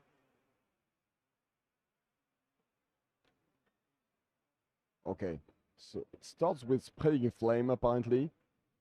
That's an amazing start when you have the full 5-card hand and you have the Tunic up as well. And I believe I saw a Blaze Headlong and a Lava Burst in his hand. So this is going to be one of those explosive turns. We spoke a lot about Art of War, but Spreading Flames is the other critical 1-cost starter that, really supercharges the rest of your turn. We might see a Mask of the Pantsing Links be cracked now also, just to be able to do as much damage as possible when you see an opening. And Easton Douglas choosing no blocks there. No block on that one. Taking a damage, recognizing this is going to be a big turn. He's going to have opportunities to block the rest of this turn anyway. Might as well wait to see what else is coming before he chooses to commit cards. You have this further breakpoints like the Mounting Angers, the Soaring Strike, the Snatches that we're talking about. He wants to save the breakpoints for those moments rather than waste it on just 3 vanilla early on the chain. Look at that. The Blaze Headlong now, attacking for 4. We'll go again because you played a red card before, so that's one of those moments that you know that there's no breakpoint, but you always wonder what's going to come next. So what are you using to block? When are you using it? And that is definitely one of the strengths of Fi. Like, Fi really hides how much damage he's presenting and hide the on-hits that he's presenting, potentially later down the chain. It's in big contrast to Katsu, for example. Katsu is pretty telegraphed. You know the combo lines. You know what's going to come after a Surging Strike, whereas for Fi, you don't know. They're sending all the vanilla stuff first, and you don't know if it's going to end with a Snatch. There's a Mounting Anger somewhere in the middle. So it really puts a lot of pressure on the opponent when they're deciding on the blocks. And now he's cracking the Mask of the Pouncing Links.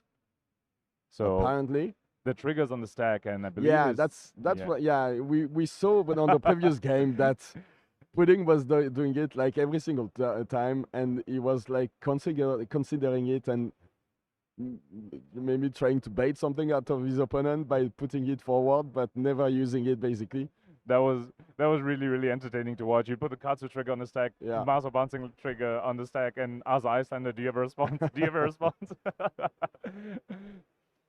So Danielle are thinking about this one as well. And a critical thing about the Blaze Headlong coming right up the Spreading Flames. Remember, Spreading Flames only buffs Draconic attacks that have a base power less than the number of Draconic Chainlinks that you control. So the way you want to sequence this is you want to sequence your higher base attack cards first and the smaller ones later so that those get buffed. So like the Phoenix Flame is going to come eventually on this turn, is going to get buffed by the Spreading Flames. Whereas the Blaze Headlong, you need to get up to Draconic Chainlink 5 before it's going to get buffed by Spreading Flames. So that's typically quite difficult to do. So he's saying, you know what, I'm going to do a Blaze Headlong first and do the Phoenix Flame now, do the Ember Blade later, and try and maximize the buff from the Spreading Flames, which again, what we spoke about earlier, that's one of the marks of mastery on 5. And that's exactly what happens. But look at that, the perfect answer. That all you got that you mentioned earlier. So the Phoenix Flame is buffed, but it's gonna be defended by that all you got. So Easton would draw a card unless Danielle has a way to buff it. No. So he's attacking with the Ember Blade now. Yep, and this is getting buffed by Spreading Flames exactly because of the sequencing that Daniela did. If you imagine the Ember Blade came earlier and the Blaze Headlong on this chain link, neither of them would have been buffed. So Daniela, with some really, really amazing sequencing here, doing the Blaze Headlong first, capitalizing on their Tunic counter to do the Ember Blade now, he paid 1 for the Phoenix Flame to be able to get the buff from the Spreading Flames, capitalizing on a Tunic counter very, very effectively. Oh, and the Rising Resentment now.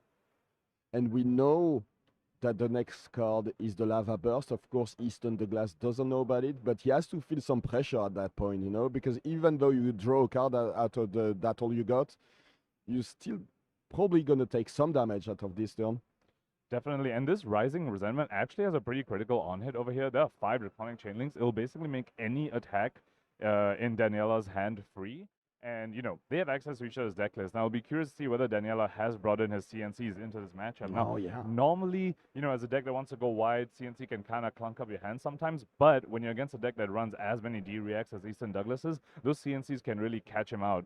So Easton and look at that, doesn't he's want using the Techno base to sorry, I cut you off, but he's basically wasting the Techno base because he won't be able to use one of the Evo Steel Soul controllers on that one. Without the base, you can't do it. So yeah, at some point you just have to realize that you won't be able to get the time to actually set up those Evo pieces. Easton Douglas did say that if he didn't find one on turn 0, he might just need to give up that plan. Yeah. Because 5 is just not going to give you the time to set up 2 over the course of the game. You might be able to set up 1, but not 2. Yeah. So Danielle, that's a 7 attack Lava Burst. Look at that. Amazing.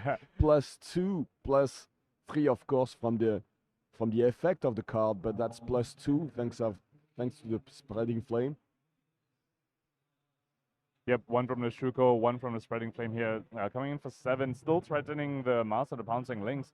You know, if he can still do a Snapdragon, still a Master of the Pouncing Lynx. do another one. Exactly, to do a second Lava Burst. For 6.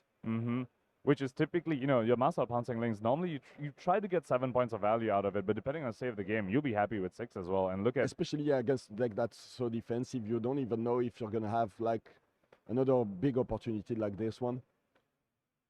Exactly, and Easton Douglas has already committed 3 cards to this combat chain, so Daniela we might be seeing the Master of Pouncing Lynx being cashed in here for the extra 6 damage.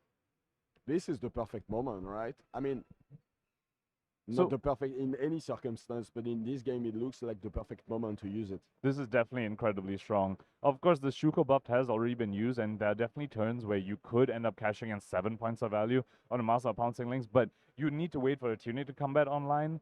Most likely, it need to be like tuning Arvor turn, and then you end up getting a Salter Wound off the Master of Pouncing Lynx that triggers your Shuko, and that will give you maybe 7 points of value. Looks like that is what Daniela is opting for. He's saying, you know what, this game's going to go long enough. I'm going to get the tuning back up. I'm going to be able to use my Master of Pouncing Lynx at some point just because you can't infinitely block my Phoenix Flames, and that triggers my Master of the Pouncing Lynx. Sure.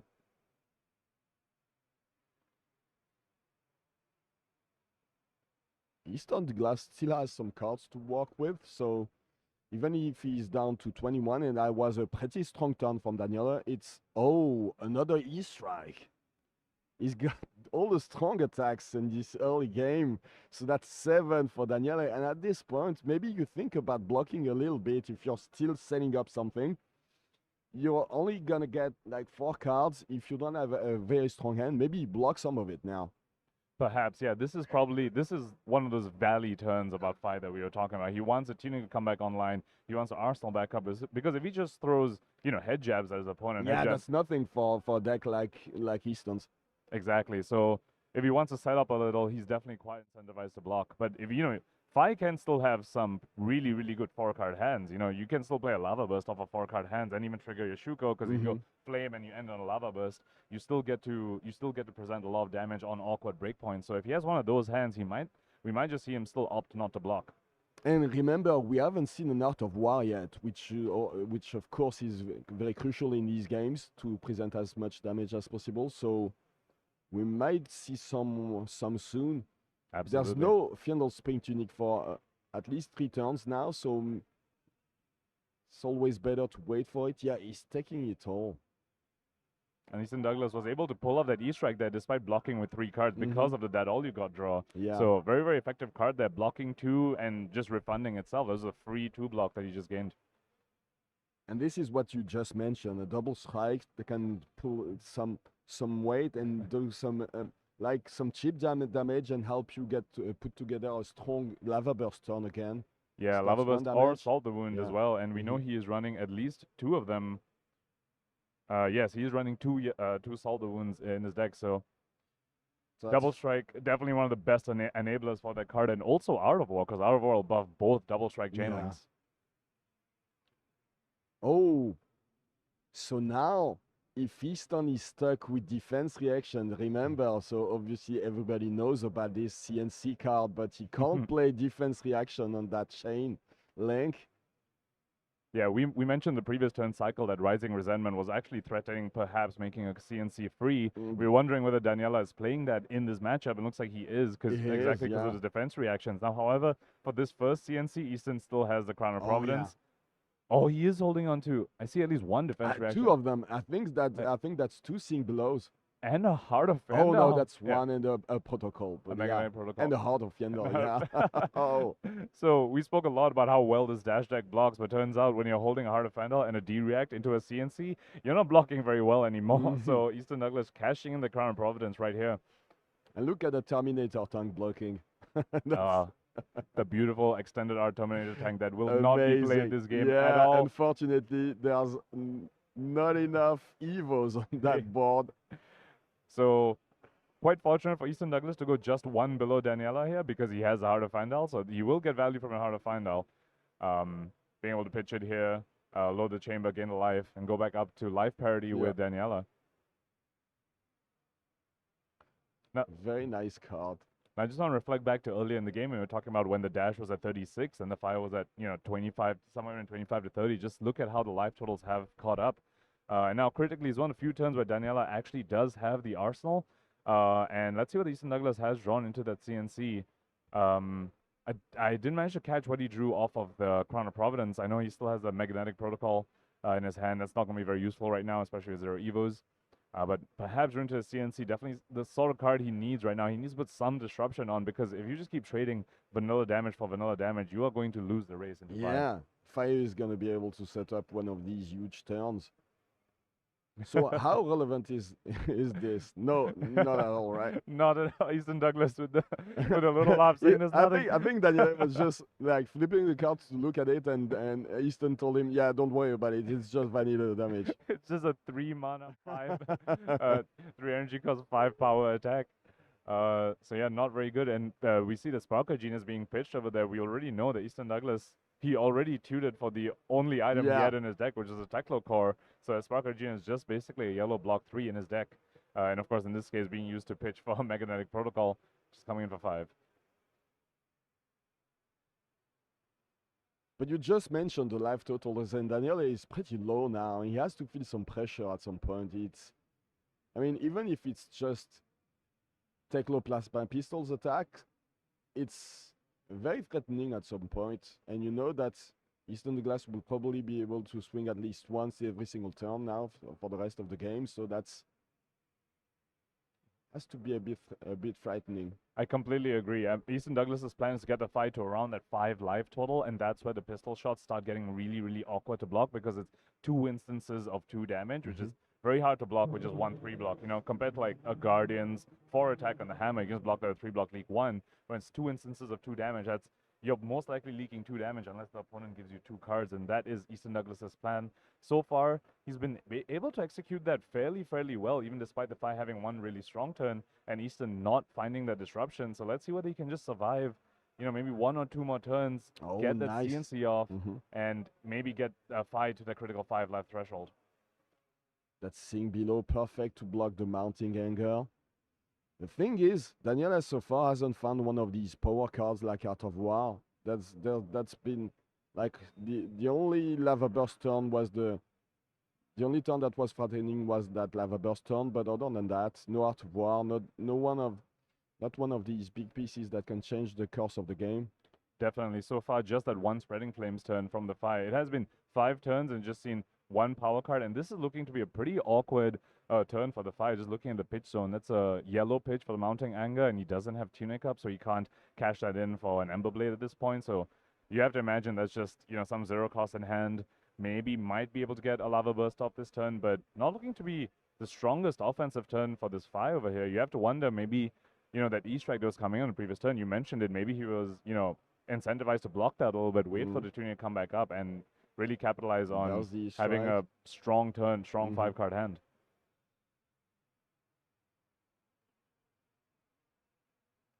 That's the strikes for 7.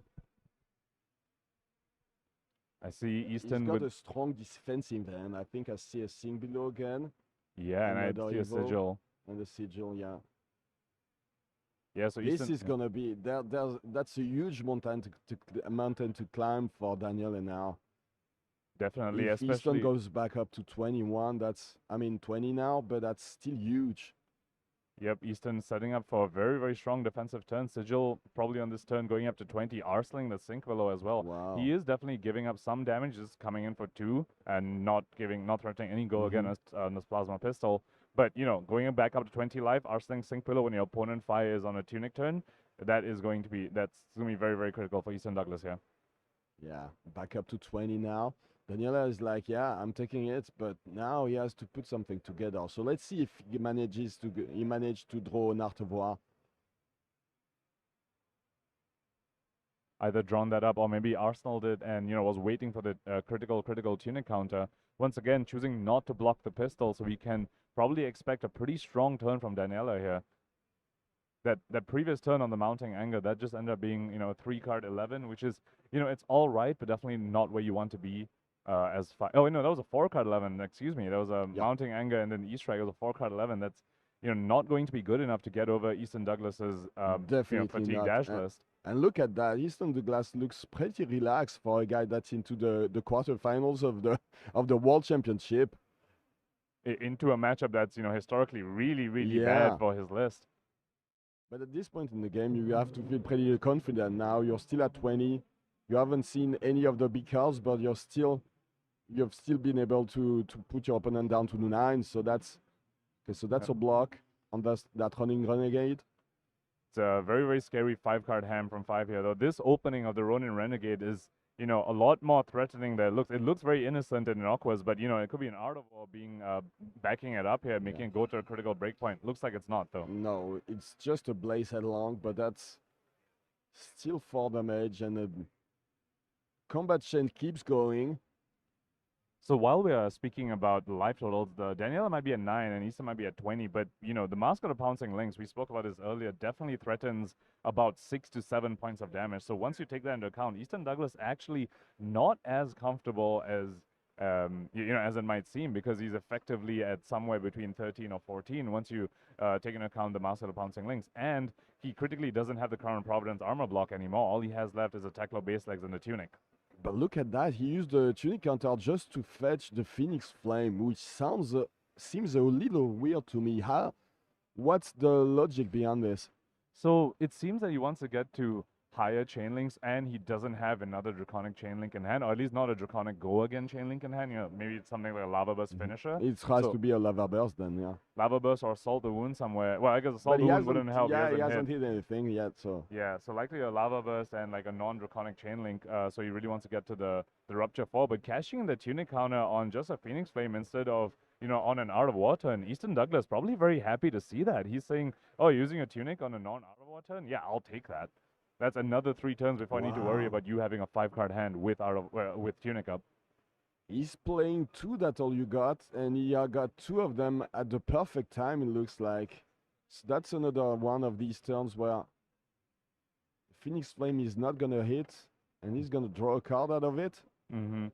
That All You Got against fire, honestly, almost every other turn you draw it feels like the perfect turn, because they swing the Phoenix Flame so often. Or if against Kadachis, those, that All You Got triggers off of that as well. So pretty much every time you draw that All You Got, it's free 2 damage prevention, because you're going to draw right back up.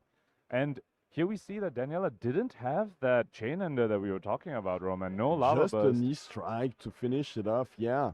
So you have to wonder about that Tunic counter. Perhaps saying, you know what, this game's going to go long. I need to repeatedly cash in the Tunic counter. I cannot just leave it up forever, because that's just a lot of value and bleeding over the course of the game. Saying, I'm going to cash in for 1 damage now. It's fine. It's just this game's going to go long enough that I was going to repeatedly cash that in and not lose out value.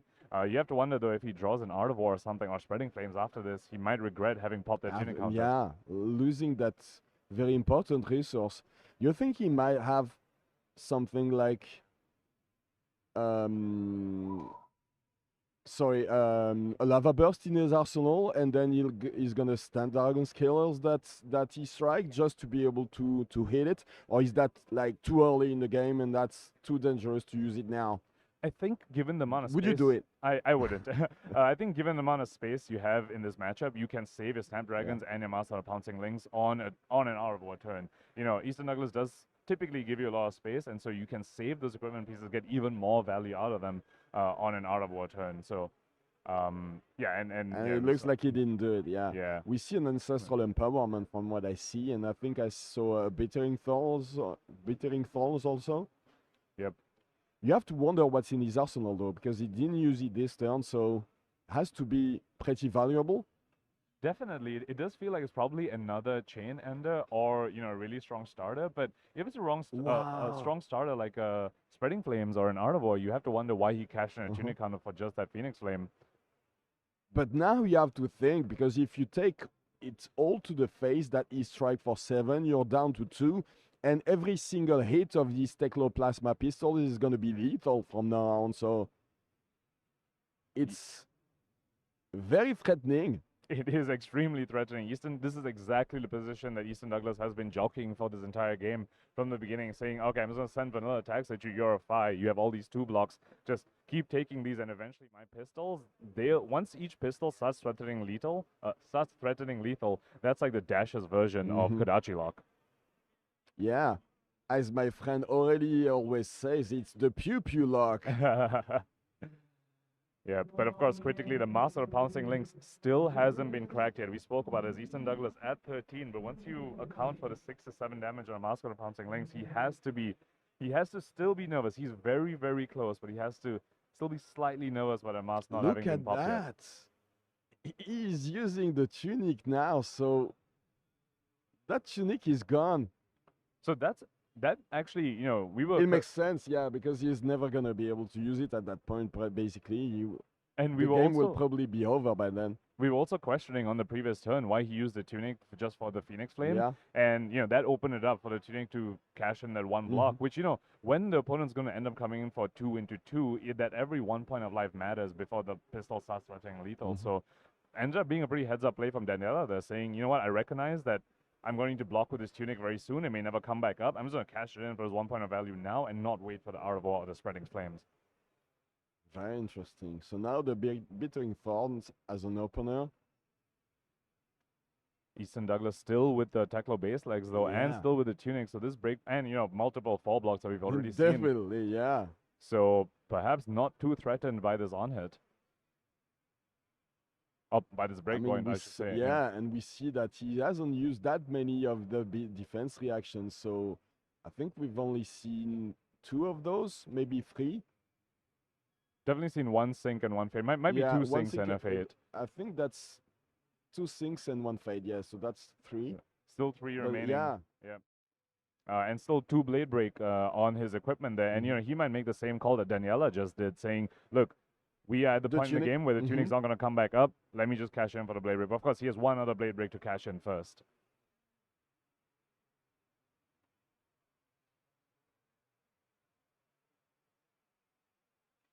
Oh, the empowerment now. Easton Douglas saying no block over there, definitely telegraphing he has a defense reaction. But of course, Ancestral gonna make that Bittering Thorns go over, get the damage in, and also get the on-hit for another +1 damage. And now you don't want to use another defense reaction to block that one, so it's very, very awkward for Easton. So we spoke about how that all you got was a free 2 damage prevention. Ancestral Empowerment is basically the counterpart to that, the offensive counterpart, because this is it basically getting a free 2 damage in, because 1 from itself, 1 from a Bittering Thorns on hit, and it replaces itself, just like how that all you got prevents 2 and replaces itself. So we're seeing the 2 counterparts happening at the offensive side and the defensive side. Very nice sequence now. But you don't know what you draw out of it, so it's a bit awkward also for Danielle. He doesn't know if it's going to be efficient. At the very least, he knows what's in his arsenal, so very curious to see what's going on now. It is one of those cards that makes it quite difficult when you are deciding on blocks, because, yeah, exactly what you said, you don't know what you're going to draw. Looks like Easton Douglas is thinking about whether he wants to commit another reaction to this. Yeah, this chain link is not over. It's not closed.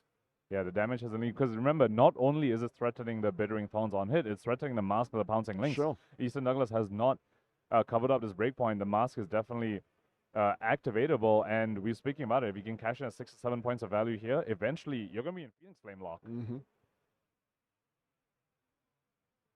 Okay, so looks like it went through.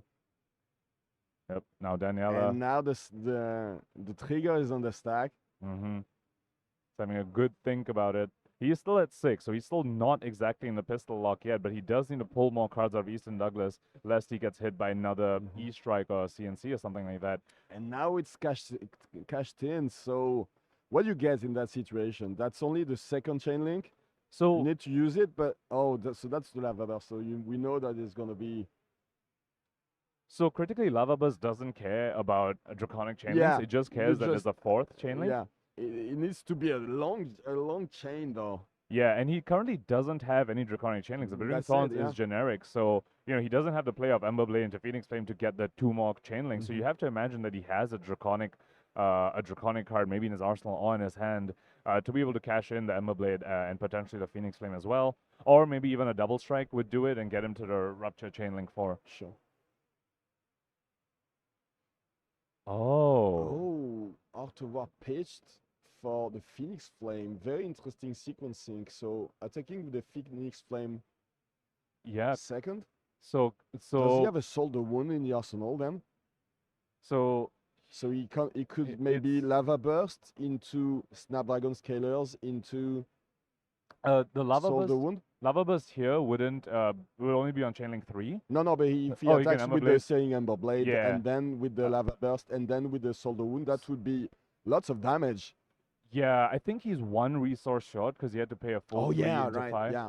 Yeah, so it's likely a go again card in Arsenal, or like you were saying, maybe cash in a Snapdragon Scalers. But this is not a very strong turn. This Phoenix Flame is getting buffed by 1, not because of any draconic chain links, but because of the Bittering Thorns. So that was a full blue Daniela just used for just 1 damage on the Phoenix Flame. I guess that the Ancestral Empowerment draw just didn't pay off for him. He was really hoping to get something better. Unfortunately, missed on that. So, I mean, this is exactly what Easton Douglas wants. We spoke about this earlier. Easton Douglas is out. No, it's on one hand trying to present disruption. On the other hand, is just hope the Fi doesn't have too many strong turns. And so far, we've only seen 1 strong turn from the Fi. And that is definitely one of the drawbacks of Fi in this meta. Ever since they lost Belittle, one of the reasons why Fi has fallen off is because it is so hard to have these consistent turns now. Take low base legs used to block that sad Phoenix Flame for 1. That's the Solder Wound. Wow. A very weak Solder Wound too, only for 3. So that's probably going to be a Snapdragon Scalers activation because otherwise you lose that Lava Burst. I believe the Solder Wound should be coming in for 4 because one attack did hit and the Shuko is buffing it. Yes, I think the judge told it. Yeah. To Danielle. Yeah. Solder Wound coming in for 4. I wonder if they let Easton Douglas decide his block again because of, that wasn't the correct representation of the board state. Looks like they did, but you're exactly right, Roman. This is not how you want to use the Snapdragon Scalers. This is... But you have to use them now, right? Yes. You've already cashed in your mask. Yeah. I mean... we spoke about how earlier he didn't cash in the mask on the turn when he went wide with the Spreading Flames. He could have cashed in it then for 6 points of value, but he didn't, hoping to try and get a better turn later. But Easton Douglas just, sent vanilla damage and E-Strikes, and now he's cashing it in for, effectively 5 from the Lava Burst? So, Daniela mustn't be feeling very good. What you want to do. Yep. Yeah, there is a go. The Snapdragon Scalers used to give go again to the Solder Wound. And now... Yep. And then no big surprise there. Lava Burst for 5. Lava Burst for 5 and 5 without an arsenal and just 2 block remaining on a Tiger Stripe Shuko. Easton Douglas could just take this 5 and go to even life totals, but keep his cards and perhaps send yet another E-Strike. Another E-Strike and a Tecloplasma Pistol attack.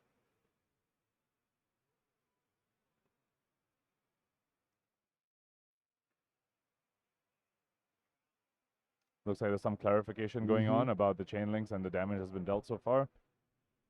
It looks like Easton Douglas has another defense reaction in his hand, so he has 2. He's got the Fate foreseen, so that's the third one. Yeah, and he has it's 2 not options an with APAC that. one. Look at this one. He could just cash it in right here, or just use his remaining 2 cards on offense and arsenal a Fate foreseen. and a play like that potentially baits your opponent into thinking, that they can go ahead and be aggressive, but you have a defensive piece in arsenal.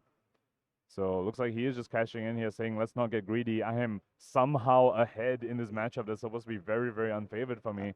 He has to feel ahead, though. Oh, absolutely. He's definitely ahead now. Once the snaps and the Master of Panzer Links has been gone, and he is still at higher life total than the Fi, he is feeling really, really good in that seat right now. Because if he has a single attack, like another Throttle or another E-Strike, he can just attack now, attack with the gun, with the plasma pistol. The pistol is not a gun, sorry. And we see the hold the line pitch, one of the tech cards he has in his matchup. And critically, we saw Danielle pitch the Art of War. When he had the Art of War, so that would have lined up perfectly, but not this time. Yep. So I would have loved to see that card in action. It's very cool. He's just matching Daniela's pitch. He's saying, oh, I see you pitching Art of War, I'm going to pitch a hold the line. We're never getting the second cycle, but, that card lines up perfectly into the Art of War. And that's a CNC for lethal. Look at that. Yep, and the Tiger Stripe Shuko getting cash in for block, and this is exactly what we're talking about. 3. Easton Douglas has reached the point in the game where he's pulling cards from the Fi on blocks. This is where he wants to be. Pulling cards from a Fi with a 3-card hand. Easton Douglas still at a 10, still with 1 block remaining on the Tunic. Okay. Nice opener with Brandwitz in the claw, but he has to feel in a very unfavorable situation now. There's no way that you can present lethal that turn. So basically, Easton Douglas just has to attack twice with this gun and with his pistol, and he's gonna be fine. And we spoke about this earlier, Roman. Remember how we said you can't just keep sending head jabs at your opponent? Yeah, you can't just send 0 for 3s again and again. Easton Douglas will happily block. Every card in his deck blocks 3. At least. Yeah, at least. Except for something like hold the line, but that's 2 to 5. Yeah. Here we see the Evo upgrade card. The tank, nice. Oh, this is a solid chain ender. Okay, yeah. So Easton Douglas getting slightly punished. We spoke about it on the previous turn where, he could have Arsenal of Fate for Senior instead of cashing in on that 5 attack. So Easton was getting slightly punished for, using the Fate for Senior on vanilla 4 damage instead of keeping it for a potential breakpoint with an on-hit in the form of a snatch. So punished, he had to give up his Tunic there, but honestly, at this point in the game, be able to present 2 attacks with the pistol, so that's still a card that's gonna come out of Danielle's hand, and he's gonna have to do something out of 3 cards, which sounds like an impossible mountain to climb. So with 3 cards, you can still resolve a Lava Burst. You can still go 0 for 3 Ember Blade Flame Lava Burst, which would be really good if Daniela can, make that happen. But still, Easton Douglas is a 10, and that line doesn't present enough damage for Easton Douglas to not just kill you with pistols in the following turn. Rising Resentment is nice as an opener, though. No on-hit here on a Rising Resentment, of course, just being the first Draconic Chain Link. So you can reduce the cost of a 0 cost in your hand by 1, but, it'll still just be 0.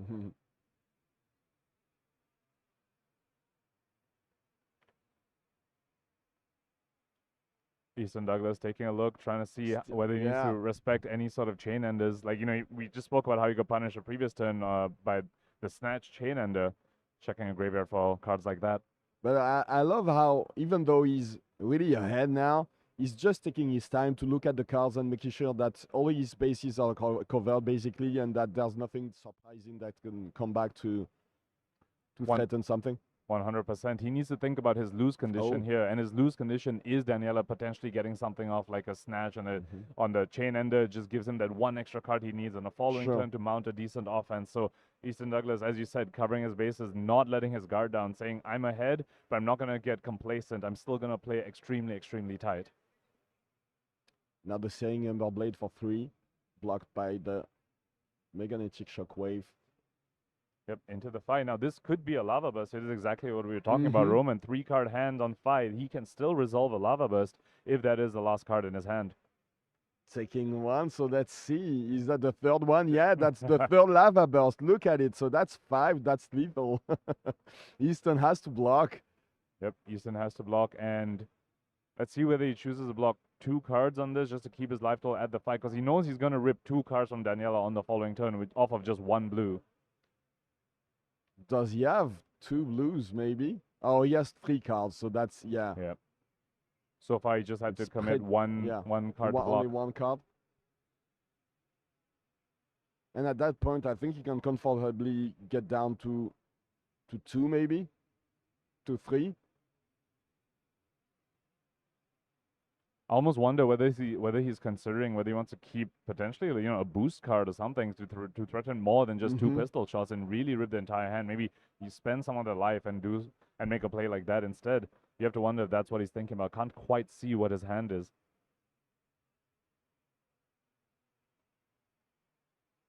Oh, but that was a 0 to 60, which would have been one of the ways to have more than 3 attacks, more than 2 attacks, sorry, for next turn. He could have like started with the 0 to 60 and then with another blue attacking twice with the Technoplasma pistol. Also, the throttle in the pitch, and that was definitely nice, another way yeah. as well. So Iyslander choosing what seems to be the more conservative line. Of course, he could still have that last card in hand could still be an attack after he gives his pistol go again. Could be another one of these 0 to 60. Could also be a zipper hit as well, which would, you know, if he can rip 3 cards from the Fi's hand here, that's basically over. That's almost certainly over, because Fi with 1 card hand, all they can do is just, you know, a 0 for 3, or 0 for 4 with like a Blaze Headlong or something.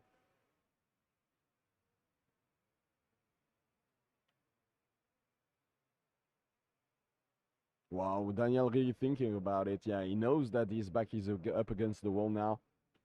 Honestly, at a point like this, cards like the Art of War, cards like, you know, that we spoke about how critical they were to this game plan, actually very, very awkward at a point like this. If Easton's able to rip 3 cards from Danielle and all he's left holding is an Art of War, that is just extremely, extremely unfortunate. That card, you know, only performs when you have a big hand. Definitely hasn't seen them at the right time this game. So another pistol attack. So that's apparently no attack in his hand left. So yeah, he values his arsenal. Yep. Still very careful. I love how he plays very carefully, because he could have definitely done the line that you talked about with the 0 to 60 and then 2 weapon attacks, but he didn't do it. Yep, Easton Douglas playing patient, saying ease ahead. My lose condition is if I get greedy. Oh, yeah, the Art of War. Look at that. You're right. Yeah, very, very awkward at this point. So that's the second Art of War we've seen pitch. He could, you know, draw into a third one and be punished for that as well. Easton Douglas firmly in the lead here. You just have to know he's holding his breath. He's holding his breath. He's saying, come on, I'm so close. This is very hard to block. With a lot of 2s also in this Fi deck, it's very... You don't have any way to prevent that breakpoint from the 7 attack for the Fionel's Fighting Spirits. So that's, yeah, you have to give away your whole hand. Wow. All 2 blocks. Now full tempo on Easton Douglas' side. Now, to be fair, his deck doesn't have a lot of boost cards. So, and he might just draw into a couple of defense reactions and be sad he can't use his hand. But still, he is loving the position that he's in right now. You know, those blue boost cards, the blue 0 zipper hits, 0-60, he's happy to just play them at this point. I have to be honest, I'm not the kind of commentator that's able to follow the game and count the number of boost cards that he already used. So I don't know how many he has left in his deck, but that's definitely probably not needed anyway. You can tell from the body language here, Easton Douglas sitting straight up. He's going in for the kill. Yeah. You know he's got it. He's not leaning back now. Yeah. And you have to wonder, I was just about to say that. You have to wonder whether he drew that card, and that when the Art of War come at the worst moment, that look like very bad cards, right? Yeah, that's extremely tragic. When it's pistols for 2, you want 4 blocking cards, but Art of War just makes you go down to 3 cards that block for a little higher, but you know. Finishing off with a War Machine. So Danielle still with 2 cards remaining. Can block this up. Blocking for 8 on that because of the Art of War buff. It does block, wow. Now, Easton Douglas did have the zipper hit in that pitch zone. He actually could have played it, but then would have been zipper hit into a pistol shot. He's saying, you know what, let me just send a 6 attack instead of a 3 into 2. It's effectively the same thing. So, you know, has found a few of those boost cards already. Now, just look at the deck sizes, Roman. That's a very small deck on both sides. Definitely, yeah. Maybe that's why he didn't want to boost earlier. He just wanted to be careful with his deck size. Okay, so attacking with the pistol now. The face you make when your fatigue opponent pitches their defense reaction, that is so depressing for Daniela. That fate for team. All the defense reactions have been so clutch for Easton Douglas so far in this game, critically blocking all those breakpoints like the snatches, the bittering thorns. To see it being pitched here for a pistol shot, you have to be feeling really, really bad as a fighter when you see your opponent make that play. So let's be clear. I hate it when the commentators do the commentary like there's no way that he's going to come back from this game. But is there any way Daniele comes back? How do you do it if you want to come back in this game? So if Easton Douglas draws one of those non-boost cards, if he's forced to just pistol twice on a turn like this, if he okay, so yeah, so he just contradicted me, but I think that would be the way if Faiken comes back. If Easton Douglas has all these defensive pieces, if he draws too many defensive pieces in his hand, and all he can do is pistol for twice, and Fai can keep a 2-card hand, that is the best way for Fai to come back in this game. And we see something similar happening right now, right? Like Easton wasn't able to pull all the cards from Fai, and that's one of the costs you incur when you play such a defensive deck. If you draw your defensive pieces when you are ahead, you can't rip all your opponent's cards and you let them potentially claw their way back in the game.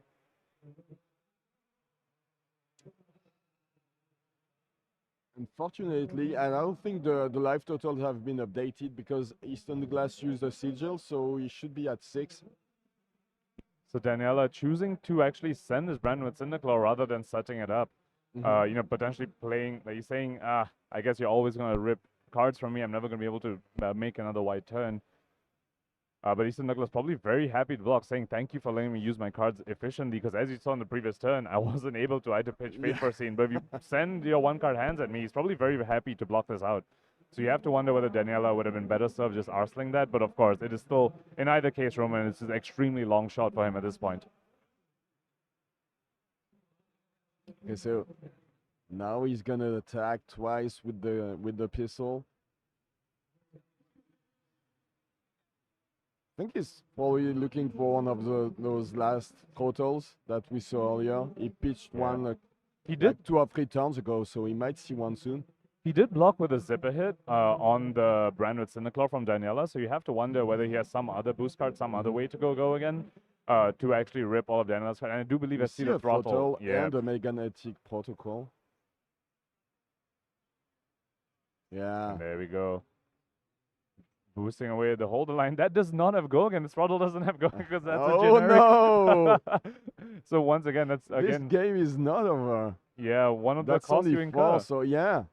Again, all those defense reactions, the sinks, the fates, the sigils, you banish them, you don't get go again. You can't capitalize on your advantage over here. Second turn in a row, Easton Douglas hasn't been able to pull all the cards from his Fire opponent. This is crazy. And a turn like this is exactly why Daniela maybe, would have been served fine if he arsenaled the Brand with Cinderclaw, because if he just takes 1 card from Easton Douglas is fine to play that game. He needs to take 2 to 3 before, he can actually claw back into the game. Okay, so he's very happy once again to use that Spark of Genius to block. Easton Douglas at 6, Danielle Frattarelli at 1 only. Oh, so yeah, at that point you were not able to use the Heart of Yandel efficiently. Yes, that is just a blue no block. No block, yeah. But it's a blue card at least.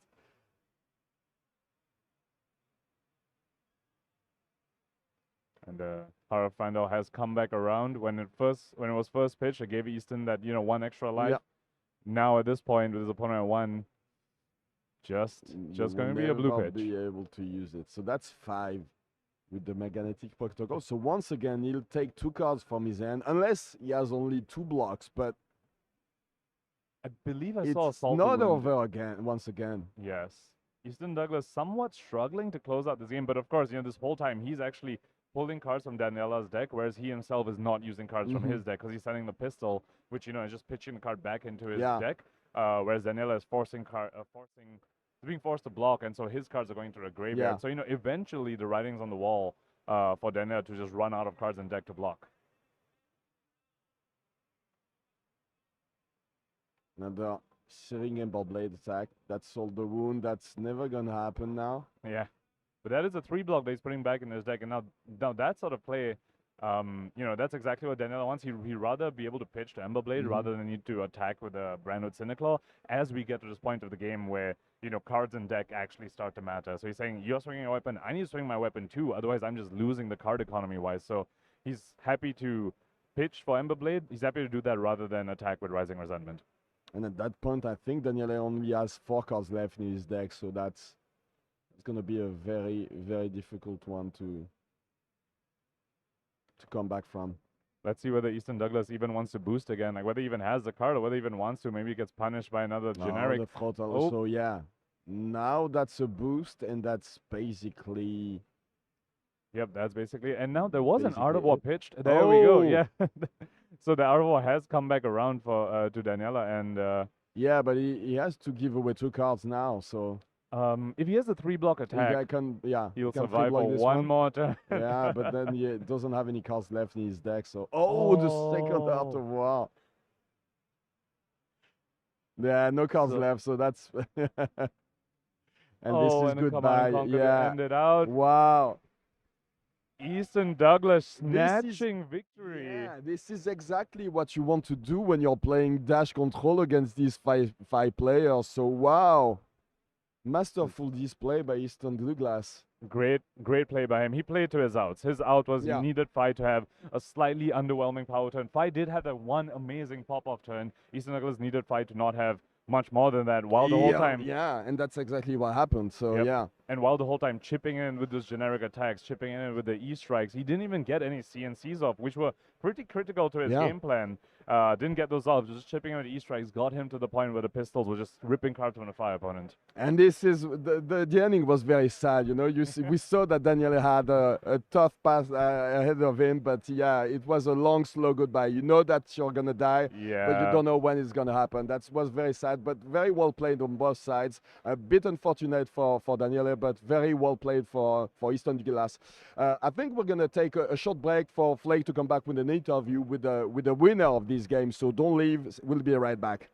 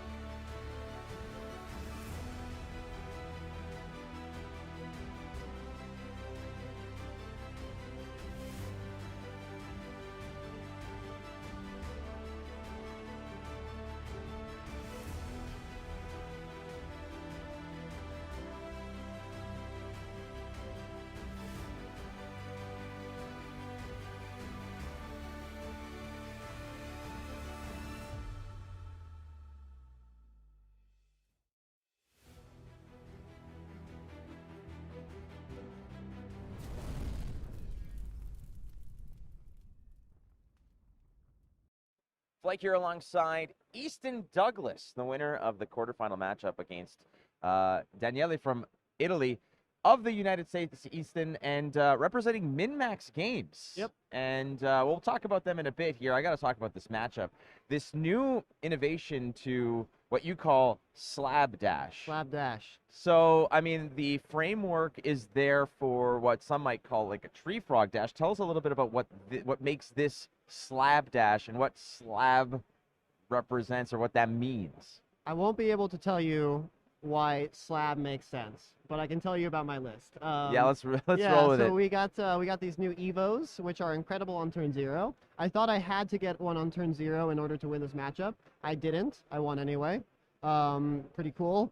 Yeah, the tanks, the War Machine and the tank give you such incredible like on-hit pressure along with CNC. If you do get that first Evo down, you can use that first Evo to levy your life total into the second Evo into on-hits, into taking control of the game. That's most of what it's doing. Otherwise, it's just classic kind of tank dash. Yeah. Well, I got a message late last night from Dagan White who said, hey, call it slab dash. And I was just like, a little rebranding. I guess. I mean, if you put your stink on it, baby, it's yours. Like, that's how it goes. So that's the way it is. You're now into the semifinals. As I was watching you kind of wrap up that match, you're having a conversation with Danielle, and you're asking, you're kind of like going back and forth, and both of you were saying, I thought I lost at this point. I thought I lost at this point. Can you talk to us a little bit about the ebbs and flows of that matchup where you thought you had it in the bag, but then it kind of slipped through your fingers towards the late game? I thought I lost on turn 0 when I didn't see an Evo in my opening hand. Okay. But I did have a Spark of Genius, which is like a decent kind of compensation prize, I guess. Yeah, I was able to kind of levy the Teklo Heart. Is that what it's called? I don't know card names. The item that gives me 2 resources per turn. The Teklo Core? Teklo Core. There we go. Yeah, that one. I was able to kind of use that to keep a lot of pressure on him. He just kind of said no blocks. He had a couple weakish hands, so maybe he could have possibly blocked a little bit more, protect his life total, to kind of wait until he bought those kind of big Artivore turns. He felt like he lost when he played the Ancestral and drew an Artivore. He felt like if he had drawn any attack, he would have won the game. I don't know. But he definitely kind of ran out of life total. The big mistake I saw was he thought he was going to have 2 pitch floating after he activated the headpiece, the Pouncing Links headpiece thing. Hey, I don't know card names. Yeah, you don't need to know card names. Yeah, we're past that. We're only in the semifinals. It's all good. And so he couldn't swing with Ember Blade. I later go down to exactly 3 health, so I didn't have to take all of that, but it would have been a much tighter end game, maybe if he had done things a little different. But ultimately, like, Pouncing Links is very scary. If he's able to use that on like a more powerful turn than what he was able to, then I don't have a shot. So I feel quite fortunate to be sitting here with you right now, Flake. Well, I have never heard that in my life. I don't think anyone's ever felt fortunate to be sitting next to me anywhere, but I did. People need to voice it more often then. Yeah, that's very nice kind of you. So let's talk a little bit about MinMax Games out of Chicago. You're in Chicago. Peter at MinMax Games puts on some great events. I have been to a lot of them. They do great stuff here, but they're putting together one hell of a competitive team as well. Can you talk a little bit about the team behind MinMax and your prep and what got you there? Because there's Dagan White. Dagan White is I call him Day 1 White. Dagan White has always had some trouble in Day 2. Had a great performance here, but you got to feel good as a team when you've got one of the MinMax members up here going into the semifinals. Talk to us a little bit about the team and the prep. Yeah, I used to be Day 1 Easton too. My record in the 3 PTs and then 2 Worlds now is 29-6 in Day 1. And I just scrub out every single Day 2. So I am so excited to be sitting here right now again with you, Flag. I'll just do it again just to make up for everyone else who didn't do it before. Please, and send it to me like multiple times. I feel honored to be representing. So we are Team Ascent, who is sponsored by MinMax. We formulated Team Ascent out of Denver, Colorado, and it kind of grew from there. We inherited some of the Chicago crew when we got the sponsorship with MinMax. And we have an incredible group of about 15 people.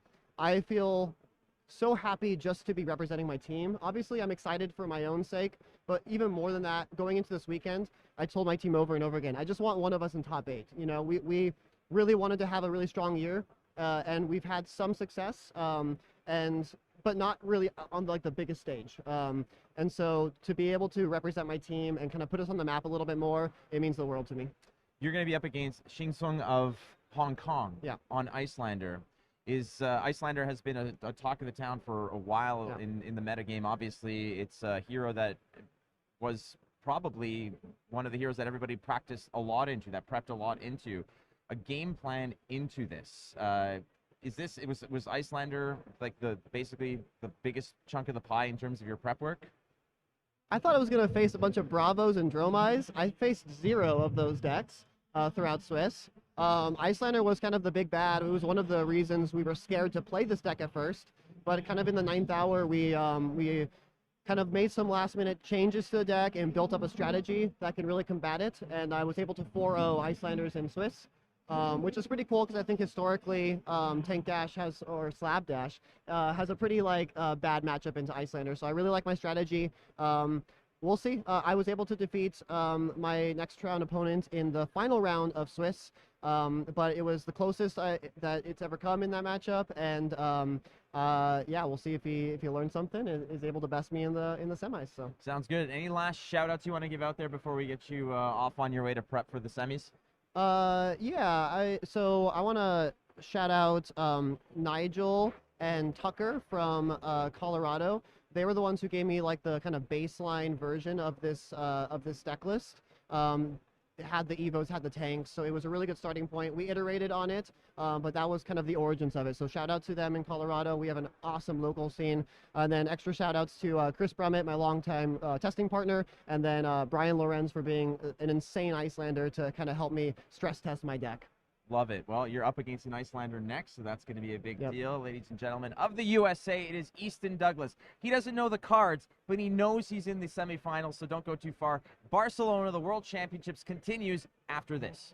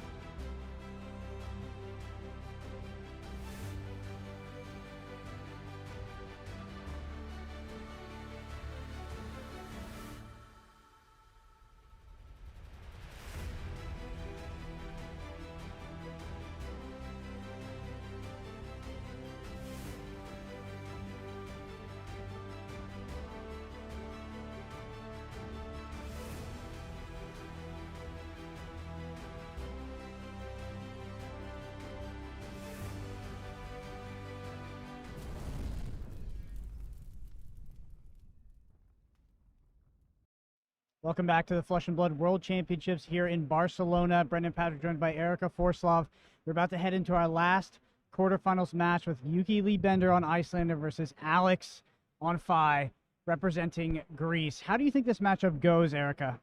So I think it's quite in favor of Iyslander.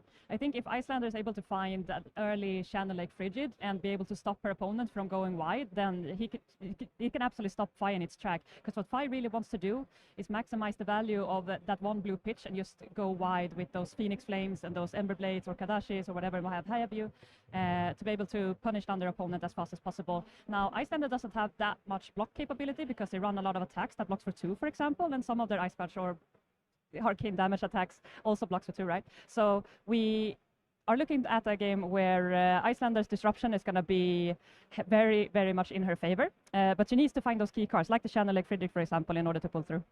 Well, let's find out some more about our players here. We have player cards coming up. And here we go. Alexandros representing Greece on Phi. Preferred hero Briar, and does have, of course, this World's 2023 top 8. Yeah, and he's been doing a really great reign here, and I love that his favorite hero is Briar, but she is unfortunately LL, so going into Phi is probably the wisest pick here. All right, next up we have Yuki Lee Bender, been rattling off performances here for the past few years. A very famous Lexi player, but has seemingly made the transition to Iyslander. Some of those accolades: Calling Vegas win, 2021 national champion of Canada, the Calling Lille in Dallas-Fort Worth, top 8s. Just an absolute powerhouse of a player in Flesh and Blood.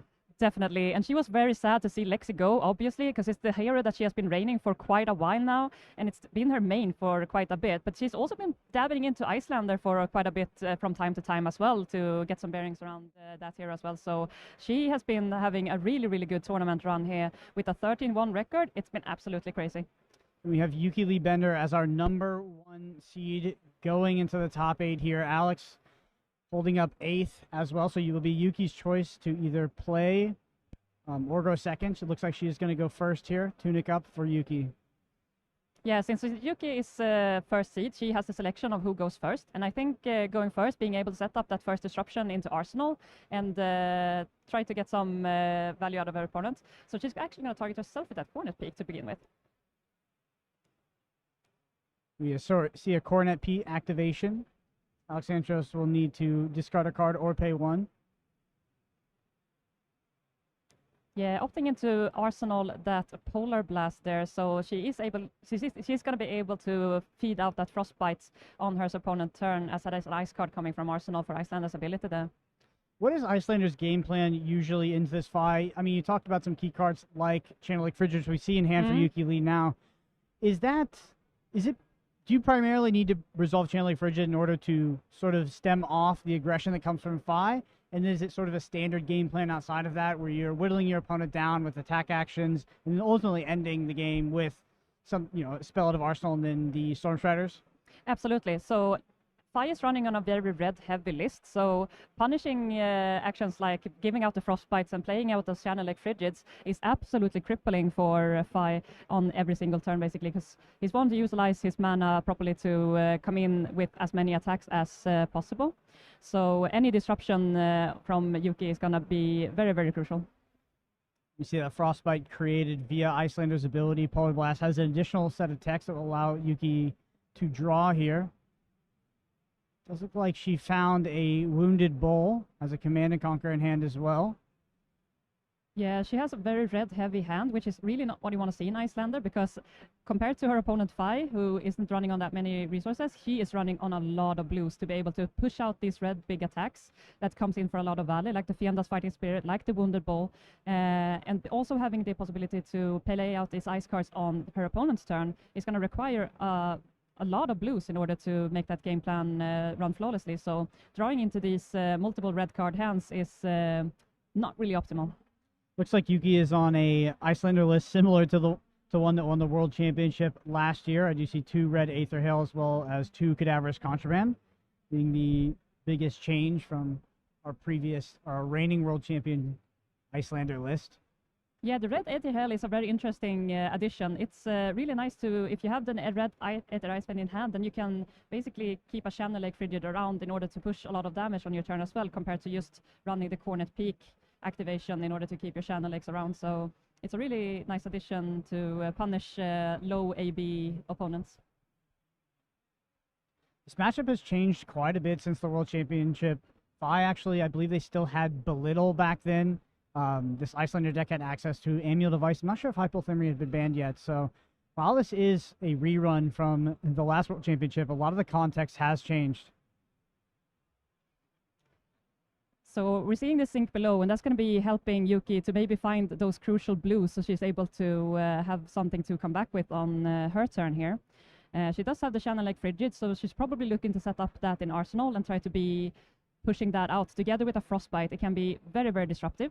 The most optimal way to play out the Channel Lake Frigid is to pair it up with your Tunic counter on 3, because that way you can also get the Moon activation off of a single blue other way in. It looks like potentially 2 cards in hand here. We see the Moon activated, threatening 3 arcane damage on Alexandros' turn. Yeah, and the Ninjas aren't really happy about running AB equipment, so we only see the 1 AB here on the Tide Flippers from Alexandros' side of things. So he's not going to be able to cover up a lot of the arcane damage that Yuki is going to push over, so she will probably try to utilize the arcane damage quite a lot, unless she's able to get a big red attack out on her turn if she's able to punish Fi with those Frostbites. I do believe Channel Lake Frigid is the only blue that Yuki had in hand. The other card looks to be an Aether Icewind, potentially a yellow. So maybe a bit awkward going into this next turn. Probably wanting to play out the Wounded Bull if possible. But also, like we talked about, Channel Lake Frigid being a key card in this matchup, so potentially having to pitch it to the Wounded Bull. I'm interested to see how she decides to play out that side, her side of the turn cycle here. There, it's a red Aether Icewind. Yeah, so using that for block is probably the most optimal way to go. As you mentioned, Channel Lake Frigid is a super, super crucial card, and if you can get that out on when a Fi tries to go really wide, then it can be really punishing for Fi to basically shut off their turn on that 1 card. And goes ahead and blocks with the Wounded Bull here, so likely going to see that Channel Lake Frigid go down into Arsenal, really showcasing how important that card is in the matchup. Yeah, so Yuki is just maximizing her defensiveness that she can use from her cards. They typically run both the Sync and the Fates, and Yuki is running that in her list as well. I'm not sure about the Fates though. We only run the Syncs, yeah. So we've seen some Fates coming into fruition when Bravo started becoming even more popular now that Lexi has been removed. But Yuki is opting into just running the 3 Syncs, yeah. Likely going to see an Arsenal pass here from Yuki, so drawing back over to Alexandros. Yeah, so now she has that Channel Lake Frigid ready to go, and if she has a really strong hand, she probably wants to look to play that out this turn in order to maximize the value she can get out of her hand. Interesting, draws double E-Strike as well, so has to find a way to pitch for this Channel Lake Frigid on the following turn, where she is the active player, in order to keep it around. Yeah, so what you could go for here is E-Strike go again and then activate Cornet Peak, because I think I saw a Blizzard in there. So she could also opt in to, of course, play the Blizzard out, because that is also a very punishing card to play out on Fi's turn. If he doesn't have any blues in hand, he has to commit 2 reds in order to keep on going with his turn, as he will otherwise lose go again. So that could be very crippling. Ancestral Empowerment here. Yuki holding priority. And she's actually looking to commit these E-Strikes as the defensive stress. And here comes the channel. I assume on Yuki's turn, we're just going to see an activation of that Cornet Peak, potentially see the E-Strike blocked with this turn. Yeah, so Alexandros is looking at this proposition, and since Yuki doesn't have the Tunic on 3, he doesn't have to be super scared of a Waning Moon coming his way. But this Channel Lake Frigids could absolutely stop his turn. Unless he has a blue in hand, this could be absolutely fatal. Looks like 3 reds in hand for Alexandros here. So this should shut down the turn quite quickly, depending if a blue comes off the top here via Ancestral Empowerment. So getting the +1 from the Ancestral Empowerment on this Rising Resentment is going to be able to push 1 damage through. And it begs the question if now Alexandros have any resources left to combat this channel. And with the additional Frostbite, since this channel was played on Alexandros' turn, then he has to play an extra 2 to be able to play his next turn, or his next card. When we see the power here of the Rising Resentments, the on-hit effect giving him the ability to banish a card, and it costs 1 less to activate. So this will actually circumvent the Frostbite at least, but he still has to pay 1 for the Channel Lake Frigid, as this is going to come in for 1 cost. And we do see that blue was available for Alexandros, so he's going to be able to push through this Channel Lake Frigid turn. At least a little bit of damage. I wonder if we'll see Yuki opt to block with that Line Strike or park it in Arsenal, because surely the second blue in hand is going to be pitched to that corner peak in order to keep that Channel Lake Frigid around. Yeah, so activating the Cornet Peak here and maybe arsenaling in the E-Strike. I mean, even if you arsenal a red, the danger you're proposing to your opponent is that even if you have an arsenal, they will always have to fear a Frostbite. So going a turn without an arsenal can be not devastating by any means, but it's like those mind games that you need to play on your opponent. And having that arsenal at the ready and just having that fear, building that fear into your opponent that a Frostbite might come, might be enough.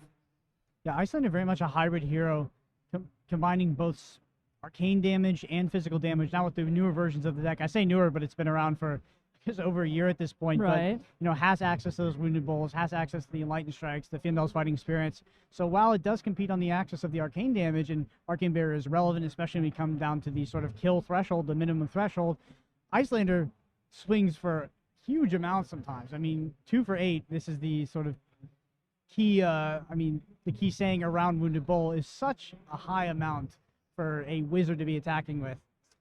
So I also found it very fun that both Iyslander and Fi came out of the same set on Uprising last year. So finding these 2 heroes now in the World Championship this year is super fun to see. And that these 2 heroes are still super viable as we see these 2 heroes in top 8 fighting against each other. We see Cornet Peak activated, and yeah, Iyslander representing the last hero that has access to ice in the Classic Constructed format. So a Living Legend this weekend would likely change the format drastically. So Alexandros is in a little bit of a pickle here, because if he has a full red hand, then he is not going to be able to do a whole lot on his turn. I think it looks like an Archer War on the far left there. And Salt of Wound next to that, so it looks like 2 yellows. Yeah, it helps, but against a Channel Lake Frigid and the scary proposition that Yuki is now looking to get an arsenal, and that might present an additional Frostbite. So Alexandros looking at a very scary turn here. And that Enlightened Strike in Alexandros' hand can be particularly awkward into Channel Lake Frigid. Definitely. We also see that Alexandros is running the Mask of Pouncing Lynx. That is going to help him combat put in an extra punch, basically, as he's able to tutor for an extra card during his turn at his disposal whenever he gets a hit on. So he doesn't run the Mask of Momentum, because most of the time when you have faced with all of these Frostbites and the Channel Lake Frigids, it's really hard to go that wide to be able to punish your opponent for getting those on-hits in and get the Mask of Momentum trigger off. So building on the Mask of Pouncing Lynx here instead to get that extra punch in and try to kill off Iyslander before you die. And I'm assuming Artivore is a key card for Alexandros in this matchup as well. Probably not into Channel Lake Frigid, but just in general, being able to push sort of large amounts of damage and put Yuki on the back foot in order to start taking cards and forcing blocks to potentially shut down some of Iyslander's bigger turns. The most awkward thing with the Channel Lake Frigid is with the Tunic, you would hope that you get 1 extra resource out of your Tunic, but since Channel Lake Frigid is around, you have to pay a resource in order to activate Tunic to get that resource back, and then utilizing that resource is not really helpful anymore because of the channel again, so even if he has a Tunic at 3, it's not going to be super helpful.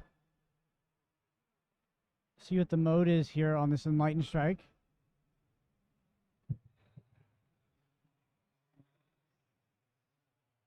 I believe it's a 5-draw card, but he has to pass priority in order to get that card draw, so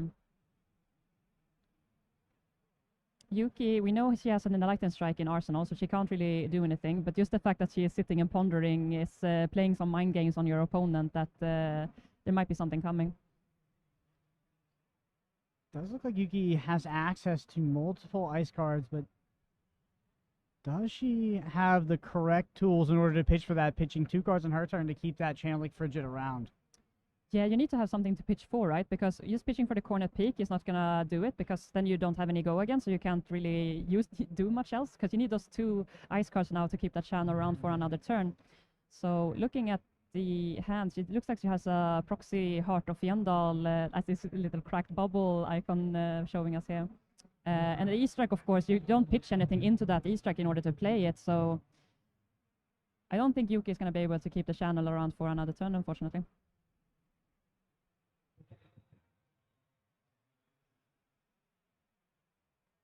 Yuki down to 20 here.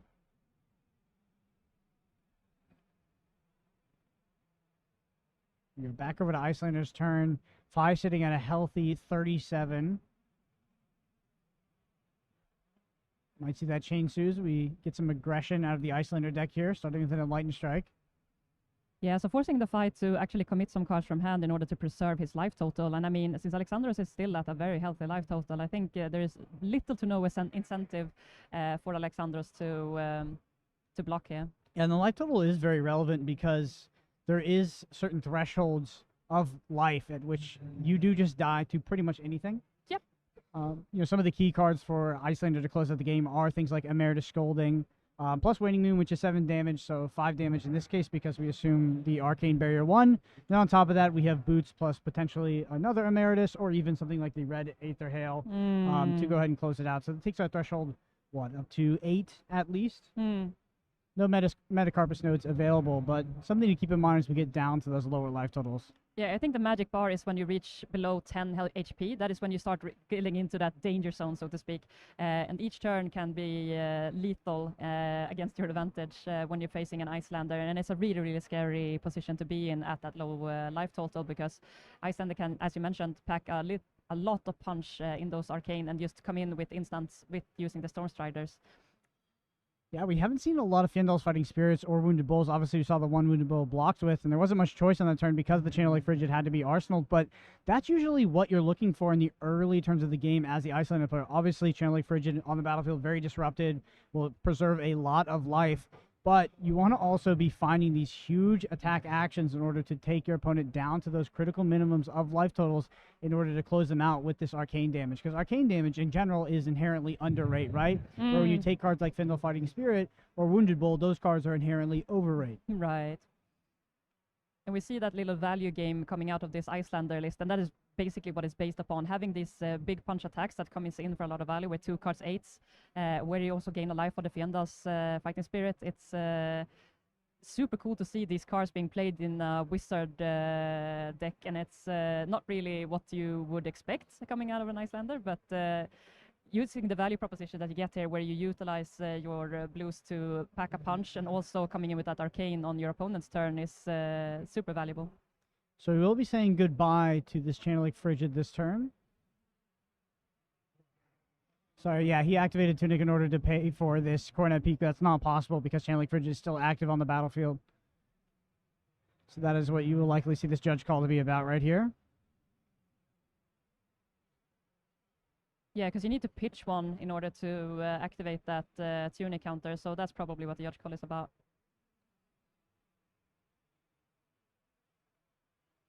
Yuki Lee is going to gain a life off that Heart of Fyendal, so back up to 21. Yeah, so it looks like, I believe she had a Cold Snap in hand, so probably that is what she's looking to arsenal. Like Cold Snap and the Polar Blast are super, super good cards to get into your arsenal. It provides a Frostbite on your opponent's turn. It only costs 1, and it gives you a new card. So for a blue pitch, you can play out the Polar Blast or Cold Snap, and also get a Waning Moon activation, and you get a new card in hand. Those 2 cards is super, super good to prioritize getting into your arsenal and play your opponent's turn, and also get extra cards into your hand to be able to either block or play offensively. You also have the option to activate the Tunic and play that card in order to gain an additional card, right? Because with the other line, you do go down a card, you have access to Waning Moon, which is very effective, but sometimes if you're on a turn, maybe Alexandros chose to play something like an Artivore, you can use that Tunic counter to play the Cold Snap in order to get more cards in hand to actually reduce some of the damage. So looks like our judges are checking on how the ruling will work for this Fyendal Spring Tunic attempted activation in light of this Channel Lake Frigid. I definitely have activated my tunic while Chain Lake Frigid was active on the battlefield, or I had a frostbite on accident. It's it's a very easy mistake to make. Yeah, and I already mentioned that earlier, that activating your Fiendals against a Channel like Frigid is not doing any value for you, because you still need to pay that extra one for activating the tunic, so it doesn't really do much for you, unfortunately.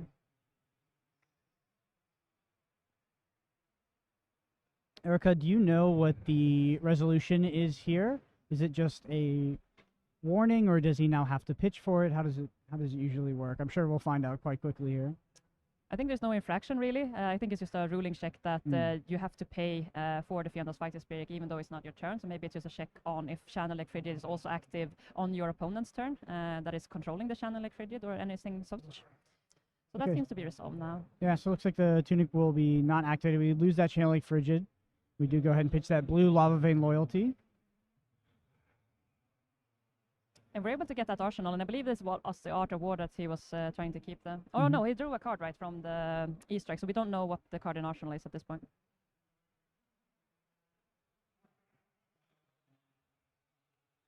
Back over to Alexandros' turn here. Looking at a 3-card hand, it's not really where you want to be. This is what the strength is also with the corner peak, because even if you don't really have a good attack, or if you don't have anything better to do, then corner peak is absolutely the best solution, especially against these aggro decks that want to utilize every single card at their disposal to come in with as much damage as possible. It does look like Yuki has drawn one of those larger attack actions that we talked about. I think I saw a Wounded Bull in hand. We see this Bittering Thorns here, and I love this addition to the Ninja lineup that came with the round the table Ira deck that was in there. We didn't see this edition come in red when the first Ira decks came about. They only came in yellow. So seeing this Bittering Thorns coming in for 4, it's basically an additional mounting anger, but its on-hit is always going to be active on the next chain link as an on-hit instead of the mounting anger where you have to banish a card, and that card will get the +1.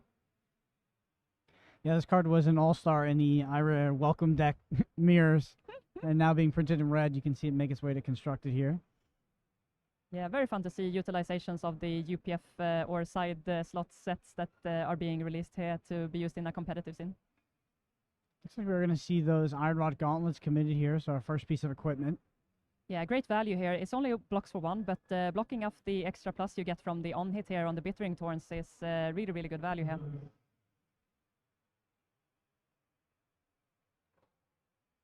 Yuki is thinking a bit.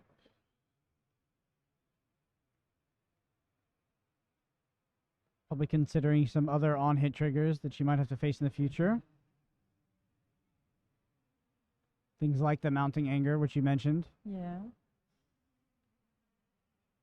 It's good to take your time in these situations, because I can imagine there's a lot of nerves coming into this tournament, and now you're all of a sudden in a top 8 situation. You have the whole world watching your every step going into this game, and you don't want to make a single mistake, because that could mean that you lose out on this world championship. And so every step of the way, you have to be really, really careful about your considerations. So I really admire that Yuki is taking the time to make sure that she's doing the absolute best thing that she can in order to give herself a winning proposition. Okay, so we are going to see the Frosting Plus equipment block here, covering up the entire Bittering Thorns. So we are going to commit to the full block here, so no bonus there from the Bittering Thorns. Blaze Headlong as the follow-up. Now Blaze Headlong is such a strong card. The go again ability on it requires you to have played another red already, which typically in Fi you always do. So it's gonna get the go again active there from the Bittering Thorns already being played out. So it's a hard card to get in your hand if you don't have that red starter. But if you do, you can get a really high payoff from this 0 for 4 go again. Somewhat of a polarizing card in Uprising Limited. Very, very, very powerful. I believe Blaze Headlong is one of those first picks when you go into the draft section. As we see that one in your pack 1 pick 1, it's a slam. I remember playing Uprising Sealed, and my first question to my Fi opponent would be, how many Blaze Headlongs do they have? And do they win the die roll? Yeah, because after the die roll, that was probably the most important. Yeah. Searing Everblade's going to eat this red Aether Ice Vein for Yuki. Yuki Aether Ice Vein taking it also off. another very disruptive card. Yeah. For these Fi decks, but requires a lot of cards in hand to actually make work. Yeah, absolutely. You need a full blue in order to pitch for it, and then you need the ice card in order to fuse it, and that's exactly what you want to do. You want to fuse these Aether Ice Veins in order to threaten a card out of your opponent's hand, and you will always get it when your opponent is not sitting on enough AB to cover up the 5 arcane that is coming through on these Aether Ice Veins. So seeing Yuki block with this one, it's really not what you want to do as an Iyslander player. You really want to play those Aether Ice Veins out, but Alexandros has his foot on the gas, and he is not stopping. Like I said, I do think that Yuki has that attack action in hand. Let's just see if we still see a Cold Snap run out this turn with the Waning Moon. We're just going to pass over to Yuki's turn. She's going to play out that Wounded Bull. Oh, we do see the Mask of the Pouncing Link activated. Alexandros does smell blood. Understands that Yuki probably doesn't want to block those last 2 cards. She hasn't blocked these last 2 attacks. We do find the Lava Burst is going to come in for 5. Rupture is satisfied. Oh, we see the Blizzard critical out of Arsenal. So it wasn't Cold Snap, it was a Blizzard, and this is going to shut that down. I was just going to say, I think he feels very secure because he has his Tunic counter on 3. If she prevents a Frostbite on her activation from the Icelander's ability, then it could not stop his turn because he could just activate the Fjenda's Fighting Spirit in order to play it out. But this Blizzard, it requires 2 pitch for him to keep his go again. And so I'm wondering if this was a mistake on Alexander's part, not letting the Phoenix Flame Resolve go again before activating. I'm not sure about the layering here, if I'm being completely honest. And Mask of the Pouncing Lynx is not a draw effect, right? It does banish, so that... You need to hit, right? I'm asking in regards to that Lava Burst is not going to be left in hand for an Arsenal, right? So you actually just leave it banishes, and banish, so completely loses all value on that. That is huge for Yuki. That is exactly what she needs in order to get back into this game. She's already at a really, really low life total, so she's in a really, really scary proposition against this Fi who's packing a big punch. So this is exactly what she needed to shut down that turn. You see that critical card we talked about, Wounded Bull, coming in for 8. Still feels like Alexandros is probably in the driver's seat here. Yuki sitting at 13. Yeah, this Wounded Bull coming in for 8. And I mean, Alexandros is still sitting at a healthy life total at 32. Taking this Wounded Bull will only pull him down to 25. So, or 24, sorry. Then, I mean, 24 is still a healthy life total and far away from that critical point of below 10 that we talked about earlier. So, if Alexandro has a really good hand, and also looking at Yuki's side of things, he does not have an arsenal for next turn. So Alexandros has all the possibility now to come in with a really good turn again. Yeah, Icelander's turns can be very polarized on when you have an arsenal and when you don't. You'll see Icelander players usually prefer to keep it, if at all possible. But the hand is sort of forced here. Had to run out the Blizzard. It was simply too much value. Literally negates the Mask of the Pouncing Lynx, banishes the Lava Burst. So without an arsenal, but does run out the Wounded Bull. Alex down to 24, potentially being able to present lethal every single turn here, because Yuki's all the way down at 13. Yuki does find the Command and Conquer, plus 2 blues off the top. And a Scar for Scar. So Scar for Scar into Command and Conquer could be pretty decent if we're able to block with a single card. Again, that would leave us without an arsenal, so ideally block it with no cards, so you keep that 4th card as an arsenal. Yeah, Yuki is drawing into some really awkward hands. The last hand she had with the Wounded Bull and Insidious Shield left her with very little options. You don't want the Insidious Shield in your arsenal because it's a really, really expensive card to play out. And if the only proposition she had there was come in with that Wounded Bull and attack for 8, because the other side of that thing is that she's going to block with those 2 cards, and it's only blocking for 2 each, so 4 total. So I mean, either you want to come in for 8 or you want to block for 4. I mean, I think the answer to that is very easy. Yeah, these attack action hands for Iyslander, you definitely want to find early in the game to keep the pressure up. Once you find them late, it can make it a bit clunky. And when you get too many of them together, it's also absolutely very awkward. And that is doubled in the Iyslander mirror as well. Yeah. Do you see the Tunic activated for Alexandros? And there we go. That's the Art of War. That is absolutely the last card that Yuki wanted to see Alexandros play here. And I think it's great that he's playing it out on this turn, because typically you want to arsenal those Art of Wars and come in with a big hand. But since Yuki is on the back foot and Alexandro has the open way basically because of Yuki's having no arsenal, then he knows that there's no disruptions coming his way, so he can just go all guns blazing here. This is huge. It's going to be so hard for Yuki to stay in this game now, sitting at such a low life total. Yeah, being at 13 life against 24 is not looking amazingly here. And looking down this Art of War, and with 3 cards in Alexandro's hand, he already has that starter out. So, like, Yuki is probably basically begging that Alexandro is drawing into a dud hand. But with the +1 from the Art of War, it's going to be a lot. And Yuki now going down to 9 after that Brando's Interclaw on it. Yeah, another Bittering Thorns. It's going to be tough. That's huge. Yep, and this is coming in for 5 because the Art of War, so might demand the Coronet P block with the card here. Yeah, might be. We're reaching that critical point where Yuki has to decide if it's worth keeping her armor around.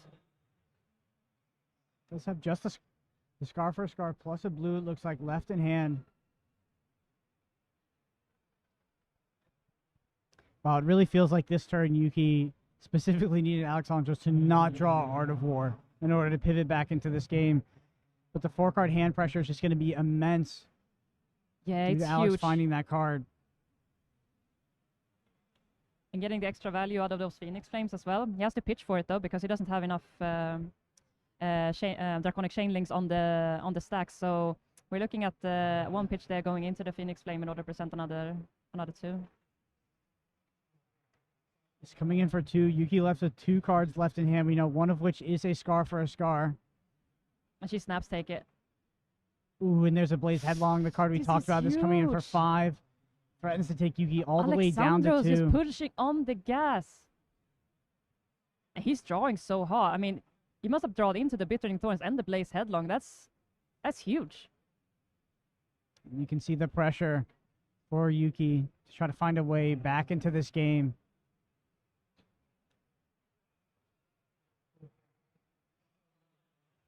Yeah, the comeback is basically a Scar for a Scar and maybe trying to get an arsenal for that last card and maybe have that disruption to go into next turn. But Yuki is fighting for her life here, and it's a really, really long way to go from Alexander's side of things, still sitting at a very healthy 24 life lead. I mean, when I saw that first Channel Lake Frigid in Yuki's hand, I thought it was going to be the turning point of event, but Alexandros just being able to pack a punch, and even though Yuki was able to shut down the turn with the Lava Burst activation, not the Lava Burst activation, but the Mask of Pouncing Lynx activation for that Lava Burst, with that Blizzard she was able to play out, then it's still looking like this. And I mean, she had all the answers, but Alexandros is just drawing super hot today. Yeah, this is a matchup that's traditionally seen as Iyslander favor, but you can see that Fi just has this ability to go nuclear and play things like Art of War. It puts pressure on Iyslander's health total starting at 36. It's just a lot to deal with. You know, the deck also does have a lot of 2 blocks in it, doesn't have a huge amount of armor to block with. So the way to beat Iyslander is to just press that gas pedal, and we saw as that Channel Lake Frigid left, it wasn't able to stay around for 2 turns. Start to see the damage mount up here. We see that Coronet Peak potentially committed. Will we see a card from hand go in front of this? Yeah, and committing that Coronet Peak into this aggro builds is really, really crucial for Yuki, because that is basically the help she needs in order to get the cards out of her opponents. And yeah, but she's forced to block at this point because she's running really, really low. And like, the Iyslander game plan is that you want to keep in parity with your opponent, and when you're down this far, then yeah, it's not looking good. It's the Iyslander dynamic is that parity is actually not parity because you have access to the Storm Striders, which allow you to play on your opponent's turn. Right. But yeah, 24-4 is quite the disparity. We do see a Lava Burst in hand for Alexandros, I believe, there on the left side. And we have the brands to start off the chain as well. Likely not too afraid of this Scar for Scar unless he has some redundant cards in hand. I would be more scared of the card that Yuki is potentially arsenaling here. I haven't seen exactly what it is yet, but it must be some kind of ice card that she's elected to keep in order to have some kind of disruption to present to Alexandros on his next turn. What do you think are the best possible options? What comes to mind for me is something like another channel like Frigid or, or a Blizzard. You just have to stop the pressure from Alexandros here. I don't think a spell, whether it's an Ice Bolt, an Aether Hail, is going to do it. I think you need one of those critical control cards in the form of channel like Frigid or Blizzard. Outside of that, I mean, Alexandros is just going to be presenting lethal every single turn. Yeah, the Frostbite is of course going to do a little bit, but the channel like Frigid, as I mentioned, is probably going to be the biggest help or savior that Yuki needs at this point. There is not a lot of options for her to work with at this point in time, but Alexandros is sitting super happily with this hand because he has both two brands of Sinterklaas that doesn't cost anything to play. So even if Yuki was able to present a channel like Frigid on the next turn, he has all the pitch to be able to present a lot of damage. Down to 20 for Alexandros, a very hard life total from Iyslander to kill from, actually probably impossible at this point with no Frost Hexes available on the battlefield. And we see we're starting off with a blue brand with Cinderclaw. Very interesting in the context that that card in Yuki Lee's Bender's arsenal could be either a channel like Frigid or a Blizzard. Does look like it was maybe a Blizzard. I think I saw it there. But he has to play a blue brand of the Cinderclaw. That is not optimal, but you take any damage you can get at this point because your opponent is such a low life total that everything is 1 step or 1 inch closer to lethal at this point. There we go. Here comes the Searing Emberblade for 3. We know Alexandros does have that Lava Burst in hand. And Yuki has not played out their arsenal yet, so still weathering the storm to see how big this turn is going to be.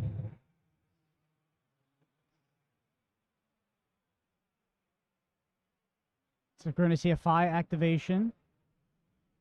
If Yuki's going to Blizzard, it's on the Phoenix Flame, correct? Probably, yeah. Especially since Alexandros had to pay 1 for this Phoenix Flame. I believe he should have 2 floating at this point. It does look like Yuki picked up a Fjendel's Fighting Spirit. Might be able to gain some life with that. If she can keep it, that's the problem. With only 3 life remaining and this Phoenix Flame coming in for 2.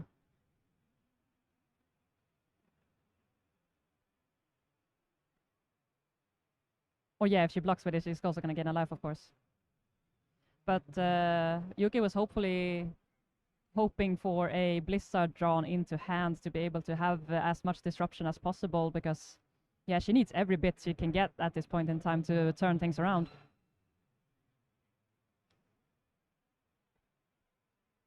Now we see Yuki considering the damage from this Phoenix Flame.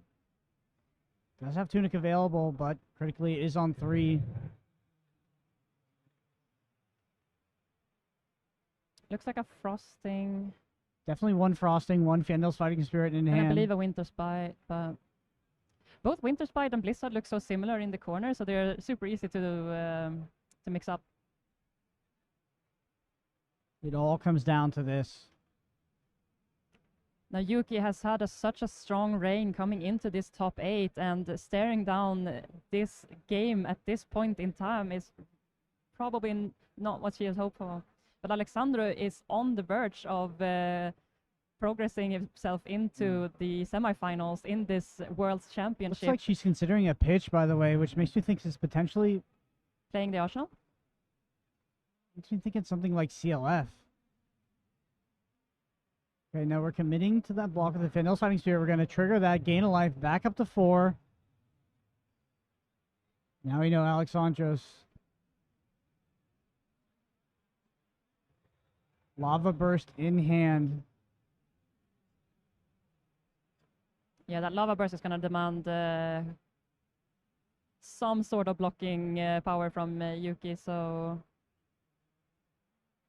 But I'm still super curious what she has in arsenal. We're going to opt that in already. There we go. A Ruptured Lava Burst here.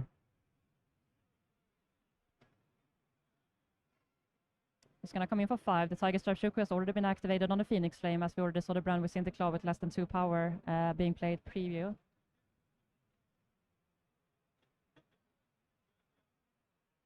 So threatening lethal here. Yuki must block. But if she does, can she go back to her turn and still do something of relevance to stop Stop the onslaught. Alexandros? Unrelenting pressure here. Definitely. Alexandro has been all gas, no brakes this whole game, and he has been putting up so much pressure. And as we already took over, the defensive capability that the Iyslander has is not tremendous by any stretch of the imagination. We only run 3 Sync blows, and a lot of our damage stuff is blocking for 2. So we really, really want to utilize those on an offense, of course. But when our opponent is presenting this much damage, it's really, really hard to keep up. Looks like we're going to take 2 down to 2. Alexandros ending the turn with an arsenal. Back over to Yuki. 1 card in hand, 1 card in arsenal. And Erica, what do you think that card in arsenal is? Winter's Bite? I have no idea at this point. So we leave with the Winter's Bite. This will demand a card. Alexandros does not have access to the Tunic resource. Yeah, a little stepping stone for Yuki here, trying to catch a breath here, demanding 1 card at least from Alexandros' hand, but he still has that 1 arsenal, so we're still going to look out down a 4-card hand. And still, since Yuki didn't play out her arsenal last turn, it's probably incentivizing Alexandros that it's not an ice card or a blue card that she's able to play out from her arsenal on her opponent's turn. Is there any reason last turn why she wouldn't have played Channel Lake Frigid? Was it possible that she needed to block with so many cards in hand that if she did play Channel Lake Frigid, due to not having Coronet Peak, she would not be able to pitch for it on this turn? It would be gone after the last turn. It wouldn't have prevented too much damage? Absolutely. So since Alexandros was presenting a full 4-card hand, then being able to get that Phoenix Flame and also being able to swing with your sword, you have so many options in order to deal or go super, super wide. And Yuki looking down at the 3 life at the last point turn, then she didn't have really a lot of options to maybe get that Channel Lake Frigid out last turn. As you mentioned, going down to a 3-card hand, even though you had the Channel Lake Frigid out, could potentially mean death for her.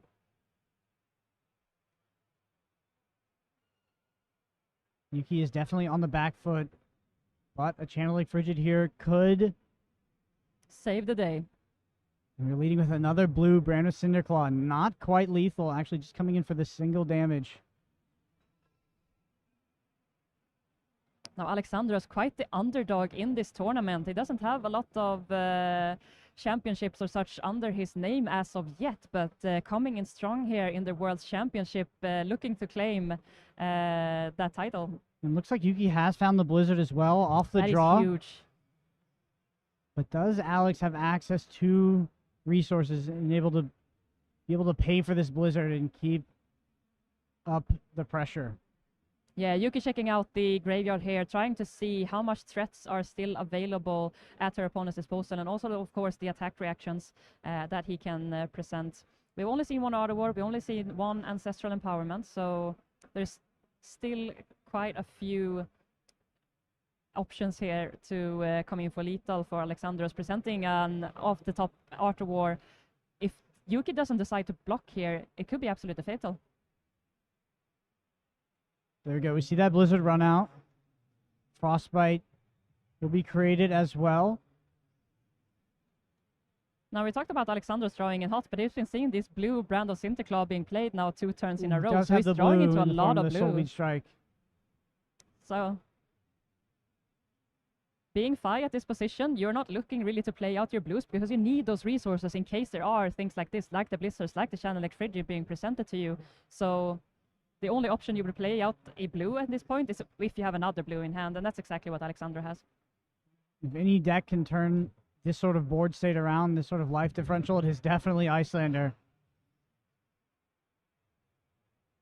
Yeah, Yuki needs to find the perfect answers in order to turn this state around, and Yuki down to a single point of life here. It does have what looks to be a Wounded Bull and a Ravenous Rabble. This might take the Tunic because it's going to be coming in for 4. We pay off the Soulbeat Strike, which had been previously pitched. Critical breakpoint for Yuki to deal with. It's going to take a card at least, and probably will take that Tunic as well. Does have the Fennel's Fighting Spirit, not the Wounded Bull, so can gain a life at some point blocking here. Now coming in for 4 is such a crucial point when you're at 1 life. We will require 2 cards to go with it. Otherwise, she has to block with a Tunic and a card from hand, but it does demand a 3 block from her hand to go. It does have access to 3-block in form of the Frost Hex. So she must have that 3-block in hand, and she probably does, but question is, what's she gonna do? She's thinking really hard of what her outs are at this point.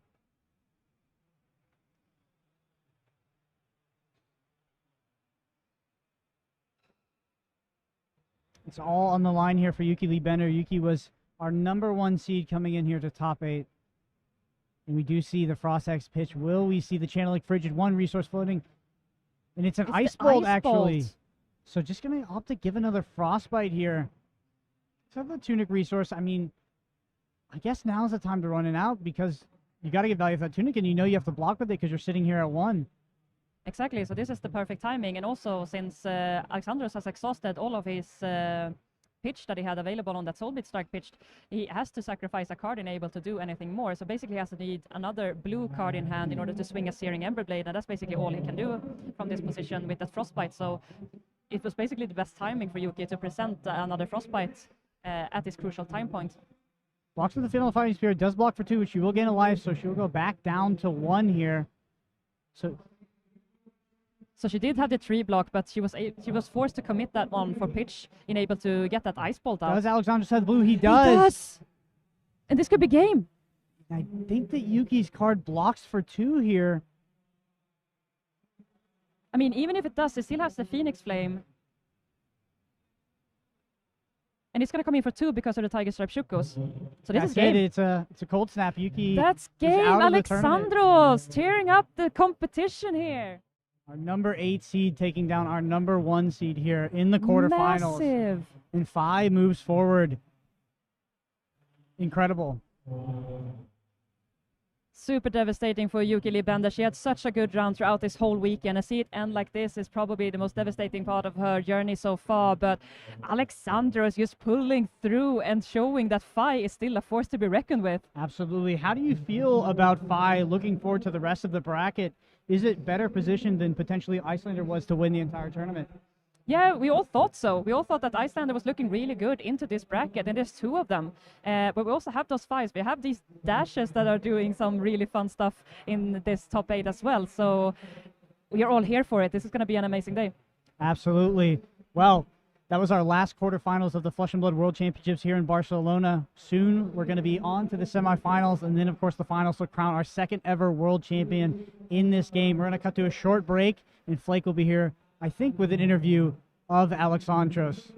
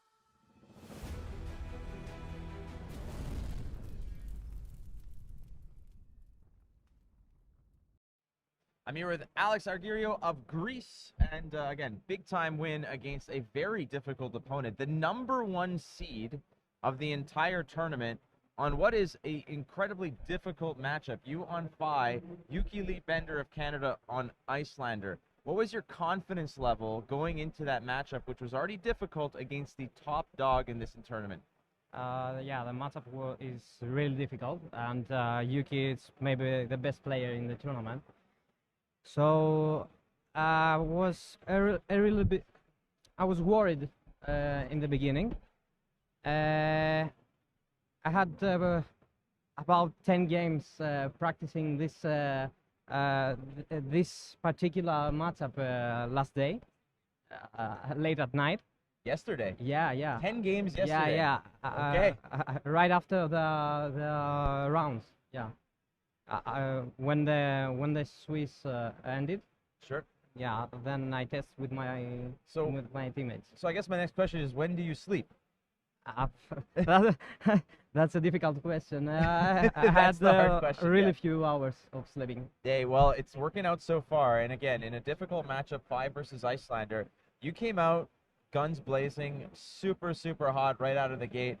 How did you, at what point did you feel like this was not just within reach, but almost an inevitability? Because you had her down to half-life totals very quickly, and it seemed like even when she hit you with Blizzard, Channel Lake Frigid, and all the ice effects, did that rattle you a bit, or were you even more resolved? Yeah. I was really worried when she hit me with that Blizzard. She hit me with that Blizzard after I popped my mask. So in that point, I was really, really worried about the next few turns, because Iyslander, she has her Storm Striders, which is the #1 equipment that can balance the life total. She can almost buy one turn, Sure. and that's what she wants. Well, there was a big-time cushion in your life total, and, we were discussing it, Pankaj and I was just asking, because this is a matchup that I'm not very familiar with from a practical perspective, and I'm just saying, I'm like, this seems very pivotal, hitting you with that Blizzard and being able to have Storm Striders, but it seemed like there had to be a lot of things to go wrong for you to inevitably lose that match. Were you just very confident towards the mid-game to just say, I can put this away? Yeah, I was confident, but I was confident because I had also good hands. Almost all of my hands had blue, and I play only 15 blues, so yeah, that was quite fortunate. Brilliant. Yeah. Well, hey, I want to say get some rest, but Yeah. not yet, man. But it's coming, brother. So Alex of Greece, congratulations. Thank you and very much. Still a lot of work to be done. But I don't think you could fit 10 Iyslander games between this one, man. Yeah, But yeah. still, either way, go relax, have something to eat. You're going and you're moving forward. So congratulations, Alex. And we've got more Flesh and Blood here at the World Championships in Barcelona. Stay tuned. We're coming back real soon.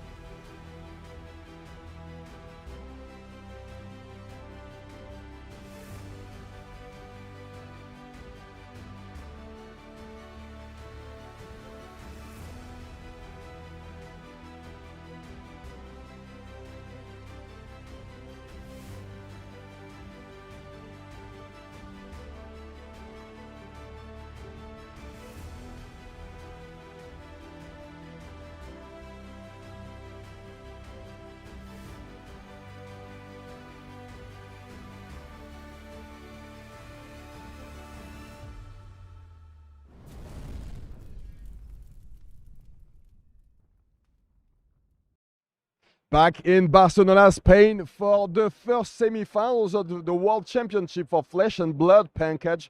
We've seen Easton Douglas dismantle this fight, but now he's facing another beast entirely, and you know about this one.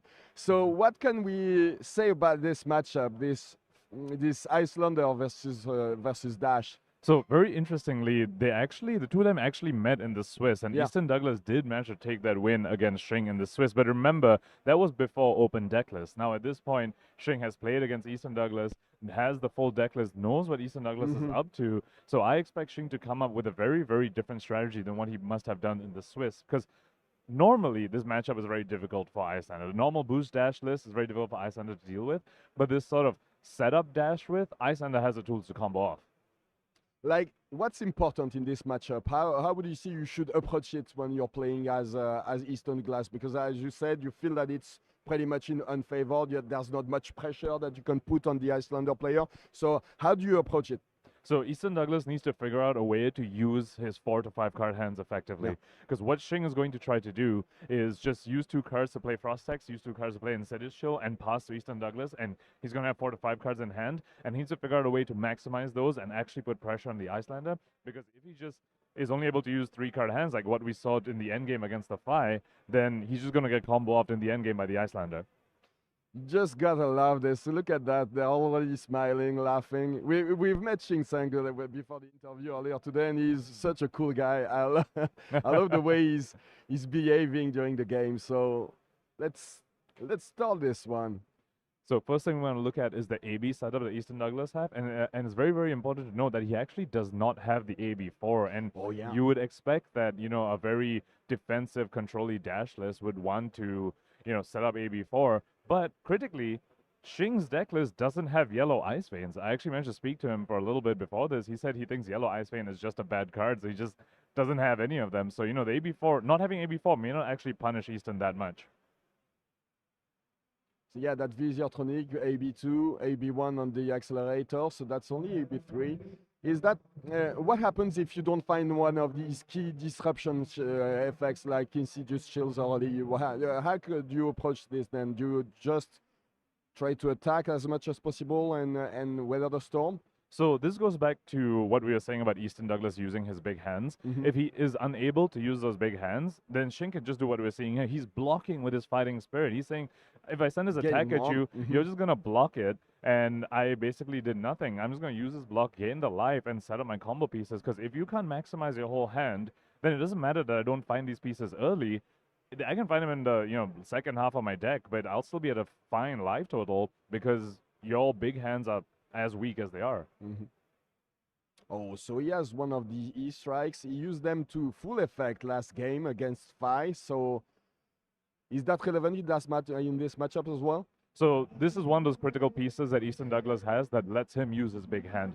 This is how you put pressure on Shing. Now, when you see him blocking with his attacks, you have to imagine maybe he's holding on to one of those key combo pieces that he wants to set up because, you know, setting the attack will basically be pointless. So Easton Douglas is saying, if you want to set up the combo piece, you will take damage. And once you take damage, eventually, if I get you in a blocking state, you won't be able to execute the combo because not only does Shing need to spend life to set up 6 combo pieces in the form of 3 hexes and 3 chills, he needs to keep enough cards in the endgame to pitch all those cards for a massive Ice Eternal. Would you say there's any chance that Easton Glass wins this game other than by fatiguing his opponent, or running him out of threats? I think Easton Douglas will win by damage. If he wins, then he will win by damage. Because I think fatiguing the Iyslander when they have all those combo pieces is going to be incredibly difficult. So Easton Douglas's win condition here is win by damage. If he isn't able to bring Shing to a low enough life total and Shing's able to execute the combo, that is a massive, massive damage combo, especially with the 3 energy potions that Shing has in his list. And I imagine brought into this matchup. For this particular matchup. Now, I'm fairly certain that when they met in the Swiss, Shing didn't do that because he didn't know what sort of dash Easton Douglas was on, but we can be fairly certain that he has brought them in for this semifinals game in the World Championships. He's taking his time to block this E-strike. There is probably going to be a pistol attack next. It's a 7 attack E-strike, so I don't Oh think no, Easton there's has... no go again. Yeah, Yes, my but bad. he Yeah. has preloaded the pistol, so you Mhm. know next turn we know he's going to be able to start with the pistol, give it go again without even pitching a single card. So this is how Easton wants to keep up the pressure. He's saying even with no cards, I can still block you out, but I can still send damage at you, really punish you for trying to set up those pieces that I know you have to set to win this matchup. And as you said, he wants to keep his pieces, so he took some damage there. Blocked only 3. And Shing coming back with his only strike for 7. It is not exactly what you expect from an Iyslander, but that's how they're played now. Yeah. Lots of these physical attacks. So Easton Douglas probably very happy with that trade. He's saying, sure, I'm happy to block with 2 cards. We've seen his list. We know how it struggles to use big hands. And Shing, again, continuously just blocking with these attacks. Second time blocking with his Fighting Spirit, saying, I value this life more, and sending attack at you basically does nothing. So these players are playing pretty fast, but I guess we can expect that it's going to be a very, very long game, right? Yes. Shing's win condition here is setting up 3 hexes, 3 chills, and 3 energy potions. I don't expect too many threats coming out from him until he does that. Maybe the odd E-strike that we saw earlier, but other than that, he does want to just set those up before he starts trying to, do something significant to Easton Douglas. Now, however, it is important to note he does need to chip some damage into Easton Douglas. The combo that we're talking about, the massive ice tunnel combo, is not 42 damage that Easton Douglas is at. It's around 36 if he's able to power it up completely. So he does need to figure out a way to chip some damage into Easton Douglas. And over here, the Ice Vein is probably one of the ways to chip some damage, because as you said, he's only packing 3 AB, so this Red Ether Ice Vein attacks it deals 5 arcane damage, so at least 2 of them, yeah, that's it. Yes. Preventing only 3, and that's 2 from the Waning Moon now. And unfortunately, that Aether Ice Vein was not fused. Now that, other than just that being a key chip piece, that's actually also a key combo piece, because disruption piece. Yeah, so in the final turns of the combo, the play line is you play a fused Ice Vein on your turn, and you use all the instead shill triggers, and so your opponent discards their whole hand, and then on their turn, when their hand is empty, you do a massive Ice Eternal play. So using one of those 3 red Ice Veins, remember Shing doesn't have the yellow one, so it's one of the 3 Ice Veins there, unfused this early in the game. That could be a little rough for Shing. He still has 2 more remaining. Let's see if he's able to use those to more effectiveness than that first one. I guess it's also important at this point in the game to take a look at what he's pitching for the later game.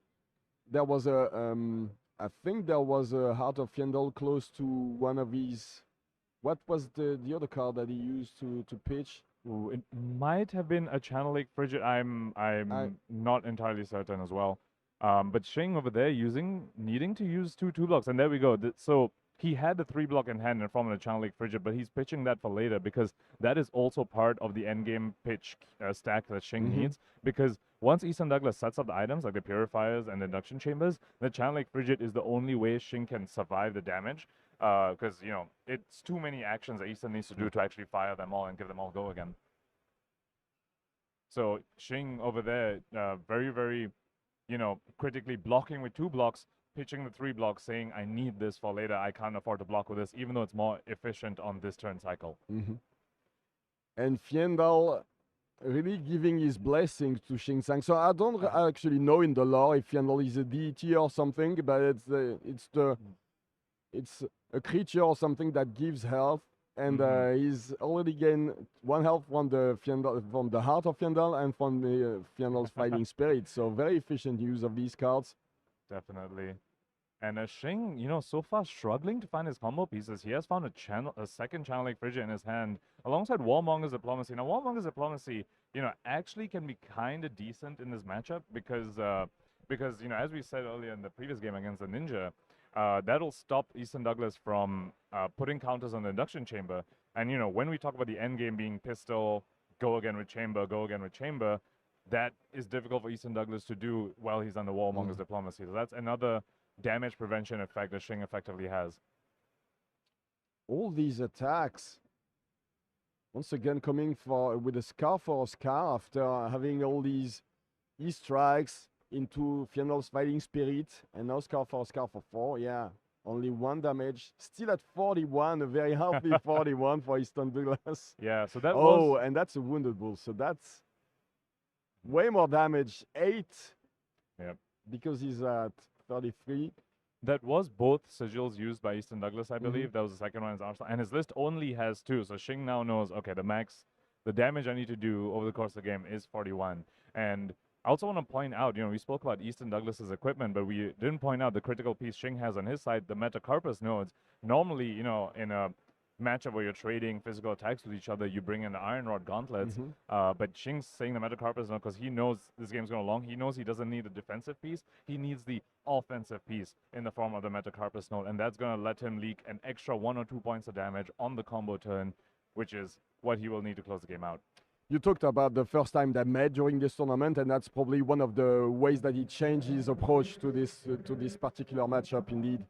Absolutely. I expect that in the Swiss, when they met together, Shing was probably rocking the Iron Hide, actually, in his list. He doesn't have Iron Rod, he's Iron Hide. But now, when they're facing the semifinals, he's saying, I know what you're up to. I'm going to Metacarpus instead. And it looks like Shing has finally found one of his board state pieces in the form of the Insidious Chill. Yeah. He doesn't have an arsenal now. He knew that it was the time to push some damage.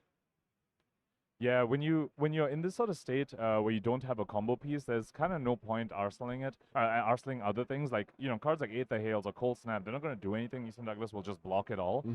So he's freeing his arsenal up for those combo pieces, because if you get stuck with an Ice Bolt in your arsenal and you've drawn your first Insidious Chill, that can be really, really bad for you. So Shing, very heads-up play, keeping his arsenal zone empty so that he can fill it up with the combo pieces like the Insidious Chills, like the Frost Hexes.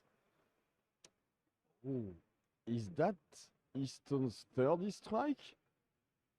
I've seen so many of them that it's hard to keep track now. I don't know if it's his third, but look at that. Defending with another one. He strikes on both sides, just flying around. Once again, we see Shing blocking with an E-Strike. Again, just very, very heads-up play by him, saying, look, sending attacks at you literally does nothing. We've seen him send Wounded Bulls and Fighting Spirits so far, and Easton Douglas is still at a comfortable 36.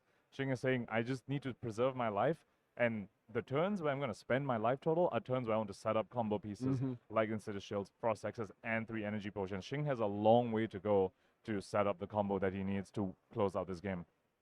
And on Easton Douglas' side, he's doing such a good job so far putting on the pressure. Those E-Strikes have been coming in extremely handy.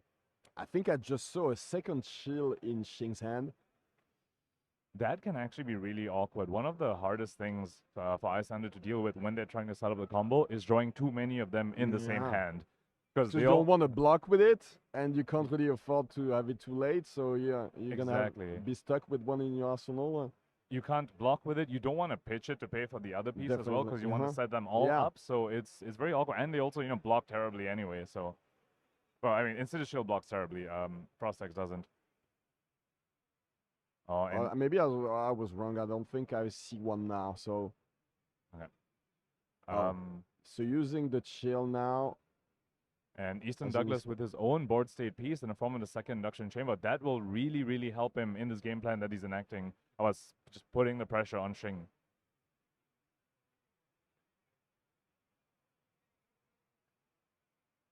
And the Waning Moon activation, so that's some way also to chip some damage. Yeah, because definitely Easton wants to keep an arsenal, so he took some damage there. Did he? Yes. Yeah, he did. I don't think the life totals are updated. Yeah, life totals haven't been updated yet, but he did take the damage. Shing once again hasn't found another combo piece. This is looking to be a little unfortunate for him so far. I mean, it's been quite a few turn cycles of the game. All he's found is one Insidious Chill. We know he's packing the energy potions, and obviously has 3 chills and 3 hexes as well. But he's very, very wisely blocking with his attacks. I really like the way Shing is executing this. He's saying, I can't trade damage with you, even though I trade better. Even Iyslander is known for trading, 2-card 8s, 2-card 7s, which are, just better rates than what Dash can, do otherwise, especially Easton Douglas's list. He's saying those are not the turns I can take damage for. The only turns I can take damage for is to set up combo pieces.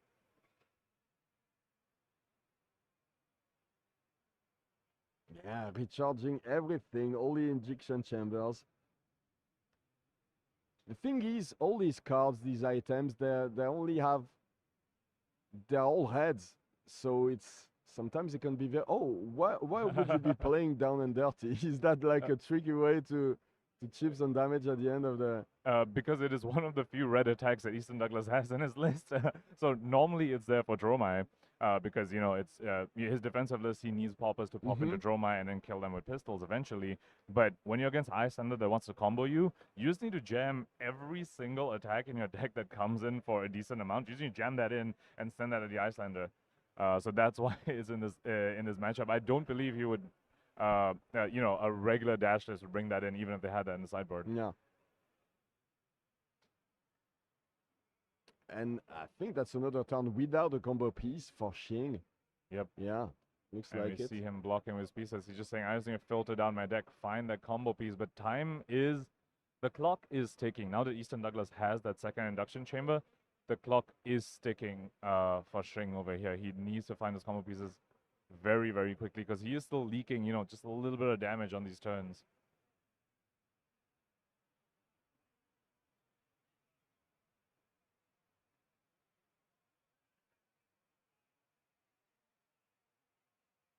Easton Glass doesn't look too happy and too convinced about what he can do now. During the second down and dirty, yeah. Yeah, but here we see Shing perfectly taking advantage of exactly what we were talking about. That was a 5-card hand from Easton Douglas. He was only able to use 3 of it.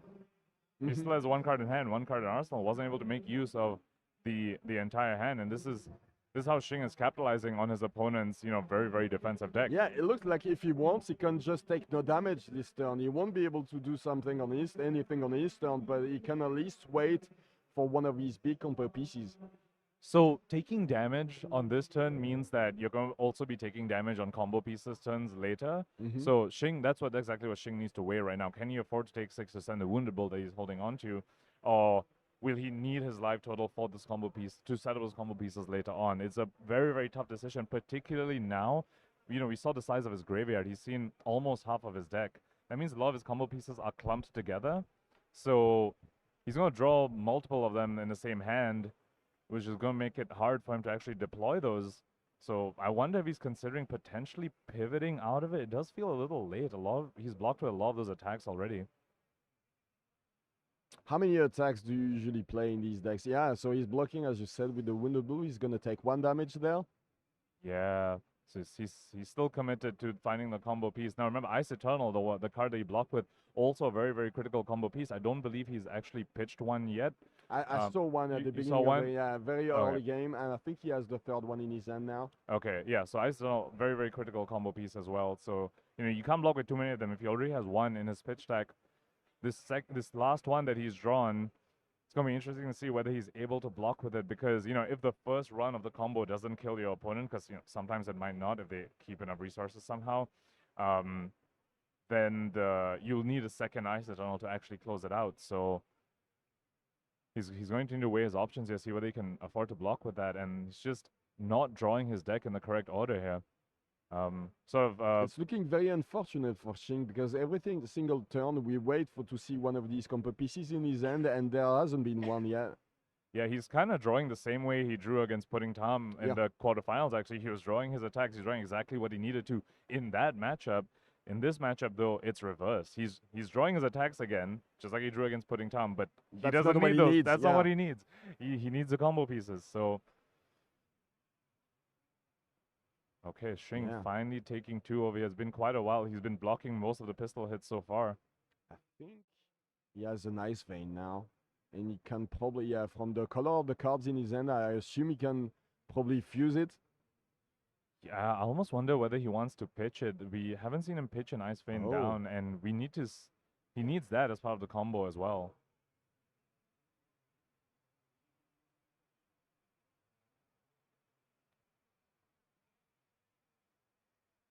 Easton Douglas going ahead and, putting counters and everything. Yeah, putting counters everywhere. Mechanologist. That's not something that's... I mean, if he doesn't attack with attacks, maybe Shing can just take the full value of his pistols to the face and just try to put together 1 attack at least. Potentially. Because, as you said, it's like the kill range is like 36. With all the combo pieces. Which he doesn't have, obviously. Yes, he doesn't have. Oh, Easton Douglas once again punished. This Wow. is punished, boosting away a generic from the throttle. We saw this happen Yeah. in his game against Fire as well. This is what Shing needs. He needs Easton Douglas to just not be able to put under pressure for a while. This is the second time we've seen this game, Roman, where Easton had 5 cards, only able to use 3 on offense. One of them sending a blue as well. So, not very, very good. Using the scolding from his arsenal, so that's 4 damage during his opponent's turn. Oh. Yeah, he told him that he was playing it during his turn. I think Easton drew too fast. Yeah, I think Easton just assumed it was the over. The turn was over, yeah, but he had this scolding, and that's 4 damage during your opponent's turn. Yeah. Typically, you don't want your opponent to have cards in their hands when you're playing the scolding, if you want it to do some damage. So, yeah, I don't know how it's going to be resolved. Yeah, there's a judge. Judge call for this. We'll wait for him to resolve this. Once again, shout out to our fantastic judges. Without them, these events can't happen. All of us watching, being able to enjoy these amazing games, all because of our judges. Yeah. Shout out to that team. And every single time they manage to find a way that it's satisfactory for both sides. It's never about punishing one of the players for making a mistake or drawing too fast, but just making sure that the game state is even and that it's resolved in a satisfactory manner for everybody involved. How relevant are these scoldings at this point in the game, by the way? So I believe Easton Douglas just had 1 card in hand before he was about to draw up. So Shing would, at minimum, leak 3. It would be 4 unless Easton wants to cash in the tunic counter as well. If Easton cashes in the tunic counter, Shing gets to leak 3, which, remember, we talk about chipping down. We talk about the final combo with all the pieces being 36 damage. Well, if Shing's able to chip Easton down to somewhere in the 20-ish range, then he actually needs fewer combo pieces. So, that is one way he seems to be playing around not finding his combo pieces earlier. He's playing around it by saying, okay, if I can't find all my combo pieces now and I can't reach the full 36, instead I'm just going to chip you down more and I don't need to find all my combo pieces. Just 2 hexes might be able to do it if you're in the 20-ish range. So quite relevant if he's able to leak that 3 damage in on this turn. In any case, if he doesn't want to go for the full combo, maybe he can just put him to 5 or 6 health and just make sure that he's going to be on the back foot for the whole game, because that's only 3 AB. That's a very precarious situation when you're very low against Iyslander. Even if there's no combo, like a couple or maybe 3 of these arcane damage spells can do lots of damage. And if Shantz is still pretty healthy, maybe that's one way to end the game, not going full combo, but just some chip damage over there. Completely agree. Yeah, I think that could be an ultimate win condition for Shing as well. But we do need to remember he doesn't have any yellow ice veins. Yeah. And we saw him block with one of his red ice bolts. So all he has is 3 red ice veins that arcane damage spells that are above 3. We already saw 1 being used unfused, 2 more remaining in his deck. So those are the only arcane pieces that he has that guarantee leak over 3 damage. That can guarantee to leak over AB3. Even considering that there's this Metacarpus node that can add some damage, even if it's a bit expensive, and if you've used it for the combo, it's basically gone. But yeah, I think Metacarpus on something like a blue ice vein could be very, very critical as well. Basically turning that blue ice vein just making into sure a that yellow. it Makes it hit, makes it disrupt even more, get resource out of Easton's hand. Looks like the resolution is that they're allowing Shing to decide what that last card in Easton Douglas's hand was. So he's probably going to choose that Fate Faustin. Which would mean the Emeritus would leak, up to 3 damage. Unless he wants to use the Spring Tunic counter, which he probably might, though, because he's not using it very, very often. So yeah. So it'd be 3 damage from the Emeritus itself, but Shing has Tunic up with 1 floating, so it would be Waning Moon as well. Yep, Shing picked the red Fate Foreseen here, so Easton can block 2 AB if he cashes in the Tunic, but he'll be taking 5 over here. That's pretty significant. You have to imagine he had the blue in hand before he was about to draw up, but if you draw up before your opponent, when your opponent played the Emeritus, this is just something that could happen. So Easton Douglas going down to 28. And there you go, as you said, the Waning Moon activation for 3 more. So that's turned out perfectly for Shantz. Unfortunately for Easton, it was probably not what was supposed to happen if he drew a little bit later than that. Yeah.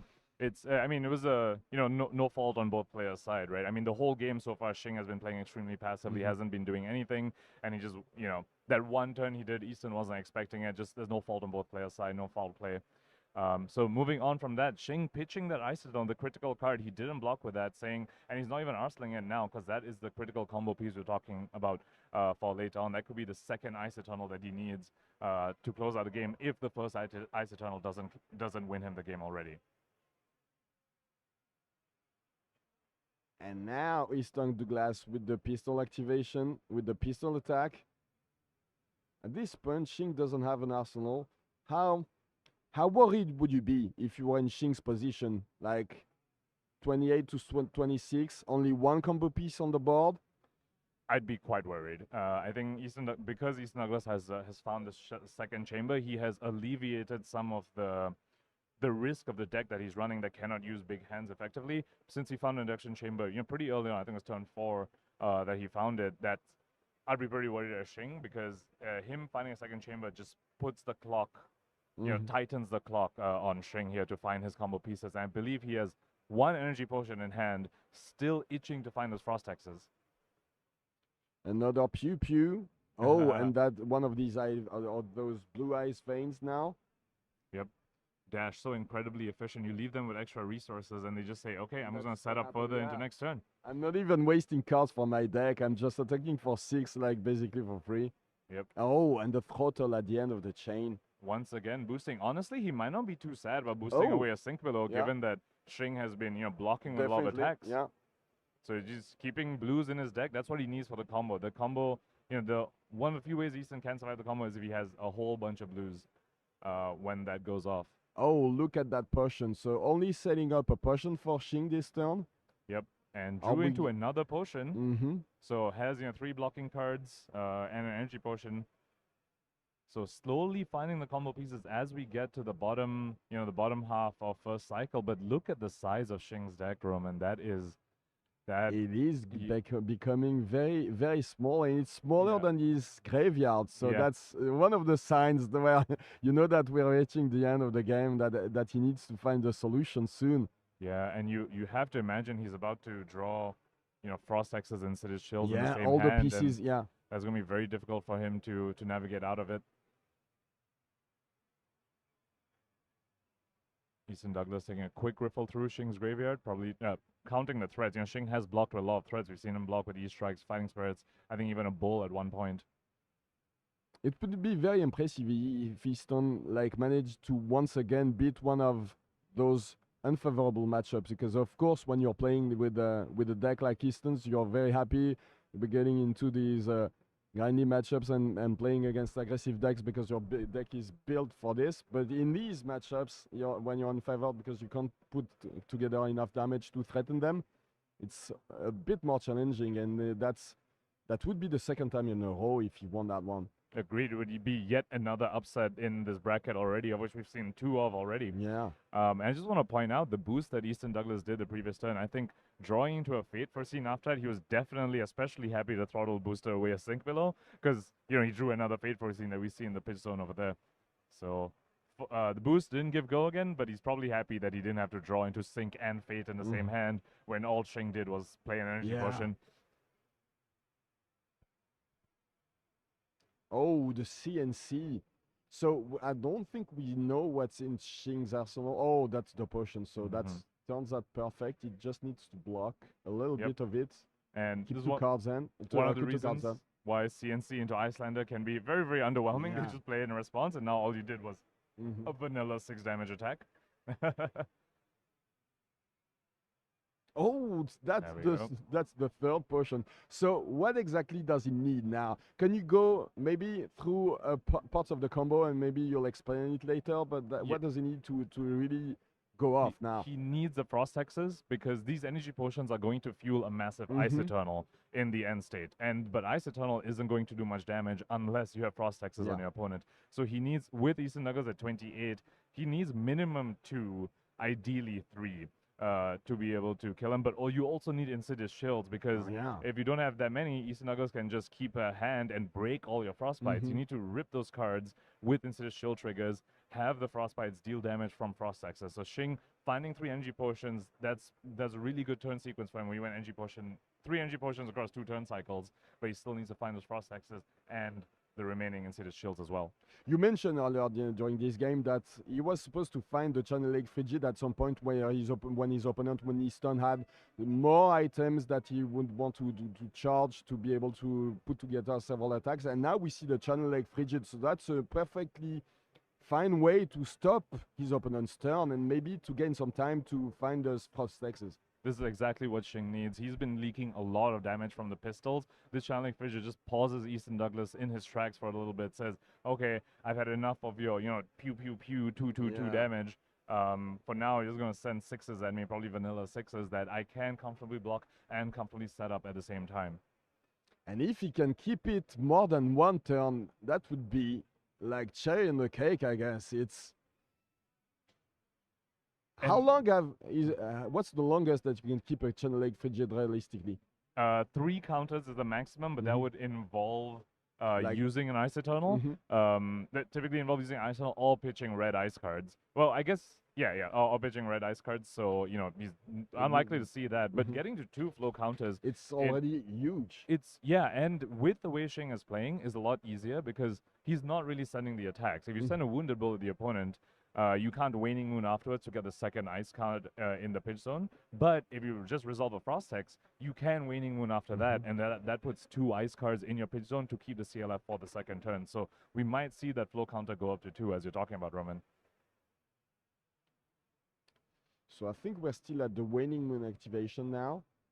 Easton deciding how much damage he wants to prevent with the Arcane Barrier.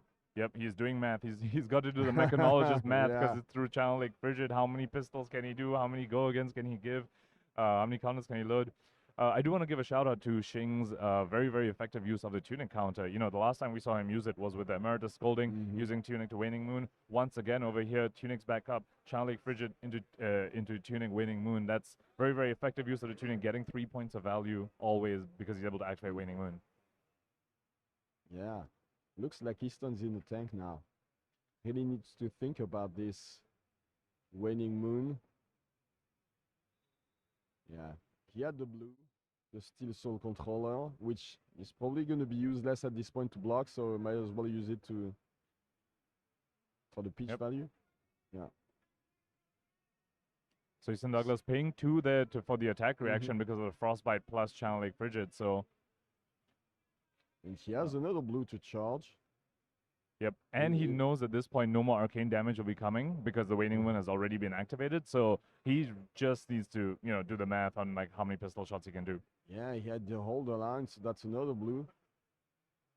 Another attack. Yep. Shing is getting pretty low now. He's at 12. Yeah. So looks like at that point, you need to keep your whole hand if you're Shing, because you want to at least use your Cornet Peak to keep the Channel Lake Frigid. Yes. So Shing has 2 or 3 cards, I believe. Yeah, okay. 2 cards. There we go. Finally a Frost Hex. Keeping Channel at the same time as well. So that's what he needs. But as you pointed out, Roman, being at 12, this has suddenly become a much closer game with 3 energy potions, 1 chill, 1 hex, and the CLF around. This has become a bit of a closer game, but Easton Douglas definitely still in the driver's seat for sure, because Shing is in the low life total where we spoke about this earlier. He needs to spend life to resolve combo pieces, but to execute the combo, he also needs to spend life because that's his whole hand to do the 36 damage combo. So I think I saw the last 2 chills, and as you mentioned, now he has both in his hands, so that's very hard to get rid of to play both of them. Yeah, honestly, this Channel Lake Frigid actually could come in very, very clutch here because he can resolve a combo piece and not lose too much tempo because he's able to Waning Moon after resolving a combo piece to put 2 ice cards in the pitch zone. That will mean not blocking a lot this turn. Yes, and that is exactly Once again, the trade-off. Yeah, we go back to leaking damage and having not to block. Which is unfortunately the trade-off you have to make when you go for the combo. You have so many pieces to set up. Every time you set one up, you see tempo, you lose life because you made a play like that. But sometimes you know, against a deck like this, against a Fatigue Oldhim back in the day, that is simply the way you had to play, because otherwise, you know, you just don't have another win condition because they'll just block you out of threats.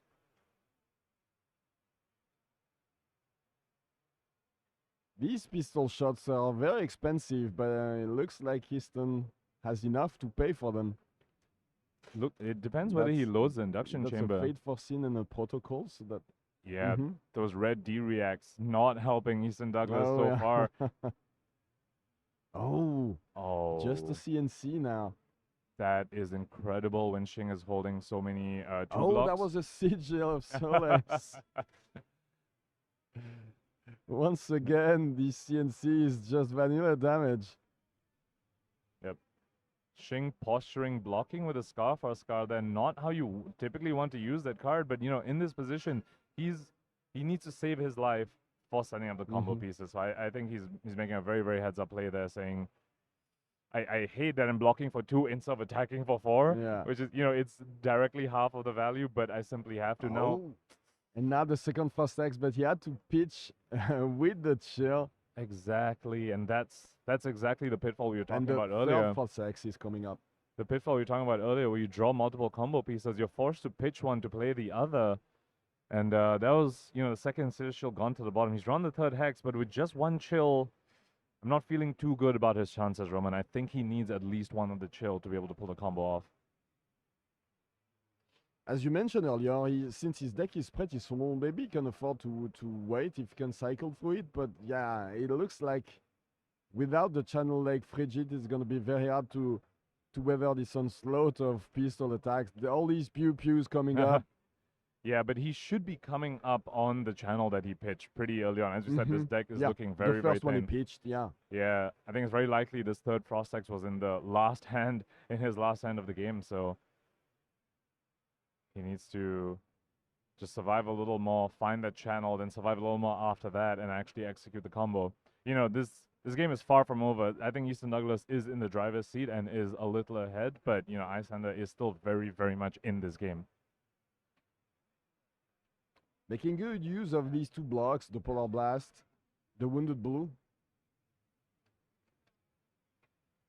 Once again, Wounded Bull, you know, he would love to attack for 8 instead of blocking for 2, but he's just showing us he knows what his priority is in this matchup. So there's an Oasis Respite, and we know that there's a card that's been staying a long time in Easton Douglas's arsenal, so maybe that's another one. Is that important? It's important for the Ice Vein. The Shing's combo involves the Ice Vein on his turn into a big Ice Eternal on the opponent's turn. So you can basically destroy it.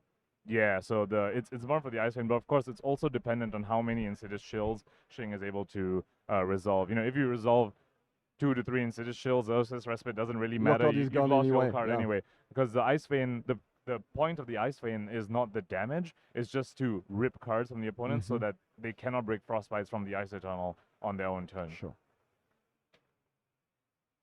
Another block, and now Shing is very low. He's down to 7 after this Fiendal Fighting Spirit attack. Another Sigil. Sigil's coming in clutch, and when your opponent is attacking for 2 again and again, it is very, very inefficient to block those, but Sigil, you know, helps you play around that. Similarly, when your opponent's coming at you with Kodachis, Sigil of Solace just helps you gain back the efficiency that you lost when you're blocking stuff like pistols for 2, Kodachis for 1. Back to playing very fast. I think I saw 2 Ice Veins, a chill. So Shing over here, it looks like Easton loaded the pistol and Shing is holding priority here, deciding whether he wants to do something. Couldn't quite catch what he put in his arsenal the previous turn, and finally we see the third Insidious Chill in his hand.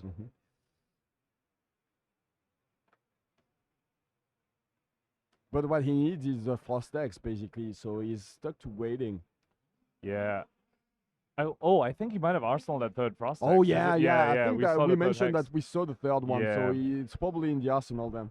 So we saw the third Hex, but then once again, Hex and Arsenal, Chill in hand. If he wants to resolve both of those and still keep an Arsenal, he won't be able to, he won't be able to block anything. Clicking, yeah, if he does that.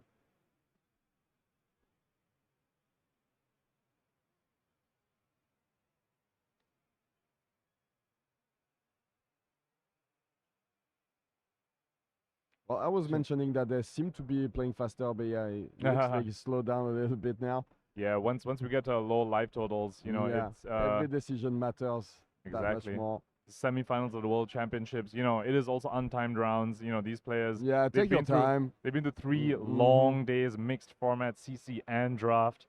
Finally made it to the top 8. You don't want to lose to just, you know, small mental misstep. This is take your time here, just make the best play. Especially when you're playing a deck like Iyslander, you know, that's very intense to think about all the lines. Is that the deck that you find the most challenging to play with in Flesh and Blood? My pick for the most complicated, most challenging deck to play is Dromai. I personally think that deck is very, very difficult to pilot masterfully, but Iyslander is definitely also up there for decks that can be very punishing for, you know, newer pilots. Yeah.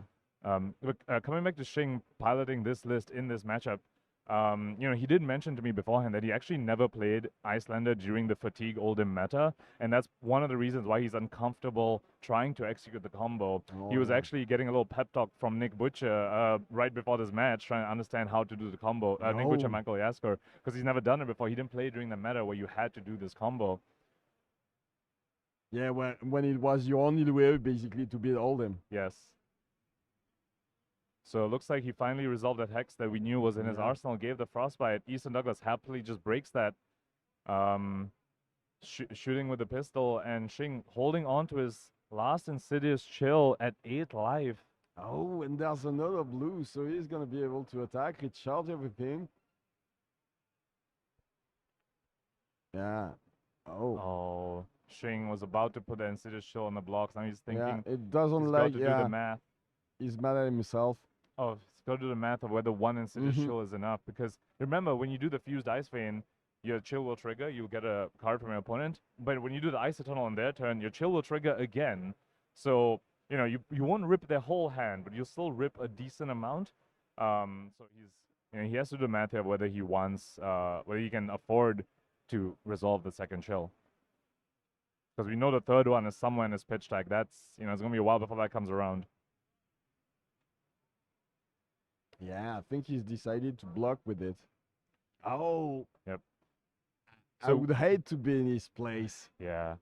So we have been focusing on Shing a lot, but I also do want to commend Easton Douglas's amazing sequencing here. You know, he's always using his resources just when he needs it. He's saying, okay, you know, he has resources to charge up stuff. But he's saying, no, I'm just going to charge the induction chamber that I need to use right now, just in case no matter what. You know, you have a blizzard or something like that, save the resources, and once I get to the end of my turn, that's when I'm going to load everything back up. And I'm not going to get greedy with it. I'm not going to rush loading up all my items. We're going to take our time with this. And look, he's pushing more damage with the 0 to 60, and keeping all the counters for next turn. And Shing just blocked with a red Ice Vein. I believe there is just... Oh no, he boosted the Heart of Fiendel, sorry, that's why he couldn't attack again with the pistol, I guess. Yeah, but once again, I think Easton probably okay boosting Heart of Fiendel. He's not going to get lower than his opponent. But yeah, Shing blocking with the red Ice Vein there. He is in a very, very precarious spot. He is back at his pitch tag. We saw 2 CLFs in his hand. We noticed when he pitched them early in the game. So let's see if he's able to set up that last chill and the CLF to survive getting the combo off. We're getting to the final points of the game here. He still has 3 armor block. Let's not forget that. Well, not the tuning. The tuning's important for the combo. He has 2 armor block. But you can block with the Carnet Peak, yeah. And as you mentioned, he's playing Metacarpus Node, so there's no Iron Hat Gauntlet. Yep. Iron Rot. Which one do you prefer in this metagame, by the way? Is that Iron Rot all the way, or is that Ironhide in... I think it's pretty split. A lot of Icelanders, you know, flip-flop. I mean, Ironhide works very well with some of the 2 costs from your arsenal, works very well off of Tunic. But of course, Iron Rod is somewhat more flexible. So it's a bit of a, you know, a mix-up, and some Icelanders like Shing prefer the Ironhide, and some other Icelanders prefer the Iron Rod. Once again, Easton Douglas, you know, has the one floating, could have loaded the chamber beforehand, but he's saying, nope, just gonna leave it floating. I might need it. Yeah. I might need this. He's playing very, very disciplined over here on Easton Douglas' side. So at that point, I mean, as long as Shing is not dying, it can go very low because your health doesn't matter as long as you win the game. If you're at 2, definitely okay. So it just use your health as a resource. So to keep the first part of the combo where you do the fuse on your own turn, you do need to keep a fair number of cards. Like a red Ice Vein costs so uses 3 cards. You can do a 0+ fuse on an Ice Eternal, for example, and only keep 2 cards. But there's still cards you're going to eventually need to keep to start executing the combo. And so for that reason, going down to 4 is just a very, very precarious situation for him. Oh, the Channeling Frigid, which would have been amazing if it was on the board. He has 1 more in his hand. Yeah. That is a second one that he's pitched. So, you know, he will need to deploy that and then potentially draw into what can fuse. Oh, 1 health from the Heart of Fyendal. Yep. That's gonna be 2 damage. And the red Ice Vein, and the Insidious Chill triggering it. That is his last red Ice Vein. I couldn't quite catch what his last card is. I wonder if that's the Ice Eternal. I wonder whether he's going for the combo following this turn off of just 1 Insidious Chill. Are we going to see it now? So now it's Easton Douglas's time to do a whole bunch of math, you know, counting down how much can he pay for this Ice Vein, whether, you know, his hand's going to be stripped from the Insidious Chill trigger on his own turn if Shing has the Ice Eternal. Because as you mentioned, Shing said that he wasn't very comfortable running the combo, but I'm pretty sure Easton Douglas knows how to beat it and how to play against it. You have to be comfortable with that matchup in this metagame. Yes, Icelander's in that position where she is one of the decks to beat. She's one of the top decks that people are preparing for. Dash was in the conversations, but not quite at the same level as Iyslander was. So in terms of preparation, you have to give it to Easton Douglas here. He's probably the one who's more prepared for this matchup. And you know, we point out the Oasis Respite. I wonder whether he has that here, you know, when in the arsenal, it looks like he kept it for a long time, so that's one of the, I guess, the best card to have in your arsenal for that particular situation, for that particular matchup. Oh, Easton Douglas taking all that damage, and Shing did pitch away the Channel Lake Frigid. So we might be going for the combo if he has that. Yeah, I think he has it. I think I just saw it. So yeah, it looks like it. He's like touching all the cards that he needs for the combo. So okay, now you get in the tank. You can start to do the math. Yep, with just 1 card in Easton Douglas's hand and the Insidious Chill still tricking. Okay, it looks like he's going for it. He's going for it. Wow, with only 1 chill. So let's just, while we have some time, explain how the combo was. So basically, Ice Eternal deals as much damage. I'll let you go through it because you're better at it than me. Okay, so he floated 7 resources from 3 energy potions and Tunic. He's about to pitch 9. So this Ice Eternal X is 8, which is going to create 8 frostbites and deal arcane damage equal to the number of frostbites that Easton Douglas has when Ice Eternal resolves. In this case, that'll be 8. I wonder whether Shing will also use the Metacarpus over here. It looks like so it. there we go. It's he game. knows it's that just he game. won. Wow. It's over. Yep. Easton knows that the writing's on the wall and there's nothing to do against the combo, especially with the node. Yep. Easton just, you know, cut me off while I was explaining the combo, saying it's over. I know it's enough damage. And to be honest, coming back to the judge call, which ended up leaking 2 extra damage from the Emeritus Holding, not relevant in the end. This combo is going to be over 30 damage. So, you know, ended up not being relevant over there. Shing managed to execute that match. He had to navigate a very, very difficult sequence of draws there, Roman. All his combo pieces were at the bottom. Yeah. Every single time we talked about the situation for Shing, you were saying that he was behind and that his old path was finding a way to play and to find a way to assemble the combo as fast as possible. But he was all in the bottom part of his deck, but he still managed to do it. Very impressive by Shing Tsang from Vietnam. Wow, I love that game, and I've got to tell you, I'm not one of the guys that's very comfortable with these skill-intensive decks like. Nah, don't sell yourself short, Roman. That makes me want to play and to practice. But unfortunately, it looks like she might be going to Living Legend, my friend. We have an Iyslander in the finals. In the finals of the World Championship. Wow. And I know a lot of people would be very happy for her to go to Living Legend. I know you're not part of this group of people, but a lot of people would. But I will be very happy for Shing. Shing is amazing. I've had the pleasure of playing against Shing. He's just such an amazing, very, very nice guy. And, you know, if he's the one to win the world championships, it's fine if Iyslander Yeah, levels. and he's an amazing player. So yeah, Yep. I mean, that's the kind of player that you want to see these big events. So it looks like we're gonna have an interview with Flake and the winner of this game, Shing Tsang.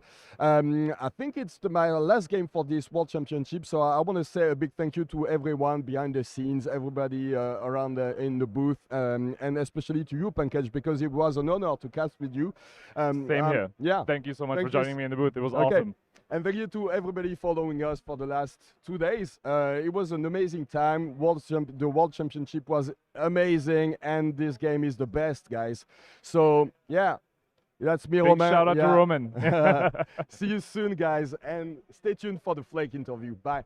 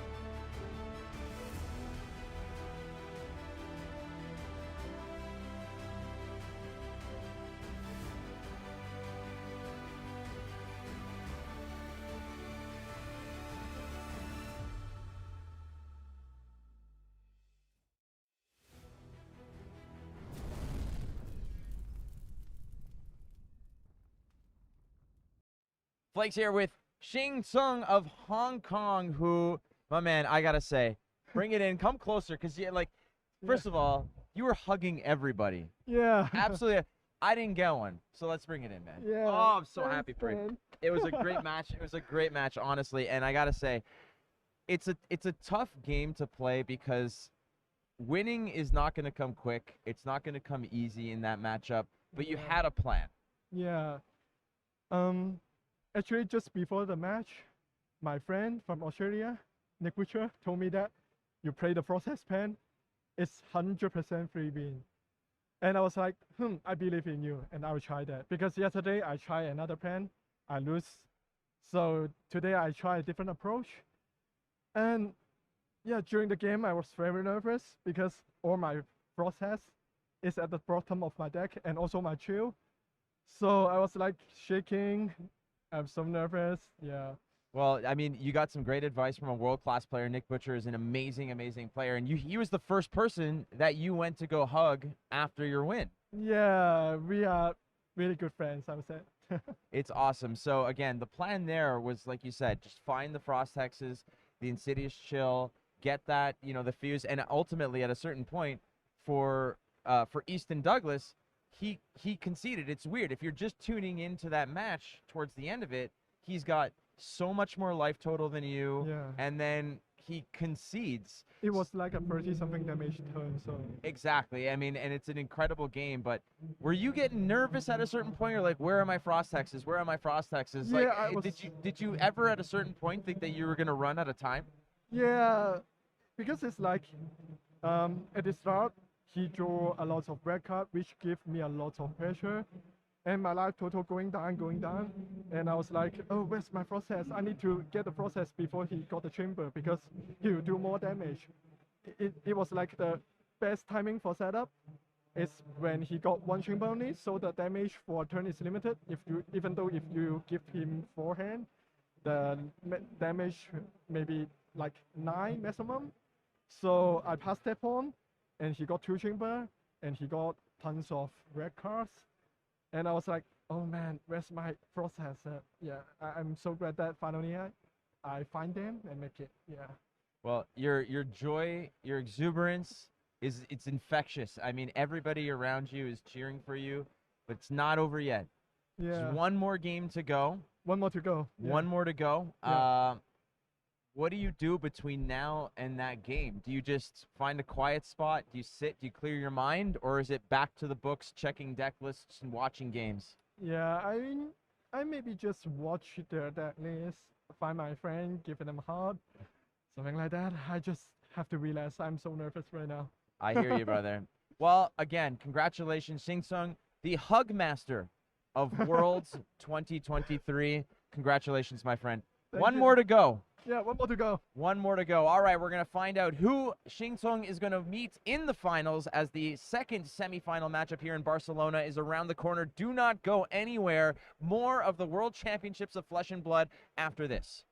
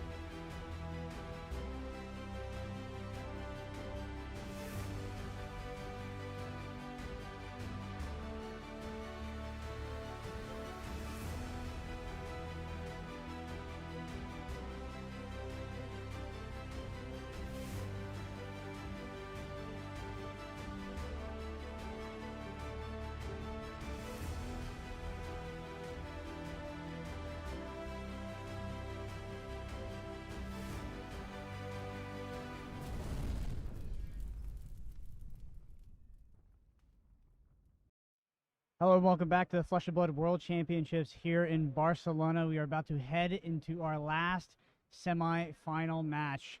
Brendan Patrick joined by Erica Forslov. We have Aaron Shantz versus Alexandros from Greece. This is going to be Dromai v Fi, and a lot of Fi's brought that deck specifically to beat up on Dromai this weekend. But we have seen Aaron Shantz win against 2 Fis already on stream. How do you think this match goes, Erica?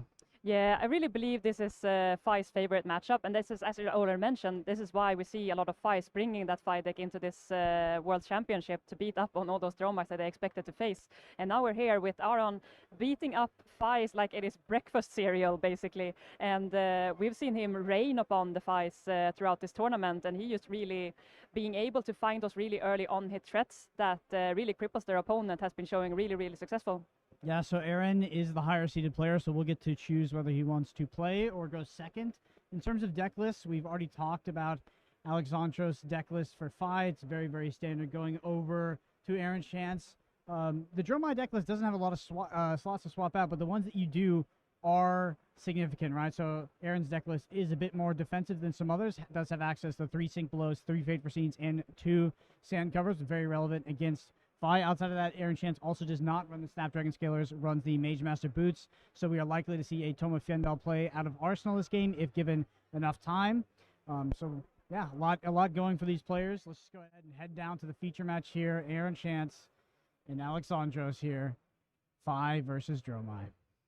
Yeah, so Alexandros is sitting on the classical 3 CNC as his only... No, he actually is running 1 erase phase now when I look at it. So he's actually running 2 Command and Conquer and 1 E-phase. So we're still looking at the 3 poppers available for him in the forms of popping those Phantasm triggers on these dragons.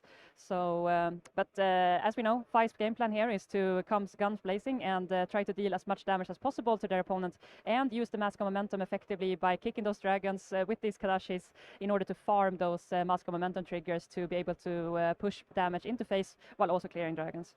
Does Dromai just want to always go first now with the Royal package in order to crack that gold, sort of free roll the Ash, and then potentially play one of those big dragons? I mean, you have that like turn 0 equity where you could just Tomultai on turn 0 and blow up a key piece of equipment, but at the very least you get to activate your gold token, draw a card, and just get that 2 Ash. You can start rolling. We get a turn 0 Sigil of Solace.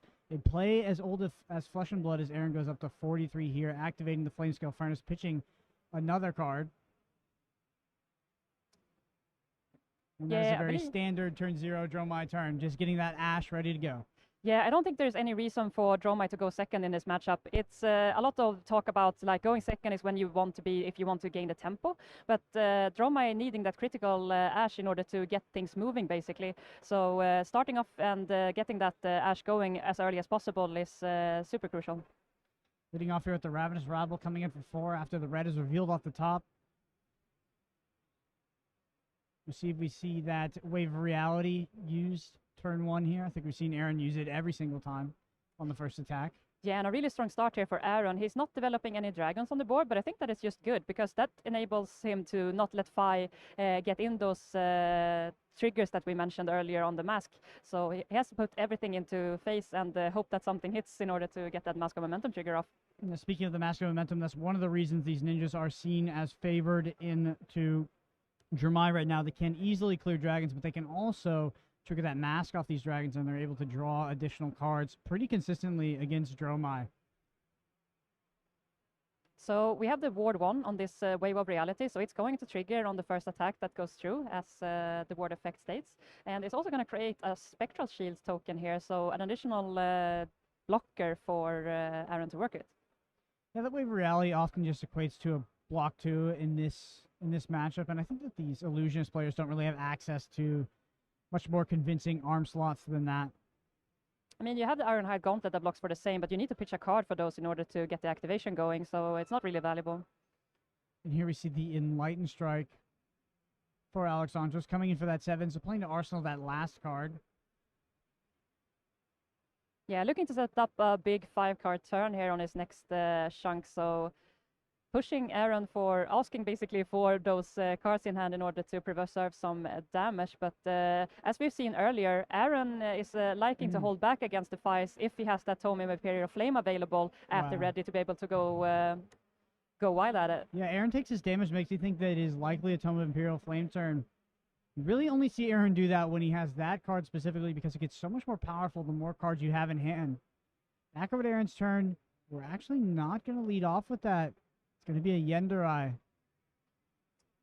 Interesting. So opting in to take the damage here to basically establish a board. So having the 3 Ash available off the bat is the exact key you need in order to get those dragons going.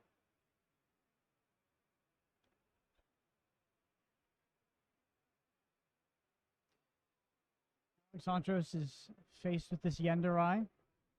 He's able to block, but often we will see the Fis opt to not block that much in this matchup in order to utilize that 5-card hand. Can see a Mounting Aegir in hand as well. A critical on-hit trigger for this deck.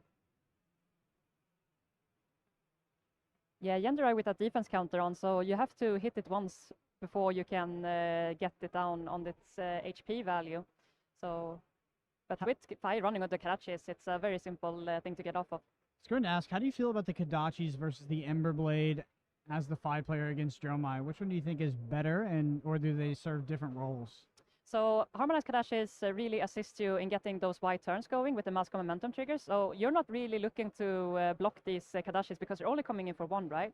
But so they're super easy to set up these Mask of Momentum turns where you come in with the 2 Kodachis and a big attack to get that Mask of Momentum trigger. But in the end, the Emberblade, of course, for the same pitch value, you get 1 additional extra damage going, and you have the Draconic Chain Link to be able to pitch your Phoenix Flame to go even wider. So it's a big debate in the Fi community on whichever way is your biggest preference. So the fault the Ender here is in a race phase, going to demand most likely some blocks out of Alexandros. It's a decently relative on-hit effect. Absolutely. I mean, losing your class and talent means that you have no longer any draconic attacks available to you. So that could really cripple your turn in terms of getting going wide, because some of your draconic attacks rely on you having your draconic chain links up and going. And being able to activate Fi, you want those draconic chain links for that matter as well. So there is a lot of things that cripples Fi if he takes this race phase.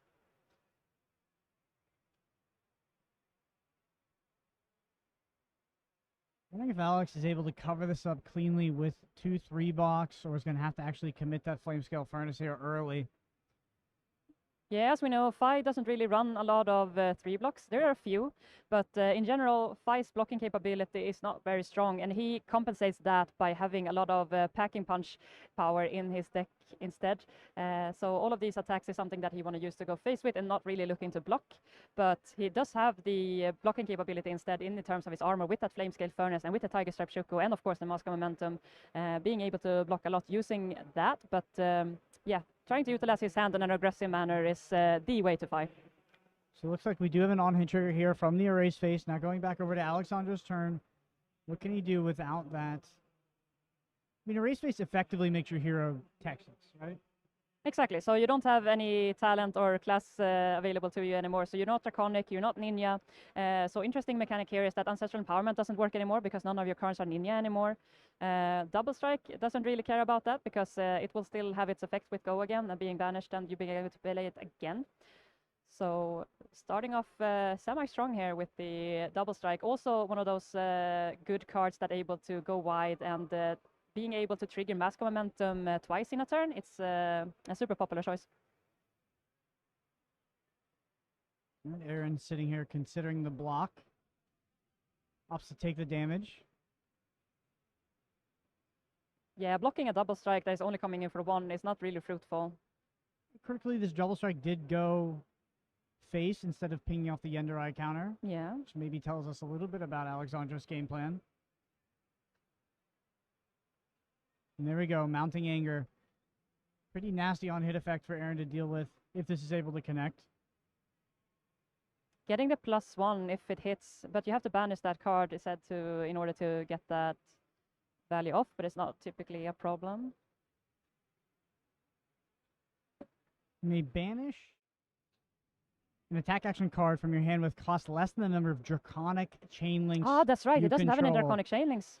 Yeah, thanks so to the race face. Yeah, not a interaction that we encounter very often, but I'm wondering if Aaron is thinking about that or if he's just trying to preserve life at this point. You see that one blue Pursuit of Knowledge, that card was recently popularized in Dromai off the back of the Calling at Dallas. I'm trying to remember if the Bittering Torn says something similar, if it requires to be a Ninja card, or if it's just an attack action card, or if it matters. I think it's just an attack action card that it gets a +1 on next turn. Interesting. You mentioned this card specifically in regards to Erase Face. Yeah, since it loses the Ninja ability, then if you have anything targeting Ninja, then... Wait. Did he play the Ancestral on the double strike? We see the judge checking the Erase Face here. Erase Face. We just went over that card specifically, so it's really interesting that it comes up here. Because the double strike does not have the Ninja talent anymore, because it lost that due to Erase Face, it's not going to be able to activate because it's not a legal target.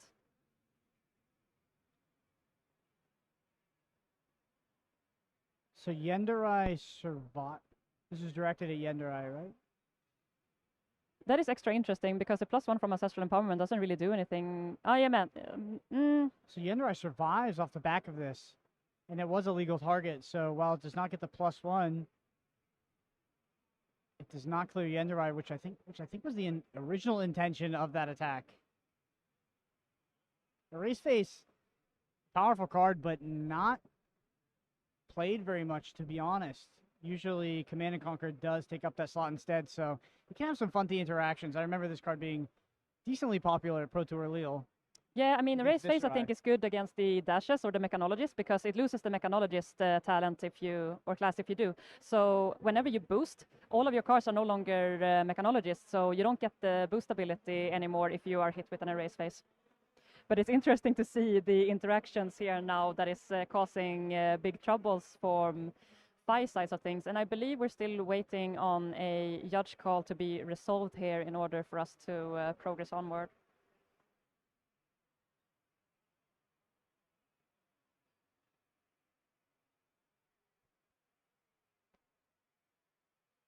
Definitely a bit devastating if this is able, it still has to hit Yenderai, and Yenderai will actually survive this attack. I guess does have the availability to Kadachi it to finish it off. So the damage is persistent through the turn, but resets after, I believe. I feel like we are consulting the head judge as well here.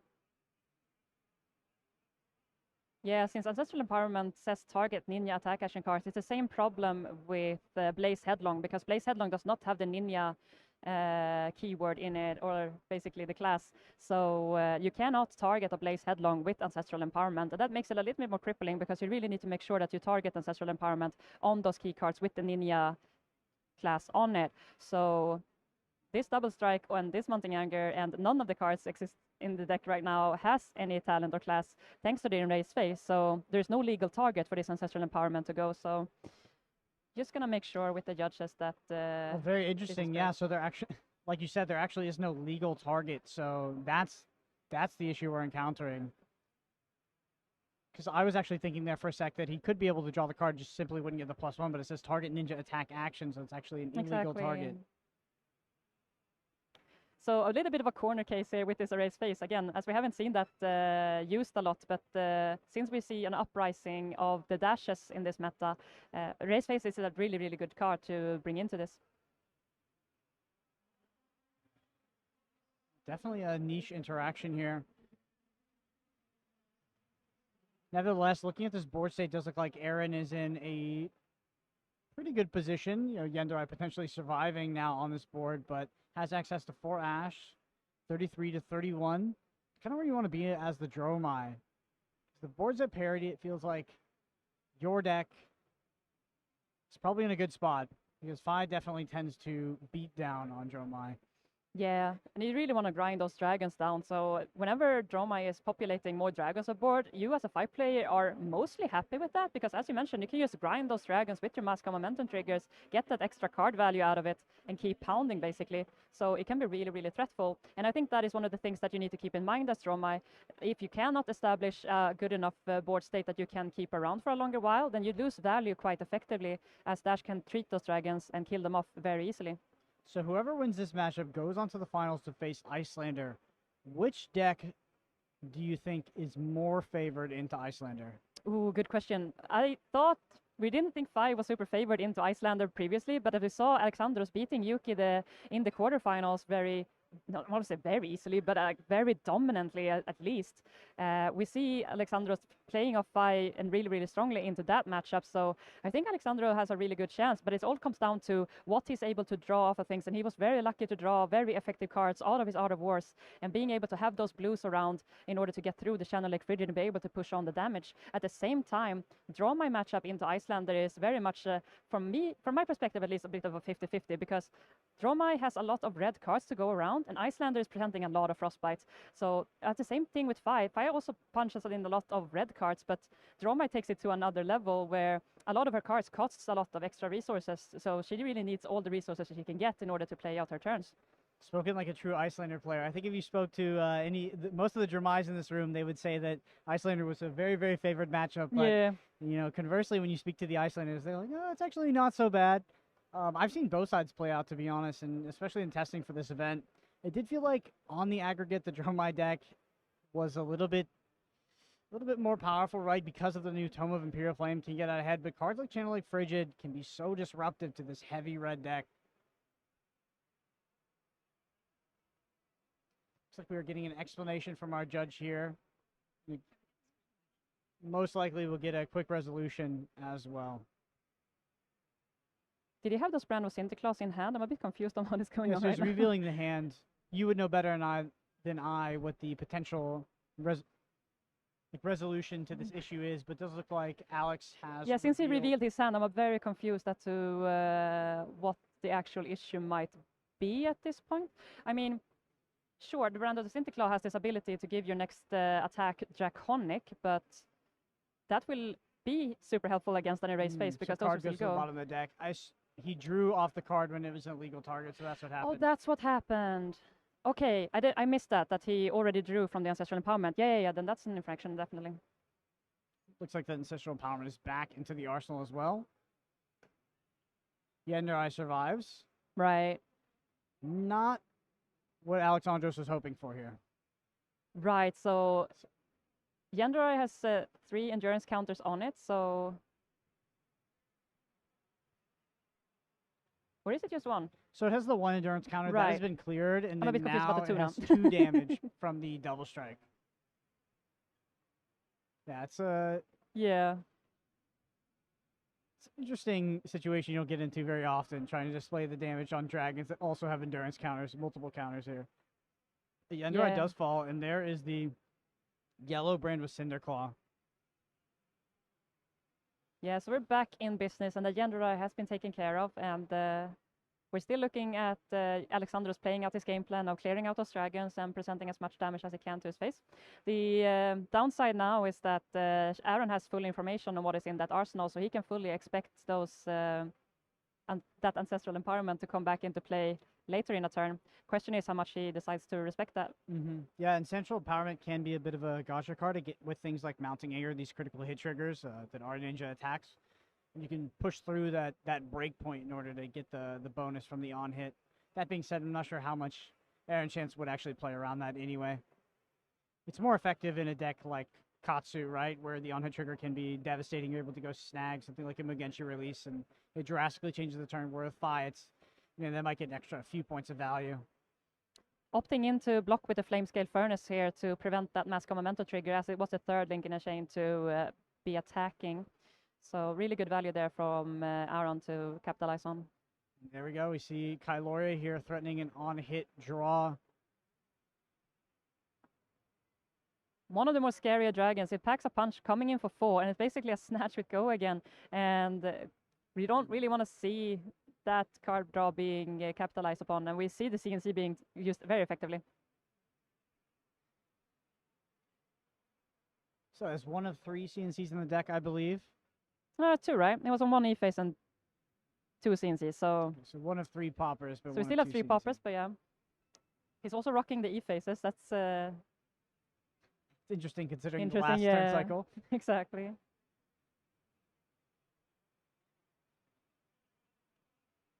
Looks like an Enlightened Strike in hand here for Alexandros. possible being able to give that E-Strike Draconic now with the effects on Brand of the Sinterklaw as well. Of course, we do have access to these Snapdragon Scalers at some point in the game. And those are super effective to go with the E-Strikes because you can tailor your turn to come in with an E-Strike for 7. If you come in with a Kodashi E-Strike for 7 and give it go again with the Snapdragon Scalers, could be really, really powerful. And it's a super awkward block. Being able to block 7 out of it to prevent the Mask Momentum trigger can be really, really awful. Also going to get a extra card and popping the Snapdragon Scalers and packing an extra punch with that extra card is also good. So there's a lot of things you can do with it. Yeah. In hand here for Alexandros with the E-Strike. Not sure what the third card is. I believe it's Alex that's in the tank here. Aaron's already taken the damage from this random Cinderclaw. There we go. We see it's a Snatch. Very interesting. Will we potentially see E-Strike go again? Snatch on the end of the combat train, drawing a card to put a card in Arsenal? Or will we see those Snapdragon Scalers used? I believe that's the biggest line that he could possibly go for. That's 5+4 plus an draw card effect on it, and that is probably something that Aaron is looking to possibly block. So Alexandros is considering his option here. I assume Alexandros wants to save these Snapdragon Scalers for a more opportune time with something like an Art of War. Possibly. The biggest turn that we can get around is with that crucial Art of War, so trying to dig for that and go for the draw card effects is a good stepping stone in finding those Art of Wars as early as possible. So this Harmonized Kadashi is now going to get the Draconic class thanks to the Brand of Sinterklaw. So it's a second Draconic chain link on the chain now. So we're going to activate Phi. Now this will threaten to draw a card. If he plays out this Phoenix Flame, could also put the Phoenix Flame on the bottom of the E-Strike, although that would take it away from the graveyard. Yeah, that's a bit awkward. If you have multiple Phoenix Flames, then that's a good utilization of it. Both to use it to pitch for extra cards, then getting that Phoenix Flame back into your deck in order to maybe play a Flame Call Awakening to get those back out again. It's a good cycling. So the Burn Them All. Interesting. That's the block here. We saw Burn Them All come very handy in his earlier matchup where he was able to basically burn his opponent down at the end of it when they had blocked using all of their AB capabilities. I do think it helped Aaron win an almost deterministically over matchup at that point. That being said, Burn Them All, maybe a card that Aaron wants to wait a little bit before deploying. Trying to get more than 4 damage out of it would be ideal. Could be not enough reds in the graveyard at this point. We do see the Snapdragon Scalers available, so pretty relevant on hit effect here. Not really. I mean, you already have that card left in your hand, so that is already one Arsenal target. I mean, possibly you could fetch for a better Arsenal target, but we already know that that is an E-Strike in hand, so that's already a good Arsenaling target. So this on-hit effect is not as scary for Aaron any longer. Could you see something like a Snapdragon Scalers on hit here with the draw, now E-Strike draw now as well? Now that would be a thing, definitely. So we're able to basically get the same effect. We cash in our equipment for effectively around 5 damage at that point on this turn. That is definitely a consideration. Aaron might be looking at Alexandros maybe having a Lava Burst or something like that in hand, and then this Snatch could be really scary if he decides to come in with the Snapdragon Scalers to make this turn go even bigger. Looks like it's going to be a full block for Aaron Shantz, so that E-Strike goes firmly in the arsenal of Alexandros. So we headed back over to Aaron Shantz, who's working with a 2-card hand, 1 in arsenal, 1 in hand. With a massive Ash stack though, 4 Ash available, so doesn't have to worry about Ash generation at this point in time at least, but I have to say, I think in the previous matchups where we've seen Aaron win against Phi, we've seen him be farther ahead than this in this early game, so this is probably the farthest behind we've seen him be. Definitely. The turn where he took quite a punch to try to come back with something, we really expected the Imperial Flame to come through there, but we only saw him spending up the Gender Eye and coming in with a little bit of a punch there, and not as frightening as the other turns that we have seen him previously, where he's just capitalizing on this Tome of Imperial Flames. And let's be honest, every time we've seen Aaron win in convincing fashion against one of his bad matchups, it's also resolved Dominia and taking the single popper out of the hand. Such a powerful I was dragon. thinking about that. He's only running one Dominia because it's a legendary, so you can only allow to run one in your deck. And he is able to find those Dominias so early every single time we have seen him on stream, and it's just been amazing value return on those Dominions. Backer with Alexandros here. Life total still at parity, so it's anyone's game still at this point. So I believe Aaron Shantz hit with the dust up and made an Ash, but not an Ashwing as well. Oh, way. I'm assuming because it's going to be cleared by Harmonized Kodachi, so it's just maybe not that good in that matchup. I'm not as experienced Yeah, as Dromai interesting. against Fi, Yeah. but a critical thing to note because turning that Ash into an Ashwing is a May, I believe, on Absolutely. the dust up. No, that could be absolutely a good turning point for Aaron. Making sure that he doesn't have those single dragons available that is easy to shop off with the Kodachis. And that's also why I really like Kodachis in this matchup, because you're so easy to be able to ship off damage off of these dragons. So even if you have 3 attacks in hand, you're able to clear out those 4 health dragons with those Kodachis, just completing your chain off. Using that extra damage from the Kodachis is really, really good. Then using the Ember Blade is more expensive, but it also only comes in for 3, so, or only, it's still more than the Kodachi, but being able to tailor exactly what you want to use in order to make the cleanest lines and maximizing your damage output, the Kodachis are much more flexible.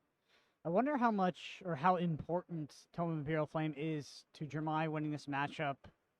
Like potentially how swingy that card would be and how fast you need to find it on the first cycle in order to pull out ahead and create some sort of board that's going to force your ninja opponent to actually attack into. Because right now, all of this is just going face. And Aaron Shantz is sitting at 26 life, which is a healthy life total, but Alexandros is liable to put on the pressure anytime now.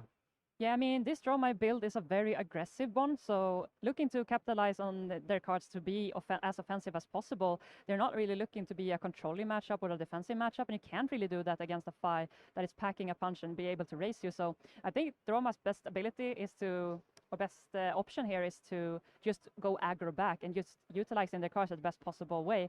Now, the on-hits here are the crucial ones, like the Mask of Momentum that Fi is enabling is forcing some blocks out of Aaron. So there's a lot of back and forth going on in order to make sure that we get the most value out of the trades that we offer. And yeah, it's a lot of back and forth, essentially. It's not all guns blazing. It's not one dominating the other at this point. It's very, very much anyone's game. I wonder what Aaron is tanking on in regards to the second Kodachi. I mean, surely is not considering blocking it with the Flamescale Furnace here. I'm surely hope not. They're still very early on in the game, and those Flamescale Furnaces can come in real handy when he needs another pitch zone available. Yeah, to be fair, I also don't know who was actually thinking there. It could have been Alexandros, not Aaron Shantz, who'd already taken the damage. It was just not clear. But we do see that Lightning Strike coming out. Pitching a card to the bottom. Looks like it's going to be E-Strike Draw. Which should tell us a little bit about what equipment Alexandros might be using on his turn with. Yeah, with 3 cards left in hand, it's the writings are basically on the wall. I believe Arnold Shantz knows exactly what is going to happen here, so no surprise that the Snapdragon is going to be utilized in order to maximize the value out of the 3 cards that are remaining. Okay, you see the 2-card block again. Aaron Shantz has not found Tournament of the Imperial Flame, but Alexandros has also not found Art of War. These are kind of the 2 key pivot cards of each deck. So maybe that's the thing. That's why we see a lot of this back and forth, because none of these players has yet found their critical key cards to go wide and deal that critical damage points in order to get the tempo back in their favor. Looks like Alexandros is going to be able to threaten Mask a second time this turn with 2 0-cost attack actions in hand, following up with a Snatch, which would draw 2, which is, honestly, it's not fantastic in that scenario. And I think it was a Snatch he had as well, so it's a great finisher. It is, but the draw would be a little bit redundant unless these get covered up. That's true. There's no access to go again anymore now. The Snapdragon skillers have been popped. See Aaron Shantz down to 23. But depends if it decides to block this one.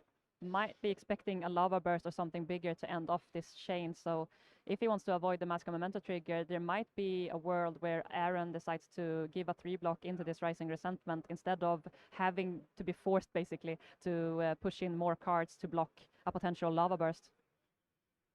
We also haven't used Fi's ability yet, so we're also going to see probably that being activated before as Alexandros is ending off the chain with his last card. That is much better, actually.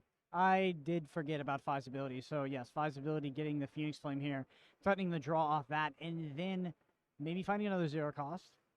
But possibly just finding the Arsenal and then threatening the draw again with the Snatch. That is infinitely more valuable than a potentially draw 2 Snatch. So there we go. We do see the... And we see exactly that. And this is going to be a big punishment now for Aaron, facing down this Snatch later in this turn. He doesn't know yet, but... Likely only has a 3-block hand. We haven't seen any defense reactions yet, so could be holding on to one of those. Yeah, and the classic, we're swiping left in order to fill out this board with this massive chain here of attacks. I think in 5 versus Dromai, if you're the player having to move your board state to the left, you're in a good spot. Yes.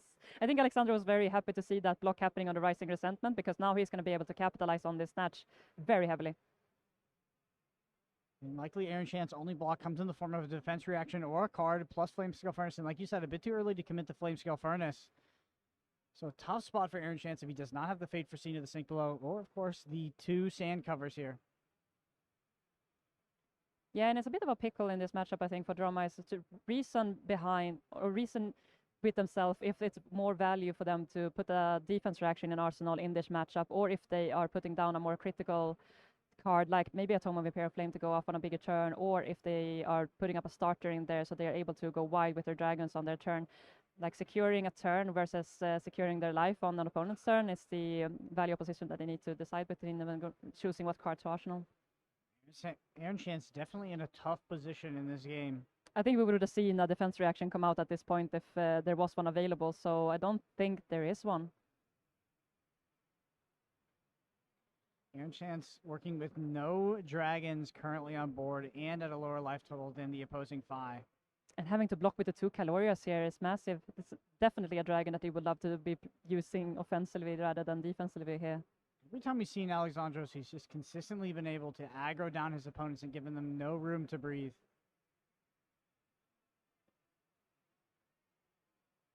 You see the Chromite committed is going to take 1 damage, so that hit trigger is going to resolve.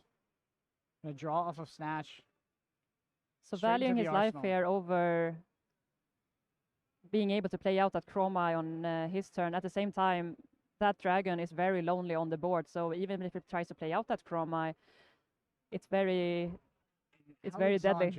Once again, this key inflection point in the game rips the Artivore off the top. So I think we're about to see a big turn here. Oh, this is huge. This is the moment Alexandros has been waiting for, just taking all the tempo, sitting with that 5-card hand with the Artivore. This is going to be a massive turn here from starting out with a Alexandros. double strike as well. This card is particularly good with Artivore because it gets double the bonus, so you play it twice. Definitely. So instead of coming in for 2, it's going to come in for 4 total after the second double strike is on the... Oh, maybe we're not playing the Artivore this turn. Interesting. It's always possible due to the context of the hand, essentially not being able to cast it efficiently. Maybe there's no blue available, and that means maybe looking to Arsenal it instead and just having a little bit of an off turn, if you want to say that. And try to find that blue for another bigger turn, possibly. I could absolutely see that, because it's quite expensive to pay a red into that Artivore and losing the offensive capabilities right off the bat by pitching it away, and then possibly drawing into your blues. If you drew into a lot of reds in a row, then those blues are waiting for you, basically. Chance down to 19. It does look like potentially, like you said, just reds in hand. There's the Blaze Headlong. Just a devastating card. Yeah, a lot of damage in one card. It's a 4 go again. It looks innocuous, looks like a bit of a limited card, but 4 is a lot to have with go again. And this one, while it's conditional, it feels almost slightly unconditional in the Fi deck. Well, it's almost like this deck was built to run this Blaze. It's a lot of reds, a lot of great starters. Could be very awkward. We did see a Fi yesterday having to pitch a full blue to Phoenix Flame in order to get a starter going. So there's definitely the possibility to get those awkward hands where you need to do very awkward turns in order to capitalize. But we see here also the upside of it. Like if everything goes well in your favor, then you can really have some really good turns. And that is what is super, super scary now for Aaron, looking down this board and knowing that a lot of damage is going to come his way and trying to find that pivot point where he can try to turn things around.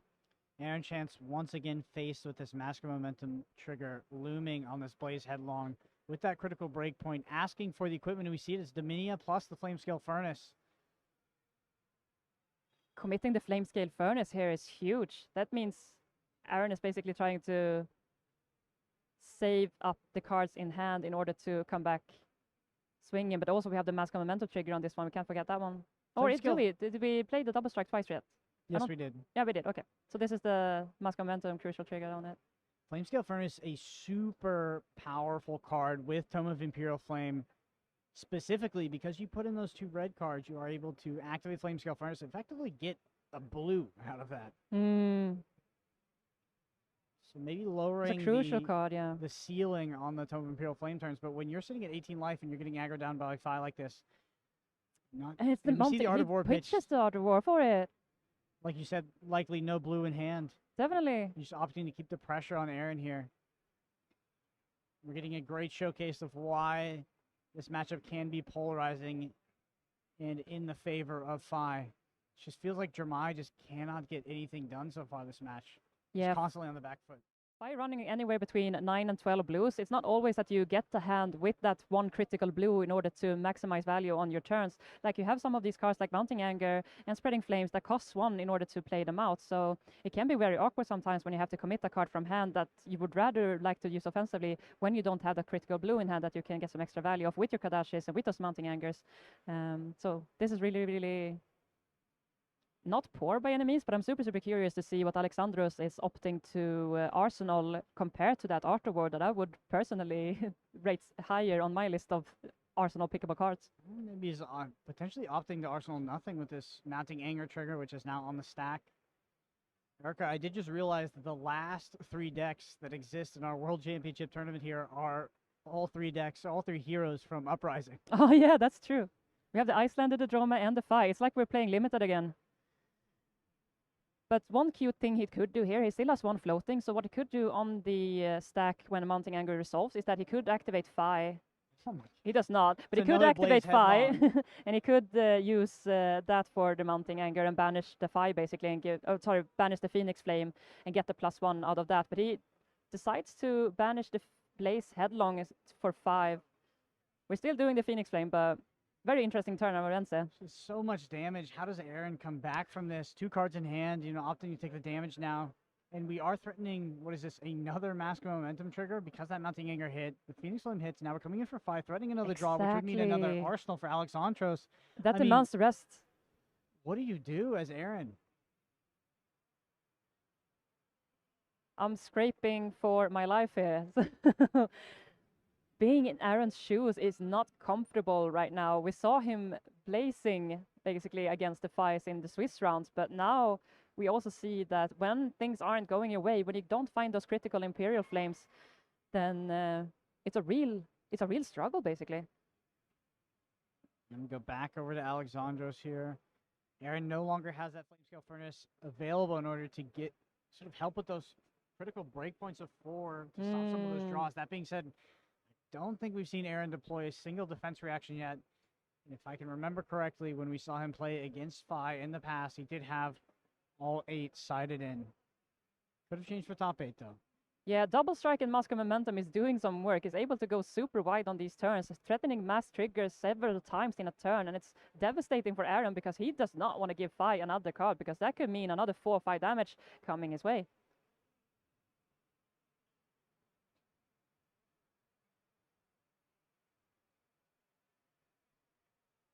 Starting it off with a Kodachi for 1 blue pitch, second Kodachi coming in. Yeah, Alexandros is firmly in the driver's seat, taking all control of this game and trying to decide how much punching power he can present to Aaron and just start shipping him down. Now, these Kadashis are becoming deadlier and deadlier by the minute because the lower life total that Aaron is at, the harder these harmonized Kadashis are threatening your life. And when you're at 1, 2 life points, these Kadashis can be super, super awkward. Ooh, and there's the Lava Burst. We haven't seen one of those yet, but that is so devastating here. Huge turn here from Alexandros. So much damage from the single card. It's gonna tee up nicely into another 5-card hand out of Alexandros. Aaron Shantz really needs something special to come back from him. We see him take the damage, keeps the 4-card hand. We finally going to see that Tome of Imperial Flame. And he's taking it. He's going down to 9. Question This is is it. This feels like the last window for Aaron to come back into this game. for sure. And We're now it's doing gonna the be the Mage Tome of Master boot. Fyendal out of Arsenal here, so we're going to draw up. We're gaining 4 life, yes, so 4 life back up to 13. This is exactly what Aaron needed, and this is the big value gain we gain here from running the Mage Master boost instead of the Snapdragon Scalers. And as we know, Aaron is not even running the Snapdragon Scaler, so he's a firm believer that the Mage Master boost and Tome of Fyendal is the way to go. And we have seen him capitalize so much value out of this Tome of Fyendals, getting down to this low life and getting out this Tome of Fyendal, gaining that life back, and the 2 cards. It's great. We did see that Tome of Fyendal sit in Arsenal for most of the game, though, but Aaron just wasn't able to play it because the cards were consistently stripped out of hand by Alexandros here because the pressure was simply too much. Oh, we do Yeah. get a bit of a life buffer now. It's a little bit. It's help. It does help. And Alexandros is looking at this poor billowing Mirage and seeing the 3 damage on it and be like, yeah, whatever. I'm just going to take that. No problem. What do you think the outs are here? Are we in the range, or it feels like we need to tumble-tie the mask away, or like how are we actually getting out of this scenario? That would be Another actually Ender Eye huge. comes down. Such an annoying card that Tom tried to face down on because there's nothing you can do about it. If there's 2 reds on the top, your equipment is gonna go and there's nothing you can do about it. So it's a really frustrating card to face down. But it's also a really powerhouse for Dromai, but it does cost quite a lot to cast, so it's not the easiest thing to get off in the world, but it's definitely possible thanks to the Tome of Imperial Flame. Also, now it's much easier. Yeah, you can almost only cast that card with Tome of Imperial Flame in this deck list specifically because it is so red heavy.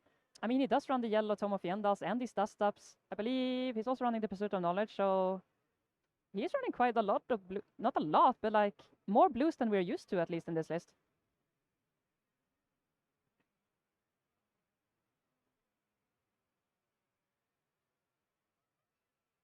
Alexandros is faced with the question. Surely, if he's tanking, he's thinking about potentially popping this, I would assume. I can't see a situation where he wouldn't. 1 damage would be enough to draw a blocking card out of hand. Maybe opted to take the 1 so he could pop the Ender Eye. Nope, takes it down to 20 for Alexandros. So we're looking at another dragon joining the crowd here. It isn't Asvalai, so that arcane damage is not going to be able to be prevented by Alexandros here. This was actually a really good turn here for Aaron. This is the biggest board state we've seen on his side of the table for the whole game, basically. Is it enough to bring Aaron back into this game? The life totals have gotten a lot closer. I believe Aaron is still at that life total where it's not the time to go full face and start ignoring these dragons. I think he will need to still capitalize on that Mask of Momentum trigger and punch some damage into these dragons in order to. And there's the Art of War. There we go. Big turn incoming. It was bound to come eventually, but I'm sure that Aaron, after sort of coming back to this game a little bit after the last turn, and Aaron is crossing his looking fingers. crumbled. This does not like the side of this one. This is the exact card that Aaron probably did not want to see. It can help Alexandros close out this game. Now let's see if Alexandros can do what Alexandros does best. He drew super hot into Yuki Lee Bender in the quarterfinals earlier, and looking down his face now is contemplating probably where to maximize his value, because he needs to be smart with how to use his Kodashis and how to use his attacks. Try to get that Mask of Momentum trigger off, clearing the board effectively, and utilize it perfectly.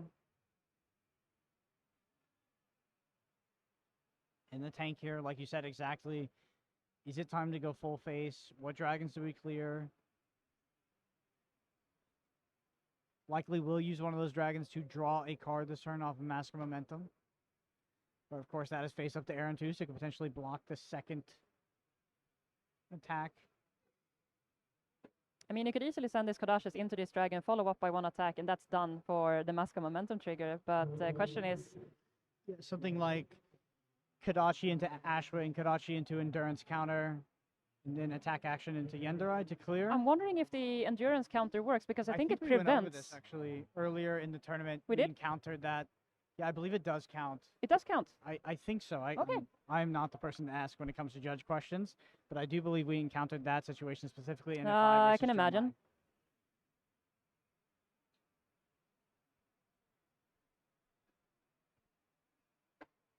Because I believe we already saw that earlier on the earlier turn where we had the first Yenderai out, that he was capitalizing a double strike into that and drawing off a mask of momentum. So we have plenty of judges around this table, so we're all in good hands here. One of them. The physical one. Now Alexandros is doing a thing here. I mean, you can really pack a punch with this Art of War, giving +1 to all of your attacks. So if he's still contemplating maybe going face with everything and try to threaten his life, basically. Alexandros wins this match. It means he goes on to the finals of the World Championships here, so no reason to rush. Definitely no. We have all the time in the world, and it's an untimed match compared to the Swiss rounds where you only have 55 minutes available, or only 55 minutes is plenty of time. But in this finals, we have all the time we need, but players are still expected to play at a firm pace. Looks like that Brand with Cinderclaw did go into that Asvali. Or not? Where did it go? Double strike here, coming in for 3. Thanks to the Tiger Stripe Shukos.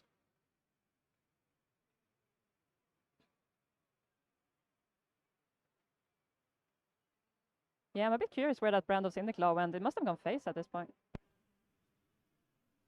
So that's why I'm still on live.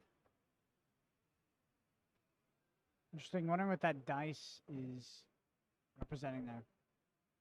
Huh.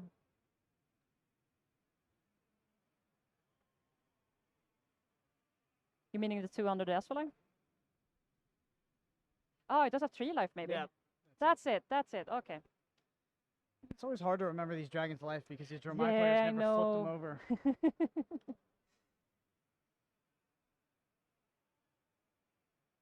They're all not the same.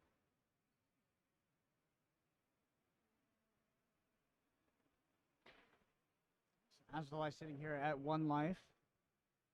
So that means we need to pack in another punch into it in order to clear it off. But I think Alexandros' game plan is that all along. So there's probably a plan for that. We still have the Kodashis left to go and a 1 pitch remaining. So I believe this double strike is going to come in for full force phase with 2.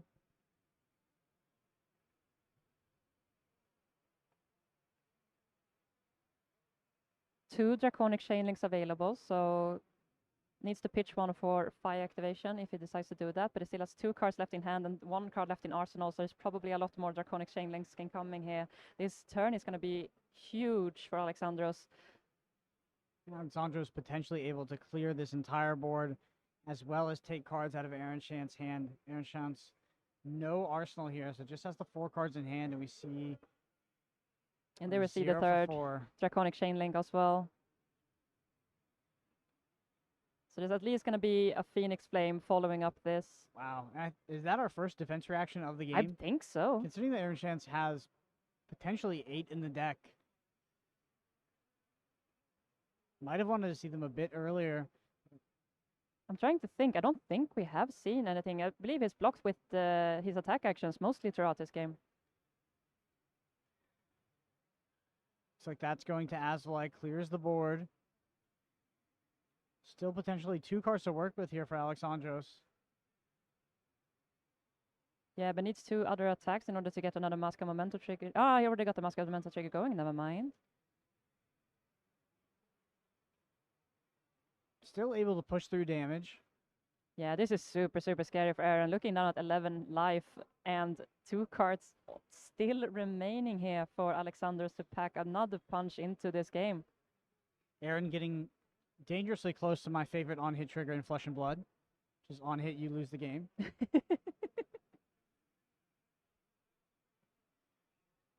Looks like Alexandros would be left with a redundant card in hand here if the snatch does connect. So not the most threatening snatch, potentially. Nevertheless, 5 damage is a lot when you're at 9. And Aaron, with 3 cards remaining, having to commit Fate Foreseen early not early, but it wouldn't have been much more useful now because 5 is still an awkward breakpoint, regardless on how you turn it. It demands 2 cards in order to block it out. At the same time, we already have 1 card in arsenal, so the on-hit effect might not be as prevalent. Aaron's board's looking a little bit desperate at this point with only the crown available. All equipment is gone. 2 Ash left, 3 cards in hand. It feels like Dromai is one of those decks that once it starts to fall behind can really struggle because it's not able to generate that Ash and play out some of its cards. That's the tricky part with playing Dromai, right? Because you need to have so many things going your way. And there was another sink in hand. Wow. I mean, it's good for blocking, so it's a good blocking potential, but that on it is still going to come through. So Alexandros is going to get the draw trigger off of Snatch, so we'll get his pick of what card he wants in Arsenal. I do see a Bittering Thorns as one of them. Looks like E-Strike was potentially the other. It is. Yeah, good question on which one of those are better off in Arsenal, but Bittering Thorns has that natural go again, so... Put the E-Strike in Arsenal. I believe Bittering Thorns also blocks for 2, so if he wants to block anything next turn, an E-Strike is probably the better option, yeah. I don't think Alexandros is going to want to block anything for the rest of this game. I think we've seen all the Kylorias as well. Yeah, we've seen all the Kylorias. What other on-hits? I don't think there is much. Aaron Shantz. There we go. We see the sand cover. So those defensive reactions or defensive cards were very, very clumped, it seems like, this game. Very so. We do have 4 go again. Alexandros sitting at a healthy 17. But that's how the game goes sometimes. Sometimes you just draw hot and you drew into everything exactly as you need it, when you need it. And sometimes you just clump everything together and you get these really awkward hands. And you can't really do much with it. Well, we just came off of our last match where our Iyslander player basically had all 3 Frost Hexes on the bottom of the deck in the first cycle. But here we go. Aaron Shantz on 8. Alexandros looking to punch his ticket to the finals of the Flesh and Blood World Championships here in Barcelona. But I mean, considering how big of a turn Alexandros has been having the past couple of turns, Aaron still sits at a pretty good life parity here. As Alexandros sits on 13, Aaron at 8. He's not that far behind in terms of life totals. But if you look at the board, we still have a lot of blocking equipment available here for Alexandros. So there's a lot of life, not only in what total life, but also on the board in terms of blocking power that Alexandros can put in favor of himself to keep himself alive. So on Aaron's side of things, it's looking very, very naked at this point.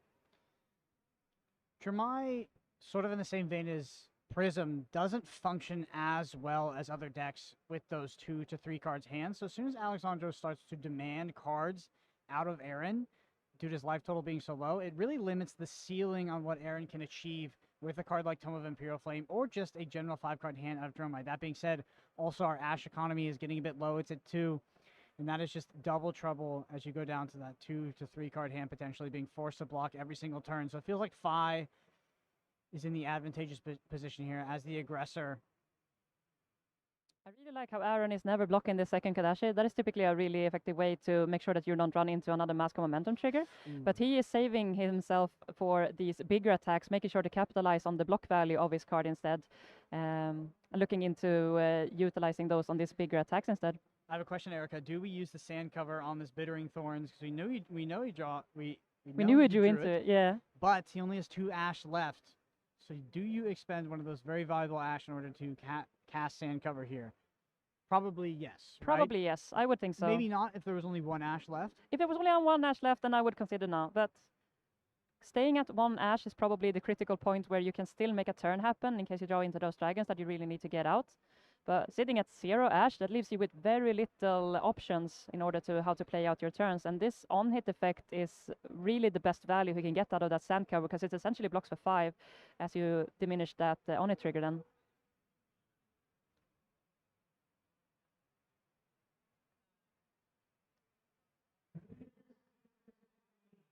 I'll be very interested to see if we do not see that card deployed here. At the same time, Aaron could have drawn another defense reaction. We know we didn't see many in the early part of the first cycle. And we do see a double block here, so it does opt to not play out that sand cover. not the most effective block, but remember that the erase phase only blocks for 2, so Lava Burst in hand and as well for Alexandros. I believe there's an E-Strike in Arsenal. So are we looking at an E-Strike go again into a Lava Burst here? that would be absolutely devastating, I think. 9 more damage left on this combat chain, potentially.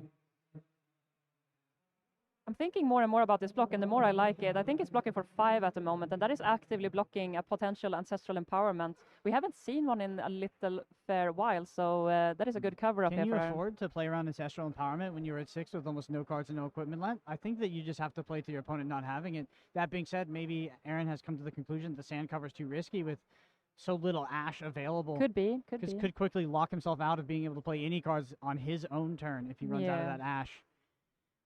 We do know that the next follow-up card here is not something that Aaron Shantz is going to want to see, and that is Lava Burst. Goes down to 1 Ash here. Sand cover is deployed. Does take 1 damage, down to 5. Now perfect lethal coming through on this Lava Burst. Is that potentially a 0-block card in hand? No, it does block. It is a Dromai, so he takes a few more damage here, and the game continues on.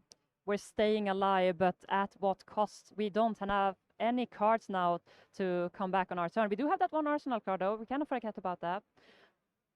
But we're opening up to pass the turn here, and now Alexandros with another 4 card, and then Argyriou. That is a Lava Burst plus an Argyriou, by the way. I'm not sure if he has the blue, which could be very relevant.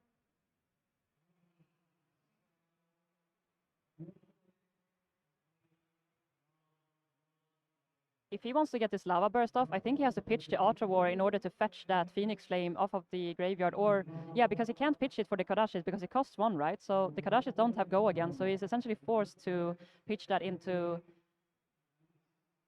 a Phoenix Flame.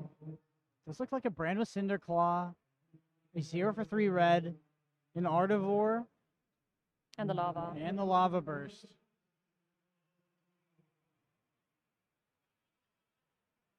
Yeah, so this can spell real trouble for Aaron, sitting at 3 HP. So is it potentially pitching the other 0 cost plus the Argyriou in order to hit that 4 chain links and trigger the Lava Burst plus 5? Or is it better to run out what looks to be a Brand Cinder Claw, I'm not sure what color, which is another 0 for 3 potentially? Yeah, we see the Brand Cinder Claw. It's a yellow Brand Cinder Claw, I think. Ah! That's huge. Then we can really start punching in some Kodashis using that. Yeah, that's huge.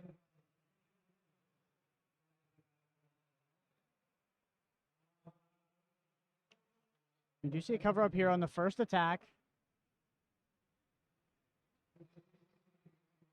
Aaron Shantz sitting at 3. We saw him play a Sigil of Solace on turn 0. Does have 1 more potentially left in the deck.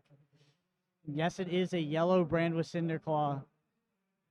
He plays out the Argyriou here. Interesting. He's opting discarding to banish the Lava Burst. This is really interesting. So I did not see that one coming. An Ancestral Empowerment. Whoa. Wow, off the top. Goes up to 5. Almost kills Aaron Shantz here. That is Simply as in the close as reactions. lethal as you can possibly get. Oh, Aaron is what down to a turn 1. of events here. Unless Aaron has found the other sand cover and wants to get rid of his Lash Ash. No, it looks like he's taking the damage. He's actually in Kodachi lock range, which if anybody has played Flesh and Blood since Welcome to Wraith, they've heard of that phrase, and it exists for a reason. It is deadly as it is lethal. Coming in here, poking at lethal, looking to fetch blood here. Alexandros on a rain here with this 5 build into this top 8 in the World's National Championship. It's tremendous amount of work that he's doing and able to capitalize on this Ancestral Empowerment drawn out of the Argyriou. An amazing, amazing player. And we do get a clean cover up with the sink below, but once again, this next... Are we going to be able to pressure lethal this turn? Dromai Ching links look like we are... We don't afford another Kodashi. We cannot afford to fetch a Phoenix Flame. If he has a 4 power left in his hand for Alexandros then, and we do not have a... If he has a blue, could he react. also Kodachi plus 5 as well? Yeah, absolutely. Yeah, so that would also present lethal. So it could be a 0 for 3 or a blue here to close out the game potentially. And with Phoenix Flame getting a +1 from the Art of War. And it's the the Blaze Blaze. headlong. So I mean, It's the Blaze. yeah, that's and enough. that is game. That is going to be enough. And Alexandros moves on to the finals of the World Championships here in Barcelona. Our only Greek player in top 8 making it to the finals, going to be playing against Shing, Tsang on Iyslander, 5e Iyslander. Like I said, is very much the story of Uprising in this tournament. We had Iyslander, Dromai, and Phi left, and it looks like it's going to be a Phi versus Iyslander matchup in the finals. Wow. Absolutely great turn of events here. Phi just smacking down this final games, and Alexandros just making a name for himself here, the complete underdog going into this top 8. And Shing, then his opponent is going to face off in the finals, also not someone we've heard of a huge amount at least. And all of these people coming out from all over the world, they're having a beatdown at this World Championship, and just it's a glory to see them come here and to play these amazing games and against these amazing players and doing so well for themselves. It's very interesting. I know Shing Tsang was, after his interview, I mentioned him. I said, hopefully, maybe Phi will win and you'll have your favorable matchup for the finals. But we saw even in our quarterfinals with Yuki versus Alexandros that while it might be favorable for Iyslander, or people think it is, the Phi can absolutely win. So it's anybody's game here as we go into the final match, the World Championship for Flesh and Blood, our second World Championship ever. Well, anyway, I mean, I can't wait. I'm excited. Both of these players have earned it. They've slogged through this entire tournament, and they've put their skill on display on stream multiple times. So we have surely an incredibly exciting final here coming for you all. We're going to cut to a short break, and we'll bring you that match.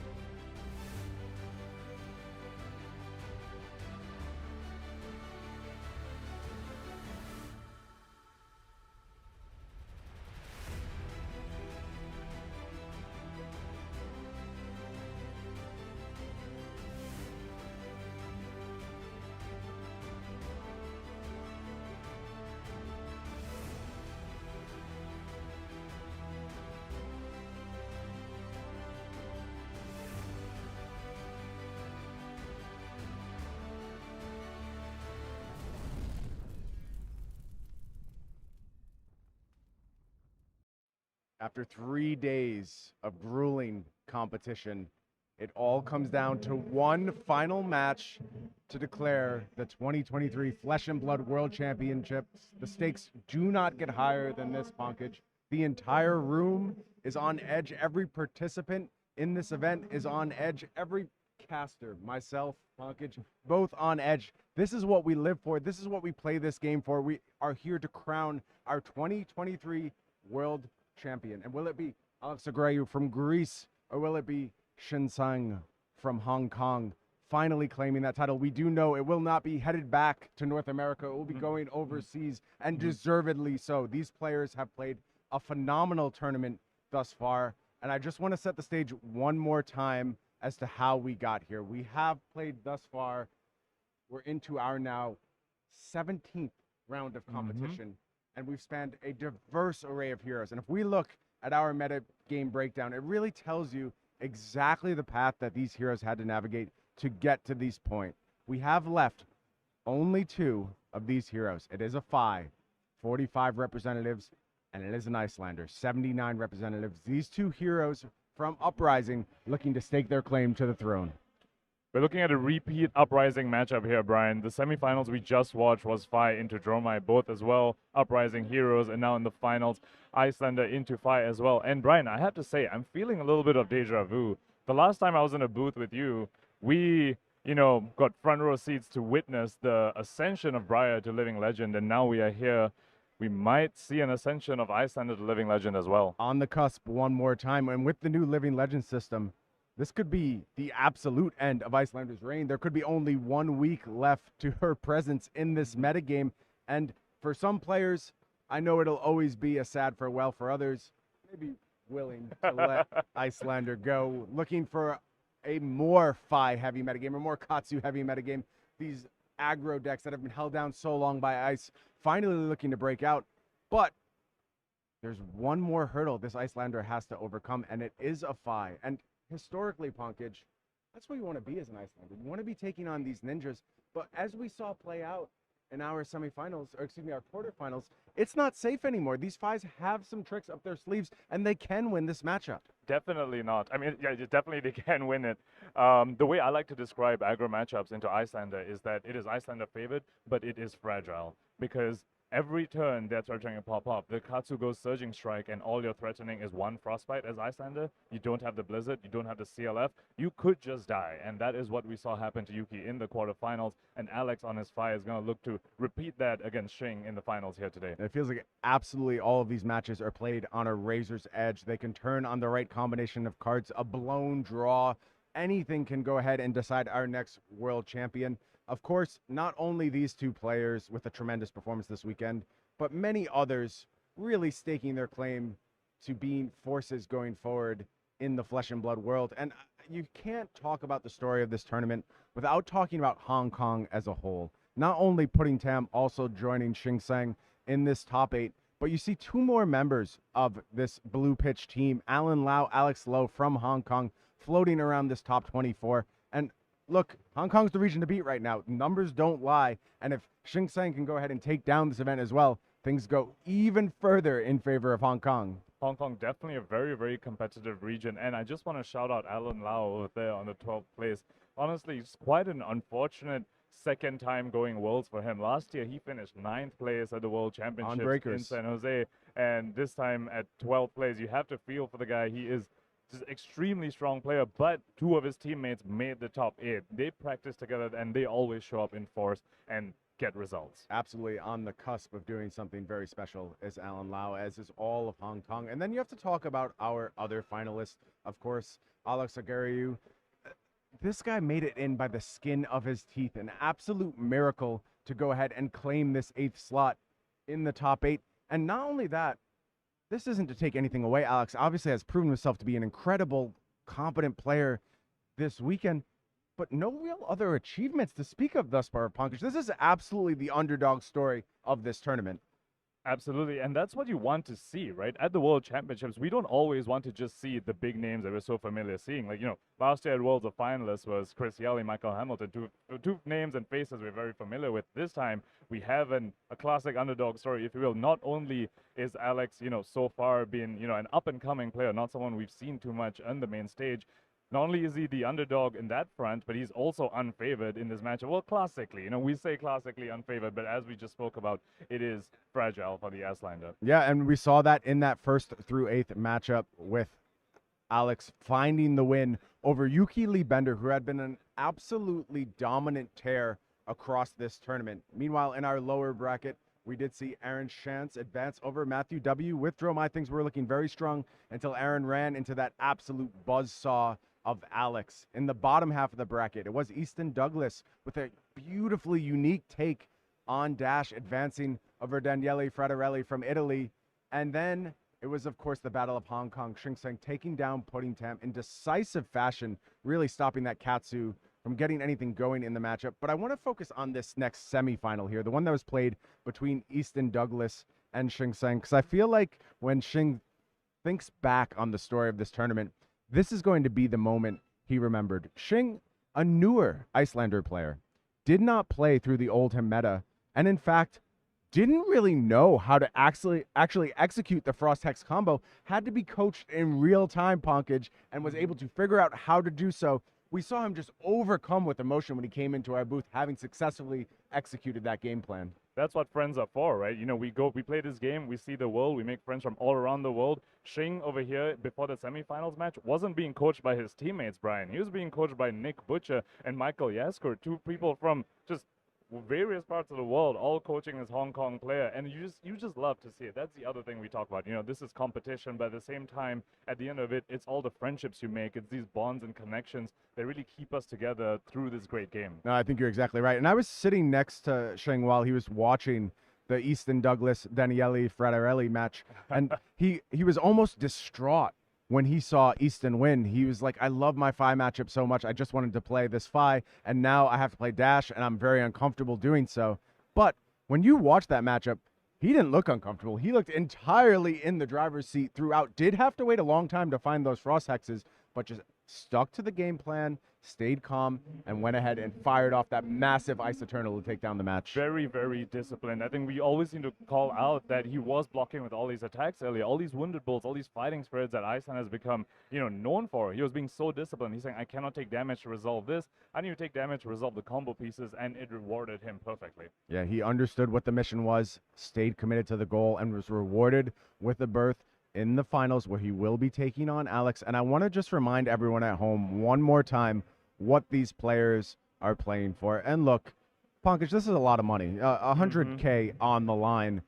It feels so much bigger than that. There's just something special about being able to say, I am this game I love's world champion. And this year, at this moment, nobody in the world was better than I was. And it's such an impressive title to take down. You see the representation across the entire globe. All these players, the best of every country out there, putting their players into this competition, and either Greece or Hong Kong coming out on top. What a story. As the kids these days would say, you get a lot of clout when you win a world championship like this. Michael Hamilton's name has been remembered, ever since he did that, and of course the Nationals win as well. You get invited to more testing groups, you get to just hone your skills even further, make even more friends all across the globe. It is way more than just a prize pool, as you were talking about, Brian. One of these players is going to be a big damn deal, if you'll excuse my language, after all is said and done here. The world champion of Flesh and Blood, an aura will surround them everywhere they go going forward. When you see them at the next Pro Tour, when they show up at their locals, they will be known as the world champion, and that will stick, Pankaj. That's not going anywhere. It's something that no one can ever take away from you. The stakes could not be higher for these matches. And why don't we go ahead and get to know our players a little bit better, take a look at their poses, their victory poses maybe. We see Shing, who has been an absolute delight to watch down in the feature match area, relaxed, cool, composed, laughing, smiling, enjoying himself. But like I mentioned, when he entered our booth after his match, an absolute bundle of emotions. You could tell he wants this. This is everything to him, and is living his life on a razor's edge right now with trying to keep those emotions in check and just play one turn at a time of Flesh and Blood. When he is in the zone, he has that razor sharp focus that you need to be able to compete at this highest tier event, at the top 8 of World Championship. You can see he was uncomfortable trying to execute that combo into the dash, but because of his razor sharp focus, he was able to do it. He got through his own teammate, who he said was, he thought it was an unfavored matchup, into the Katsu in their testing. The Katsu have been winning a lot. He got through that as well. It's just an absolute amazing player to watch. And honestly, going back to Bundle of Joy you're talking about, an absolute sweetheart of a person as well. I've had the pleasure of playing against him. He's just an amazing, humble guy. I've only gotten to know him this weekend, but I've enjoyed every interaction we've had. Just incredibly pleasant. A joy to have as part of the Flesh and Blood community. Also a joy, Alexandros, and this gentleman from Greece has, as we mentioned, no previous accomplishments, but on the cusp of having a real big one right now. Accolades, World's 2023 top 8, maybe the 2023 World Champion added, and I love the cool, calm demeanor of Alex. Going to be taking on what is historically a tough matchup, but he's done it before. And Pankaj, what does it mean to have that confidence going into this match? Know that, yes, you are the Fi into Iyslander player. You're not supposed to win this one, but you just proved everyone wrong just a few rounds ago, and you took down the tournament darling, Yuki Lee Bender, and did so decisively, Pankaj. That match wasn't close, quite frankly. You need that confidence, Brian, because when you are unfavored, you need to take some risks. Otherwise, you will just lose out. If you're going to try and play around everything, play around every Frostbite, play around every Blizzard, and you always assume they have a CLF, that is just a slow, sure way for you to lose value and eventually lose the game. But with the confidence, knowing you've done that before, you are in the finals of the World Championships. You deserve to be here. That will allow you to take the risks that you need to overcome this Iyslander matchup. I think the thing that separates a good Flesh and Blood player from a great Flesh and Blood player is that ability to push for the win, to not settle with extending the game, to settle for taking for a defensive posture. You just go ahead and you assert your will upon your opponent and make sure you get that W. And both of these players have exhibited that in spades over the course of this 3 days of competition. I want to talk broadly about this matchup, and I want to focus in particularly on our players' specific deck lists. When we reviewed these lists, Pankaj, you noted a few cards in Shing's list that just seem incredibly well positioned to play the Fi matchup. What do we have to look out for when we head down to the game? So the first playset of cards in Shing's list that I think would be very, very critical in this matchup is the playset of CNCs. Now that isn't necessarily super unique to Shing's Iyslander list. Many Icelanders now have upped their popper count because of Dromai's popularity, and CNCs are the cards they're going for. Although it is still a little contentious, not every Iyslander is running it, but in this matchup, Shing will be very, very happy that he has those Command and Conquers in this list.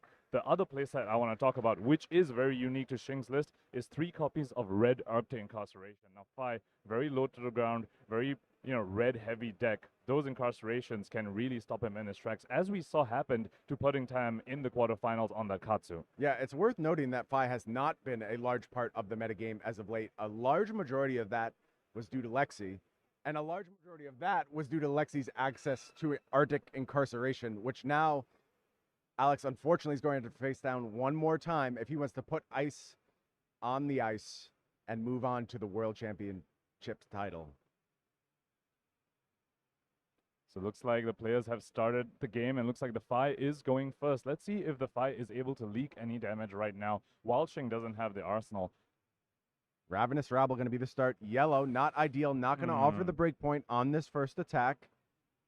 So speaking of yellows, I do want to point out that this Fi list has a few more resources than is typical for normal Fi lists. Most Fi lists just run 15 blues and about 45 reds. In this list, because we know Alex sideboard has Kodachis in it, he actually has 15 blues and 6 yellows as well. One of those yellows being on the top there right now, along with the Art of Wars, and 3 brand with Cinderclaws. Now those extra yellow pitches will actually help him with the tax effects that Easton is going to do in this matchup. And despite the fact that this Ravenous Rabble did not find a breakpoint, it is going to get a 4 block from hand in the form of Sink Below. Shing just looking to fix his grip a little bit, get something better for the next turn. A second Ravenous Rabble in hand. Unfortunate timing for that, knowing that there is that yellow on top. Could have had a nice early leak of damage with a few breakpoints here, but it looks like going to have to settle for 3s if he wants to go ahead and down the Ravenous Rabble path. Let's talk about the equipment setup a little bit here. I would say reasonably stock from the Fi side. This is about what I expect to see presented. AB1 only. So a few key points of prevention here and there, but that's not what Fi's looking to do. Fi's looking to push damage. Definitely, the AB1 there is really just in case if you have a spare blue when they send an ice vein at you, you can AB1 and use your 2 floating to pay for that. Also, AB1 can just mess up the Icelander's math a little. If you're on AB0, they just get to do the math completely, know always when they have you in the kill range, rather than needing to play around the potential resources you might have. And look at this, another sink below coming down to cover that Ravenous Rabble. So really the breakpoint didn't matter. It just went ahead and got efficient 4 blocks out of the deck. And that's kind of a big loss for Shing across these first 2 turns. You really depend on those sink belows to stop critical breakpoints, things like Snatch from causing you trouble. And now there's only 1 left in the deck. 100%. And coming back to the equipment as well, Shing critically doesn't have Iron Rod gauntlets in his list. Most Icelanders nowadays on Iron Rod gauntlets, but Shing has still opted for the Ironhide gauntlet of the old days. And that can really come to bite him if, Alex sends those mounting angers, those snatches at him, because Shing won't have the extra 1 block on the field. He would need to pay into it, maybe off of a tunic or maybe off of a pitch card to stop those breakpoints, because as you pointed out, 2 sink billows are already gone from Shing's list. Classic Iyslander play here. Wounded Bull, famously brought to the table by Michael Hamilton at US Nationals on this Iyslander hero. World champion going to be proud to see some of his technology still having an effect on this match during the last few moments of his world championship reign. And Shing showing us what's potentially a bit of a weakness from Iyslander lists is that they can't really use big hands effectively. So Shing was going second there, but only able to use 2 cards. And he arsenal last one, but he did, end up with just 1 card in hand that, he wasn't able to use. Nice start to the turn here. Pitching Salt to wound to play Mounting Anger, so potentially pumping the rest of this turn. Should Alex be able to get nice and wide here. So a bit of an unfortunate draw from Alex over there. That was a Assault Wound in his hand that we knew was there, revealed from the Rabble the previous turn, but yet an Assault Wound that we see in the pitch zone. You never want to see 2 finishes in the same hand when you're Fi, especially not in a matchup like this where you really have a very short window to push damage, because once Iyslander starts chinning the disruptions, once you get low enough, you won't be able to do big turns anymore. So you really need to find your finishes in a staggered manner, 1 per hand, or you set 1 up, next turn you find starters and resources to play that finisher. That could limit damage output on future turns. Maybe that mask activation not going to go ahead and get the 6 points of damage, gonna have to settle for 5 with something like Lava Burst instead. We'll keep a close eye on how that plays out over the course of this match, but right now it is just Mounting Anger for Shing to deal with. And we did mention 4 breakpoints a little bit more problematic with those sink belows worked out of the deck across those early turns. Definitely. Iyslander really, really hates playing, blocking breakpoints. She just doesn't really have the tools for it. She's not like, Oldham of days where you could always Crown of Seas Rampart. She's not a deck with a lot of armor. And we pointed out, Ironhide instead of Iron Rod, you don't have that perfect 1 block to stop attacks like Mounting Anger and Snatches. I also do want to point out Fi's equipment over here. Now, we just saw in the semifinals against the Dromai, Alex was running the Kodachis, but he's got this Searing Emberblade in the sideboard for this matchup alongside the Master of the Pouncing Lynx. And I really, really like this from Alex over here. Kodachis into Iyslander can feel really, really bad. You can never swing both of them because a Frostbite's going to tax you. So instead of just swinging 1 Kodachi, he's opted to bring this Emberblade from his sideboard. It's just more damage earlier in the chain, which is exactly what you want against Iyslander. Yeah, I love this split game plan from Fi's, especially for this tournament. I think it was just the perfect metagame call in this instance, and we've seen them rewarded time and time again for having access to both these weapons, critically having those Kodachis against Aaron Shantz in the last round. Shing, considering blocks here, has done the arcane thing, popped off with Cold Snap just to get a fresh card, offer a Frostbite. And I do think it is pretty resource limited on Alex's side here. We'll see if this Frostbite further slows down the turn. I do think Arctic Incarceration in hand for Shing as well. So if he wants to slow down consecutive turns, will have the option to do so. I believe I saw that as well, alongside an E-Strike. So Shing can do the play he did in the quarterfinals against Katsu, where you play E-Strike Go again into an Arctic Incarceration. So let's see if he's holding cards to do that. He didn't block the Mounting Anger, so he clearly likes his hand. It's going to be Rising Resentment as the follow-up here. Floating resource used to pay for that. Will the chain continue from this point? Looks like Shing is willing to take damage here. Does Alex want to prioritize Arsenal here, or is there a follow-up? He does have the on-hit from the Rising Resentment here, potentially making, an attack in his hand cheaper, because that is 2 Draconic Chain Links that he has on the field, and his Rising Resentment did hit.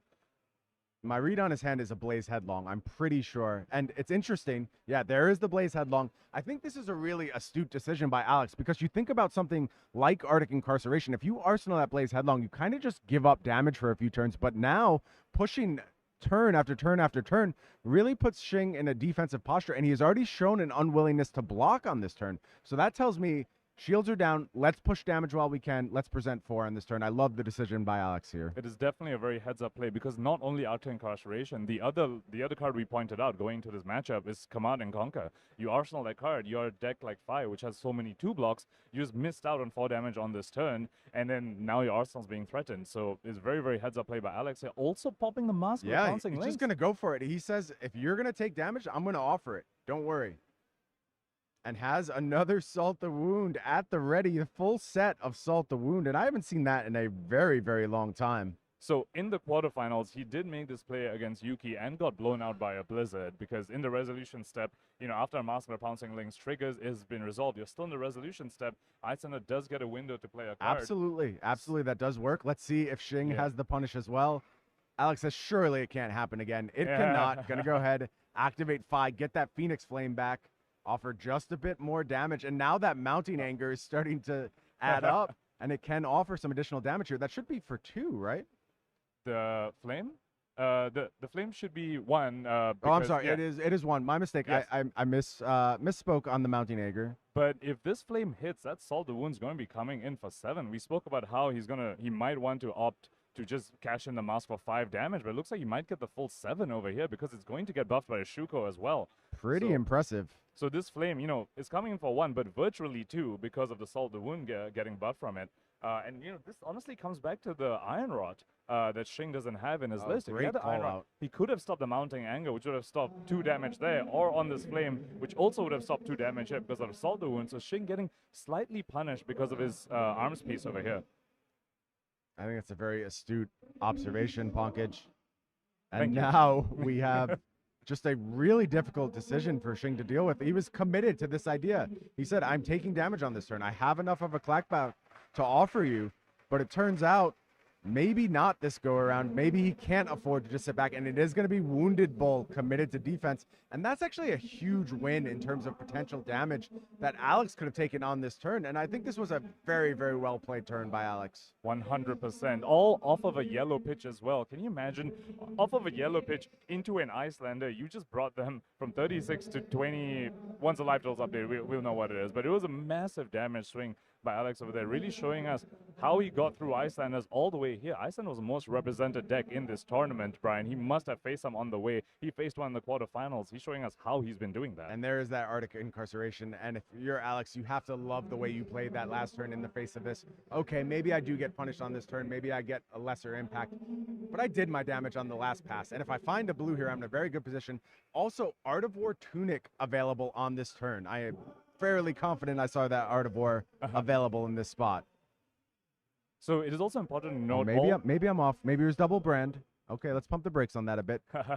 Also important to note, all 3 Salt the Wounds are now accounted for, so that is 3 fewer yellows. There's the 1 Salt the Wound in the pitch zone that we saw, 1 Salt the Wound used, and I believe 1 Salt the Wound discarded. So, Alex is slightly low on resources now. Let's see whether he has enough blues to actually... make this turn happen. That Tunic resource could definitely come in handy. Cannot tell if one of those brands is a blue. If it is, this turn looks solid. If it's not, this collection of Frostbites has in fact done the job. Yeah, and that is exactly what Shing is hoping for. A lot of times these low to the ground aggro decks, they draw 4 red hands aplenty over here. And if you can just, with 1 card, 1 red Arctic Incarceration, take the entire turn because they do 4 reds, that's exactly what Shing needs to get back into this game. Yeah, given how Alex is debating here, I wonder if the job was done. I wonder if he got caught with a triple red hand. Let's see. It is Mounting Anger as the plate. No, it's a double blue hand. All the resources in the world. Everything coming up Alex thus far in this matchup. And we spoke about how Shing wanted to see a 4 red hand. What he definitely did not want to see is a double blue hand from Alex over here. Shing thinking about responding in this instance.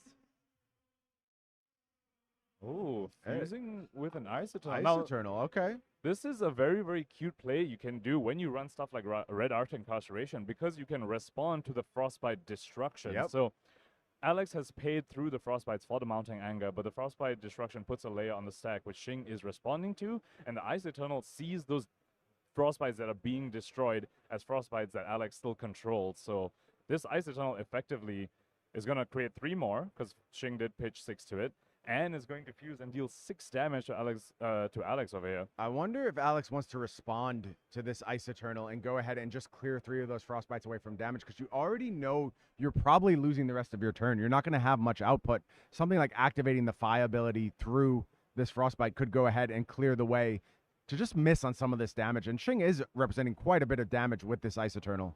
Aside from activating Fire, you can also just activate Tunic as well. Remember, that is an instant, so even if Absolutely. his last card is a red, he can actually just pay before the Ice Eternal resolves, pay 3 to activate the Tunic, and as you said, save himself some damage, because when you make that play, you're effectively turning that red into blocking 3, because you're breaking 3 Frostbites before the Ice Eternal resolves. So it is still ultimately a fairly efficient play, unless he really wants to arsenal that card and, try and pivot into a strong turn next turn, because remember, this is quite a few cards used by Shing over here. He'll be left with just 2 cards remaining. One of them is the Frosting. You can reasonably expect all he's going to do is Coronet Peak you on his turn, and you might be able to get away with a 5-card hand if you just save your Tunic for the Coronet Peak on the following turn. And Alex is in the tank right now. I do think this is a big decision for the World Championship of Flesh and Blood.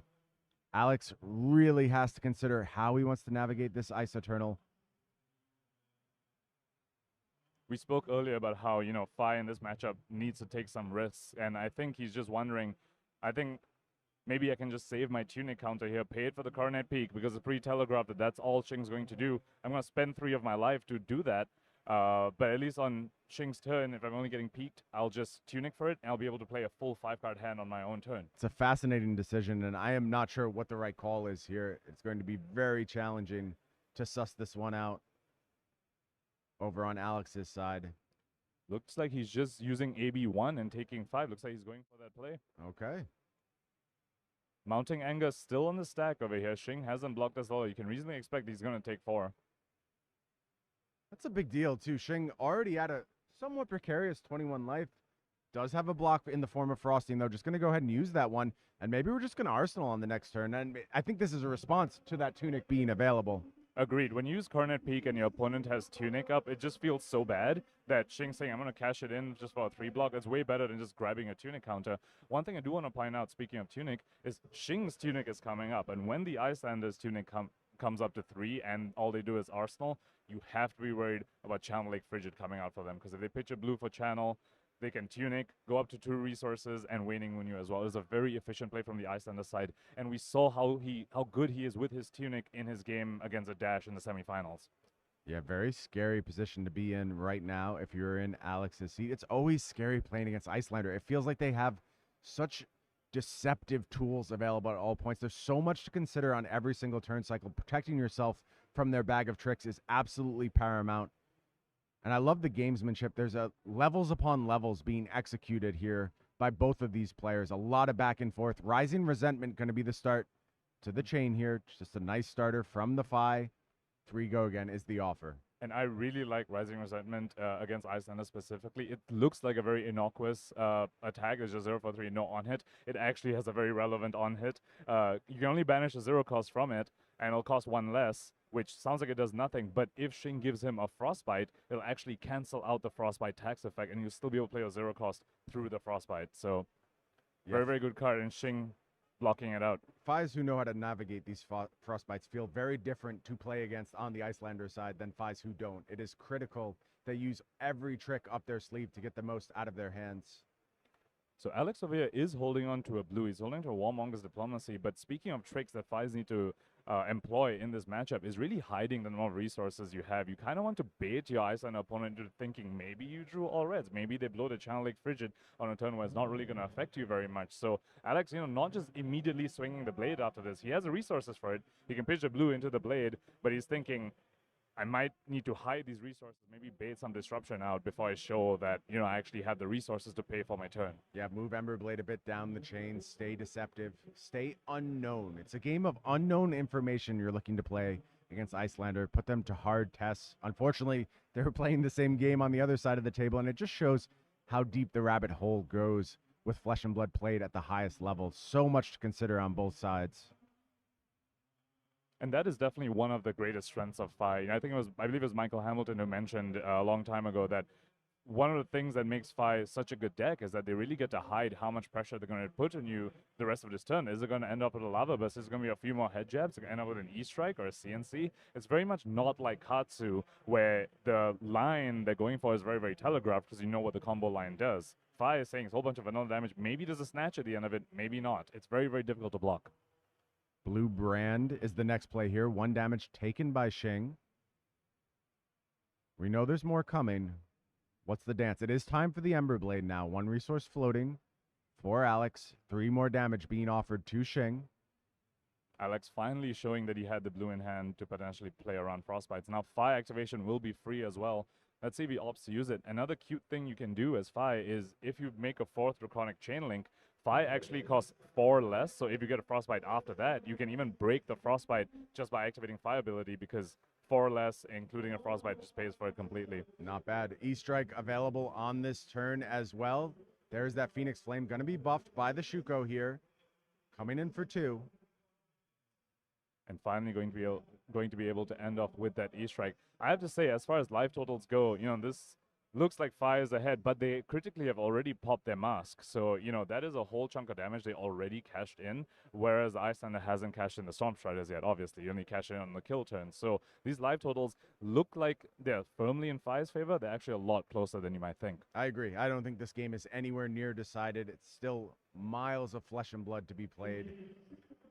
I would say I'm leaning towards the early game having gone well for Alex. That's not determinative. That's just the start. You have to have a good early game, and then you need to finish in the late game. And Iyslander can steal the tempo from you out of nowhere and just close you out of the game. That's what you have to fear if you're sitting over on Alex's side. And I think that's why Alex has taken almost every opportunity to pump damage. He is not playing scared. He is putting those attacks out there, really wants to put Shing to the test as early as possible. Still 2 cards left. We know an E-Strike is one of them, so going to be able to offer either 5 or an Arsenal. Or is there any world where you consider the 7 Punkage and just try and get those numbers as high as possible?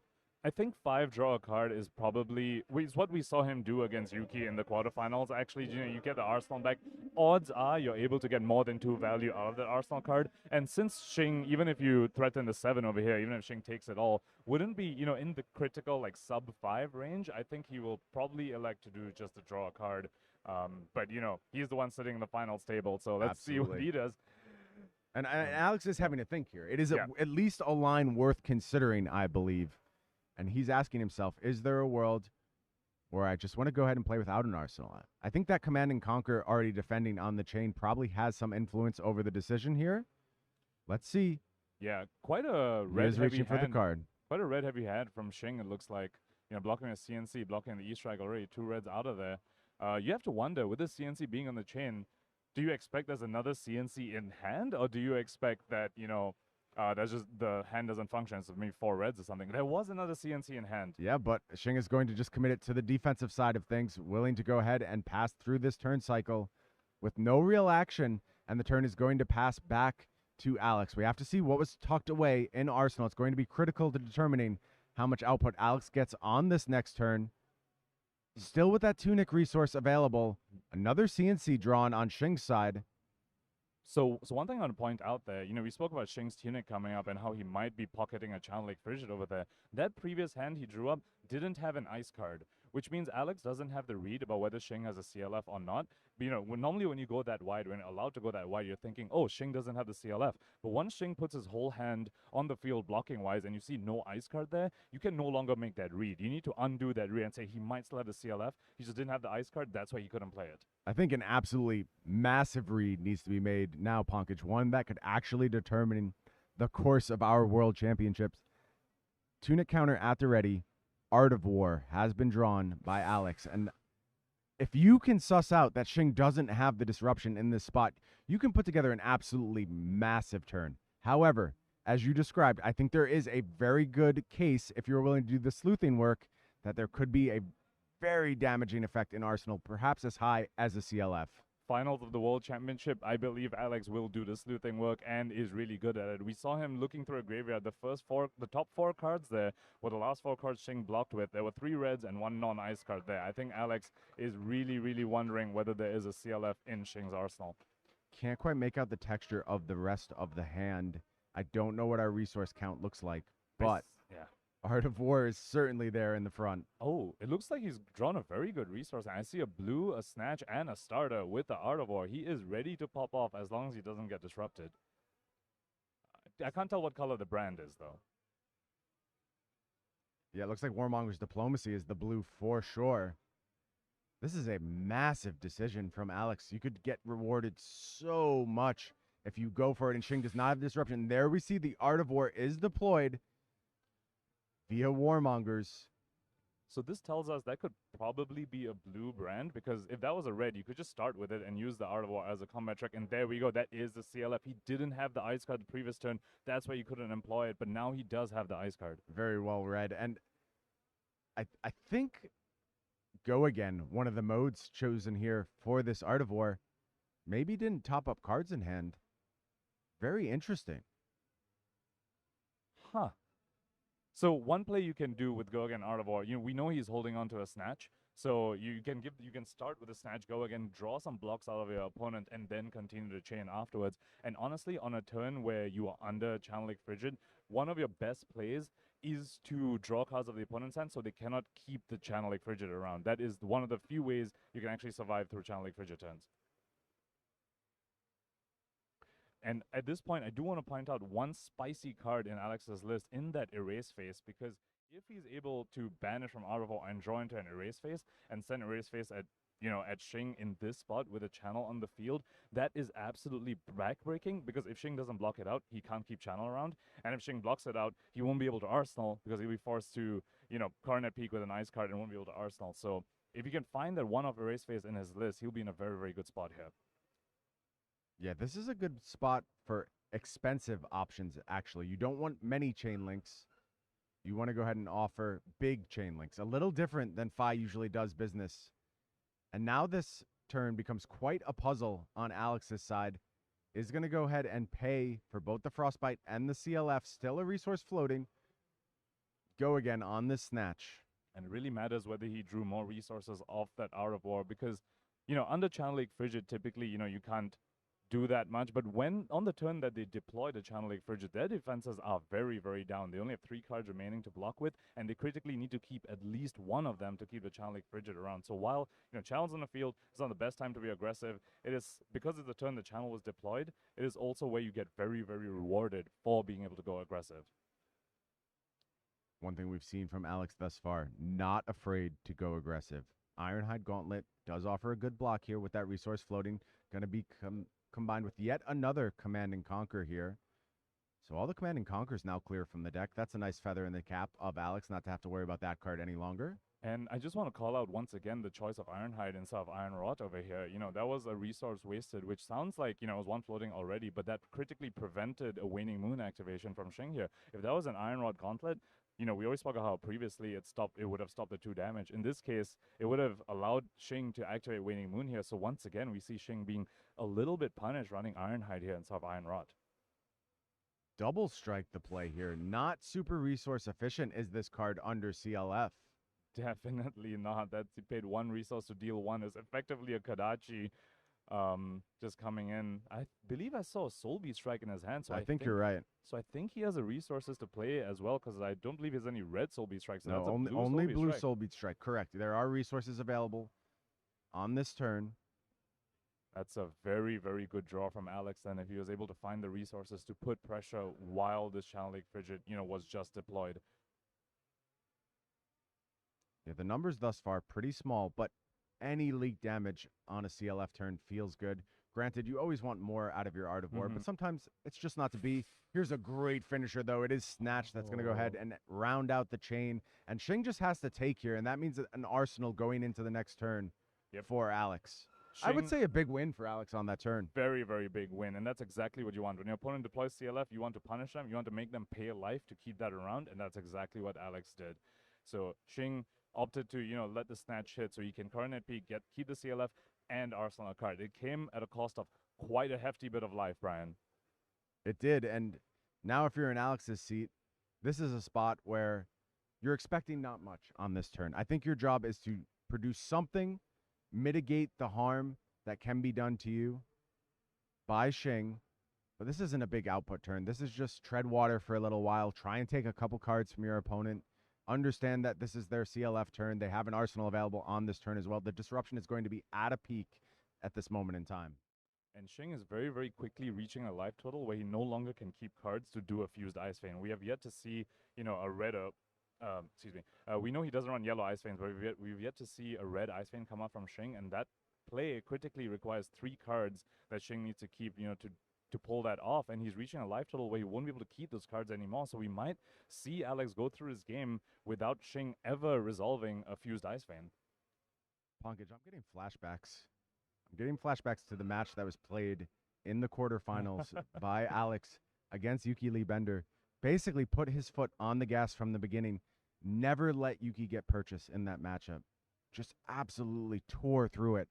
And now you're starting to see on Shing's side some of that same kind of dour emotion, some of that fear maybe starting to creep in, because this Fi is producing damage at a rapid clip, and Shing really has not been able to get much going as of yet. Alex has been taking those risks and it's been paying off for him. He took the risk on the Mask of the Pouncing Lynx. In the quarterfinals, he was blown out. In this game, it worked out perfectly. No fear. It dealt 6 to 7 damage. No fear. Love to see him coming back like that. We saw him use the Art of War in the previous turn, had the CLF in response, but still, those are the risks you have to take. You cannot play scared in this matchup. If you play scared, you're playing right into Iyslander's game plan, and Alex has recognized that. He's saying, no, I just need to keep pushing, and eventually you won't have the disruption on the turn where I'm going to pop off, and that's when I'll get you. And look, this is another nice turn under this Channel Lake Frigid, starting with just a basic 3 for 0, but the follow-up is Blaze Headlong, 0 for 4, offering a breakpoint, more damage headed the way of Shing Tsang. And at this point, Shing's out over here is to really try and keep his Channel Lake Frigid to the second flow counter. Now, for that, typically a play you can do is fuse an Ice Vein, pitching an Ice card and fusing with an Ice card, and then pitching that second Ice card in your hand to Waning Moon. That puts 2 Ice cards in your pitch zone. You've just sent a fused Ice Vein at your opponent. You keep Channel Lake Frigid around. So let's see whether Shing is able to do that. He is taking quite a bit of damage right now. Let's see if that's the line he opts to go for, because that seems to be one of the few ways he can employ to get back into this game. Alex offering 10 damage through a CLF and a Coronet Peak activation on this turn cycle. Really, really good win again for Alex. And Shing is just going to have to take here, falls down to 3. And that tells me, Pankaj, I really expect to see the line you described, keeping this Channel Lake Frigid around for another turn. But does it even matter if Shing is facing down that kind of onslaught on a turn-to-turn basis? It depends on the resources that Alex draws on his next hand. If Alex has been drawing the blues like he has, then it will not matter too much. But if Alex is caught on a 4-red hand, keeping a channel for that second turn would have really mattered. However, Shing, starting with Scar for Scar, this Channel Lake Frigid is going away. Alex knows about it. Shing knows about it.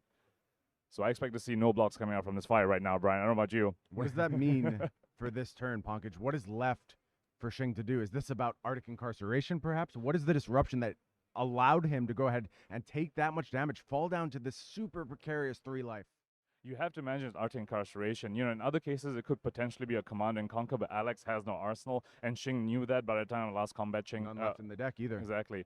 Yes, of course. So, you know, it's likely the Arctic Incarceration, like you said, Brian. Now, let's see whether Alex has the blues to pay through it. He has been getting very fortunate with his blues so far. Alex takes 4 here from Scar for a Scar.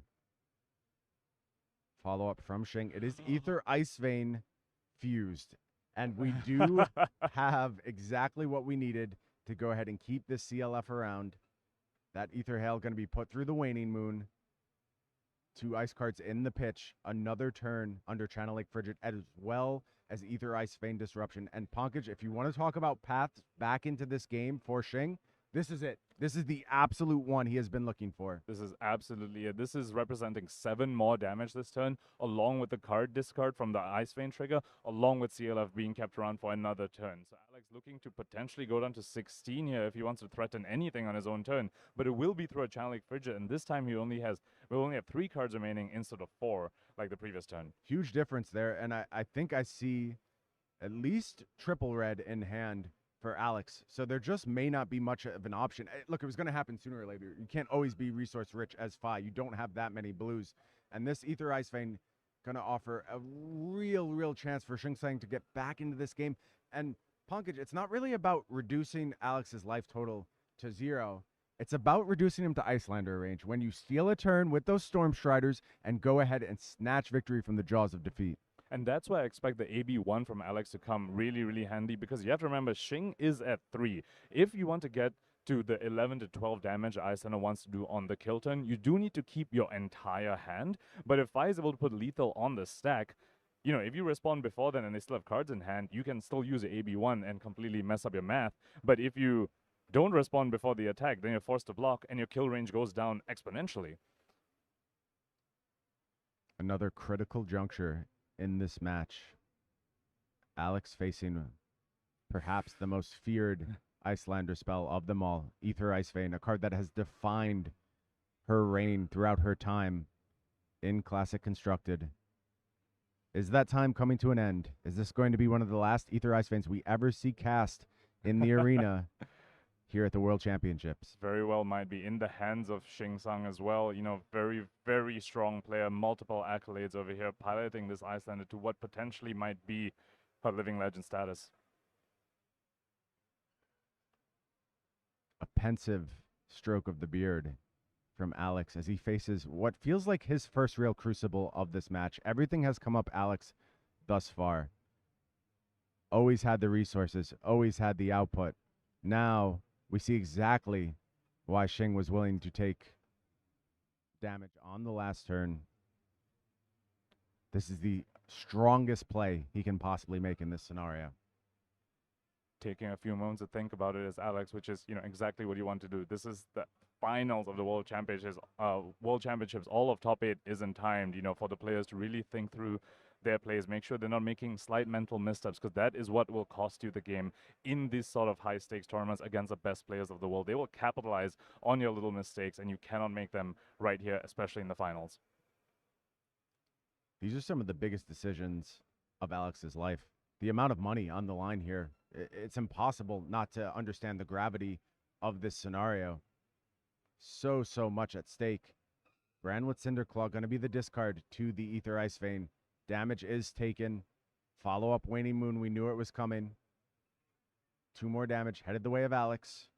So, very important to note Shing sequencing over here. He did have the playline of send the Aether Ice Vein fusing and arseling the Scar for a Scar, which would, you know, obviously Scar for a Scar in Arsenal doesn't do anything on your opponent's turn, but it hides information from Alex. He could have just kept it there. Alex would need to think about what the arsenal could be, because the 2 cards you've shown to him, you know, you pitched away. So there was a playline available to Shing. Shing instead opting for just sending the Scar right there, saying, you know what, as you send a damage now, as you make you scared, get you to that scary life threshold.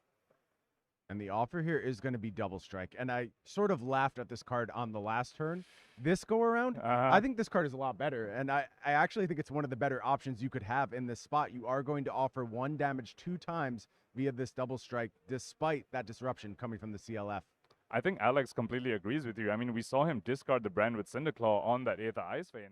So, you know, he could have kept that and sent that instead. Instead, he's saying, I actually won this Double Strike exactly because of what you were saying, Brian. And no defenses here from Shing, and Ancestral Empowerment at the ready. So that's going to push this Double Strike to potentially offer 2 damage. Critically, Shing does have a Fate Foreseen in hand. So if he wants to change his tune here, he can respond, go ahead and cover this up. He's going to let the draw happen.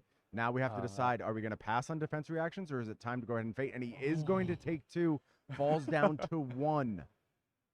Not where you want to be, especially when your opponent has a Double Strike just sitting in the banish zone. And I think Shing might have gone a little unfortunate with the 3 or 4 red hand there. I think I saw Incarceration and a Fighting Spirit and a Fate Foreseen, as you were talking about. Not where you want to be as an Iyslander player. For the first time in the finals of our World Championships, lethal has been offered. 2 damage from the Double Strike. Fiendel's Fighting Spirit going to try and cover it up. Life gain at the ready. Shing back to a slightly more comfortable 2. I wouldn't say comfortable. Things are still extremely stressful on Shing's side, but is able to push his life total up. Well, Alex find the blue. He did to swing the Ember Blade, just the blue off the top from the Ancestral. Ember Blade comes through. Again, lethal presented. The block is clean. No troubles there for Shing. But is there going to be any potential clapback here?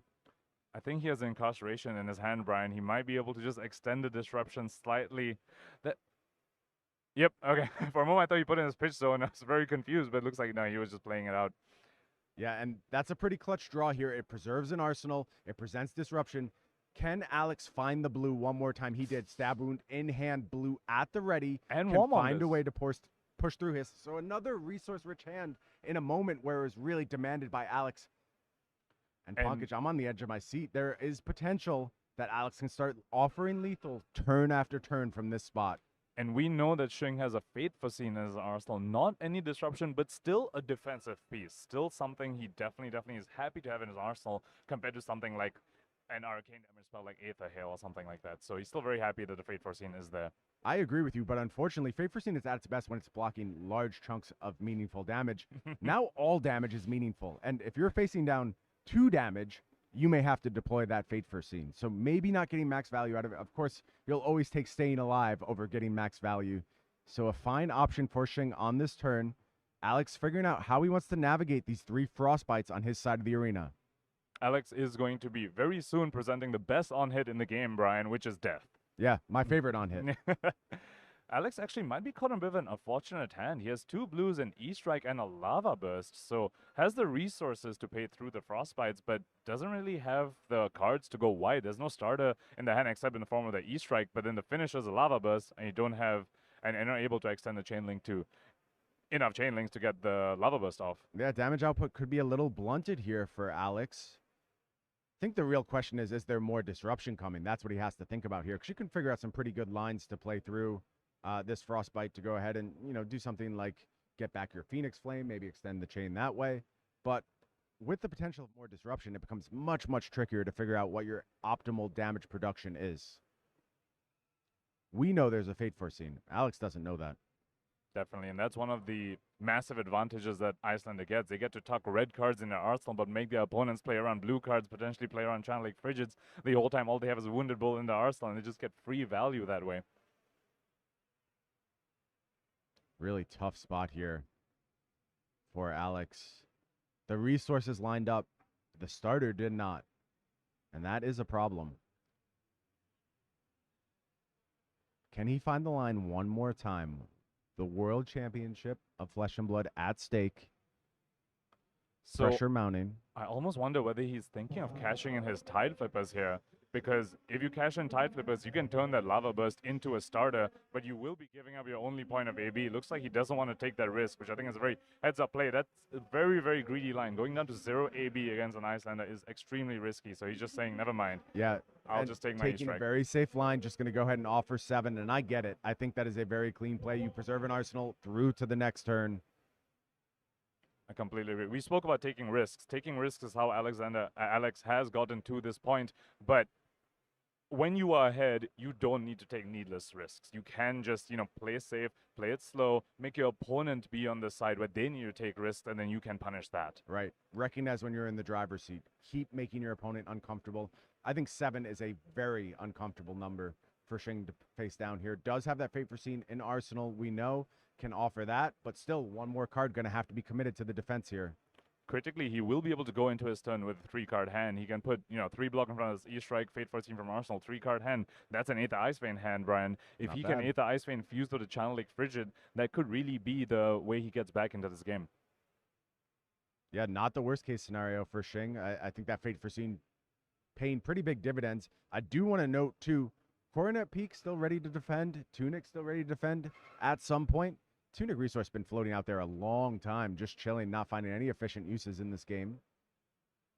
Agreed. Iyslander, not a lot of armor, but when it comes down to the end game, when it comes down to they're bringing you down to that 11, 10-point life threshold where you're in Strider's range, those Coronet Peaks, they come out to block, because at that point, Channeling Frigid, it's not really part of the win condition anymore. The two cards they're going to arsenal with their Tunic is Emeritus Scolding at that point, not Channeling Frigid. So the Coronet Peak, can go ahead and be blocked with their beautiful gold foil Coronet Peak, I do want to point out, Brian. Yeah, not playing any games is Shing, showing off the bling on his side of the arena.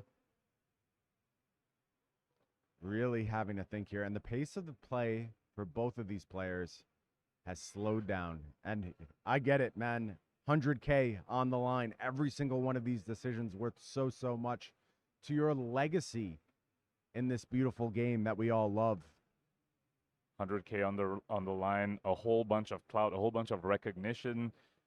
Just these players playing for their lives. And, when you just think about all the preparation that has gone into this tournament, I mean, Alex bringing Shing bringing Iyslander, both these heroes weren't really in discussions coming to this tournament, Brian. A lot of people are talking about Dromai, people are talking about Bravo, but we see these two in the finalists. You just have to really appreciate how much they prepared for this tournament, and they're not going to blow it in the finals of the World Championships by making a play that's way too quick. I think you're exactly right. And critically, that Fate Foreseen left a card on top. There's something Shing like there is going to offer some damage, and man, that matters a lot in this spot, Punkage. It's getting so close to the point where Alex has to respect the possibility that he can be absolutely blown up out of nowhere. 4 more damage headed his way, dropping him down to a potential 12 should he not commit defensive resources on this turn. Does still have the Shuko block available. Very worth keeping track of. And that'll get used a little bit earlier than you would expect due to Icelander's proclivity to just kill you out of nowhere. Agreed. And now this is where Shing's life total is really going to come into play. Alex does need to go for the line where he puts lethal on the stack first while holding cards to either draw cards from Shing or make Shing go off. And Alex going for exactly the play you suggested, Brian, blocking with the Shuko. Very heads up play, recognizing, look, this Shuko might give me +1 more damage, but I just need a couple of life. Nice follow-up here, though. Another 5 represented. And Punkage, once again, if this hits, the number's 9. I'm not comfortable with that number. I 100% don't want to be in that spot if I am Alex. And I also want to point out the opt you were talking about, Brian. He Fate Foreseen and opted a card to the top, and he just drew that card off of the E-Strike. So, Channeling Frigid, Emeritus Scolding, all these things in contention could just be a bluff as well. I mean, Alex needs to start respecting wizard shenanigans. Shing could just be saying, if you play around it too much, if you play around my bluff too much, I might just win off of that because you bleed value that way. There is a lava burst in Arsenal, I believe, for Alex. Can he afford to commit a defensive card here, stay at 12, and still offer lethal, strip enough cards from Shing to go ahead and actually close this game out? Or is that playing scared? Is this one more time where Alex has to take the chance and say, I don't believe you have the cards you need to kill me from this spot. I will maximize my damage, and I will go for it on this next turn. I will try and claim the World Championship right now. So with AB1, your deterministic kill range is actually 9, because Emeritus from Arsenal is 4, Red Icewind from hand is 5, and Waning Wind is 3. If you block 1 each on each of those instances, it totals up to 9, 3 + 4 + 2. So if he goes down to 9, he is in deterministic kill range from Shing if he gets Emeritus Scolding and the Red Icewind and the resources to pay for it. But 9 is a very scary number when you have AB1. I almost wonder whether he wants to cash in the Tunic for the 1 block, sacrifice the 1 point of energy you can get from it, because it is at 3, just to stay above the 9, so that if Shing goes off and Alex has the resources, he can still survive. Heads up call, Punkage. I think it's worth consideration. I think it is worth possibly preserving at 10. Of course, a lot of this hinges on the texture of Alex's hand. Is there the resources available? I saw an Ancestral Empowerment. I see an E-Strike. I think there's a starter there as well. I don't know what the last card is, so I don't know how resource rich we are. Of course, there is a bit of a redraw offered with that Ancestral Empowerment, but there's a big question mark. It is that card that Shing chose to keep on top. Is that disruption? Is that damage? You have to suss out exactly what is being offered here with your World Championship life on the line, and the E-Strike is going to come forward to block, take 2, stay at 12 is the choice from Alex here. And that keeps him out of lethal range 100% without, and he can use his whole hand offensively. With the Tunic available. Exactly, because of Tunic available, he can always block 1 out of nowhere, so Shing knows there's no way he can present lethal this turn unless Alex uses a tuning counter and empties his hand. And the starter is Yellow Brand. It would be lethal, but a great block here. An absolutely perfect block from Shing. Going to defend the 2 and gain 1, but ready to claim that back is Alex with the Ancestral Empowerment. Card drawn here. Shing going to stay at 2. Second time this game, Shing's been able to cash in Fighting Spirit on defense to gain the life back, and honestly, that's been very, very good, especially against a deck that sends a whole bunch of 2 attacks or, 1 attacks in the form of the Phoenix Flame as well. Life gain is a very efficient way to deal with that, whereas blocking those, blocking 3 on that is a very inefficient way to deal with it. There's the blue Lava Vein Loyalty pitched, and once again, lethal. Searing Emberblade offering it this time. 2 cards still to go. 2 resources at the ready. The output is there for Alex, and this is going to get the Coronet peak, and Shing is going to go down to 1. 1 life left in his World Championships here from beautiful Barcelona. Can Alex find this last point of damage? We've all been here. We've all been so close to killing an Iyslander, only to have them blow us up out of nowhere. Is Alex going to be the last victim of Iyslander doing this type of thing in CC, or is he going to find a way to take her down? So no disruption so far from Shing, so you have to wonder whether he arsenaled, an offensive card like the Emeritus Scolding, but however, Alex with a very heads-up play the previous turn, staying just out of lethal range now. Brian, he's already set up to play a Lava Burst from Arsenal. This is the 3rd chain link. The Lava Burst would be the 4th, and that is just a significant amount of damage. Phoenix Flame coming through.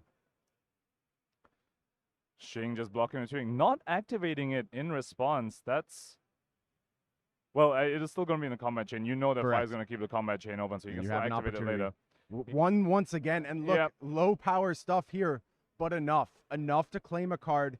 And we know, last card in hand, Lava Burst. It's going to get everything, Ponkage. It's going to take the whole hand. And at this point, I mean, Shing has already put so many cards to block. There's actually, even after the first block, he was actually already out of the 12 damage range, once he already put 1 card to block. That was 3 reds from Shing's hand there. Wounded Bull, Fate Foreseen, committed to defense. Only 1 card left for Shing. We expect it will be arsenaled, and then Alex will get 1 more shot.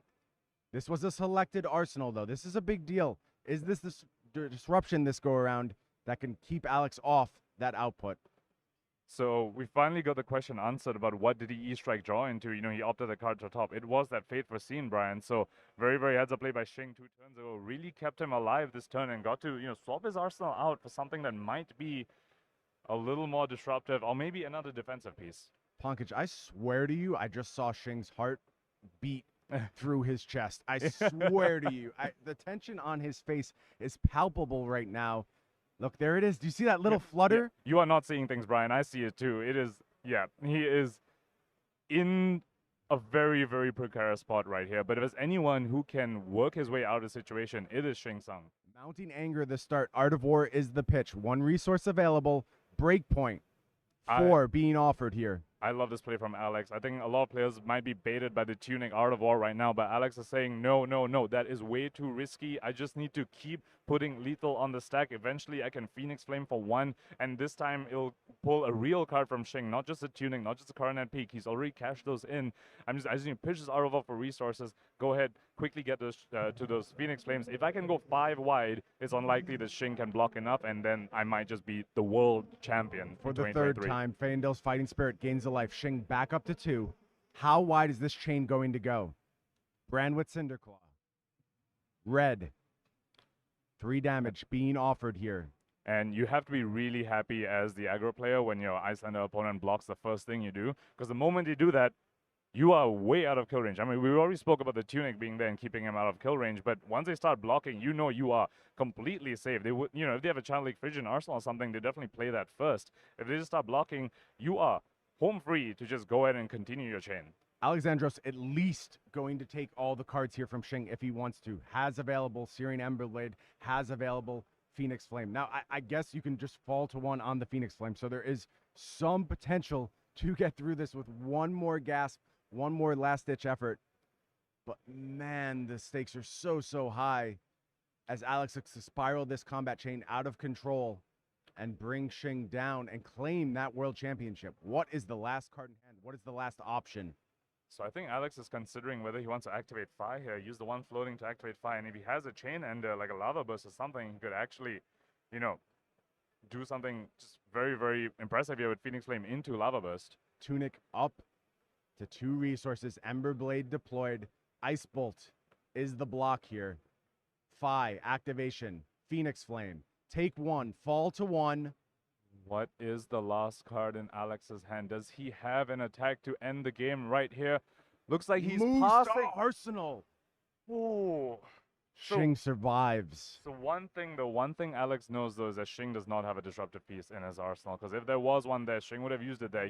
He saw his life flash before his eyes, Brian. Ponkage, that's an incredible piece of knowledge. As now we go into this turn with 5 cards. Starter at the ready. Is this the moment that Alex punches his ticket to become the 2023 World Champion? So I do want to point out he did cash in a Tunic counter previously. So if he empties his hand, he does go into the 12 range. But if he empties his hand, Shing would have had to commit cards to block Shing before goes into that. the dead so range. there's no way he would have got into 12. Yeah, So here is the starter. Yep. Ronin Renegade comes down for 3. First card is demanded.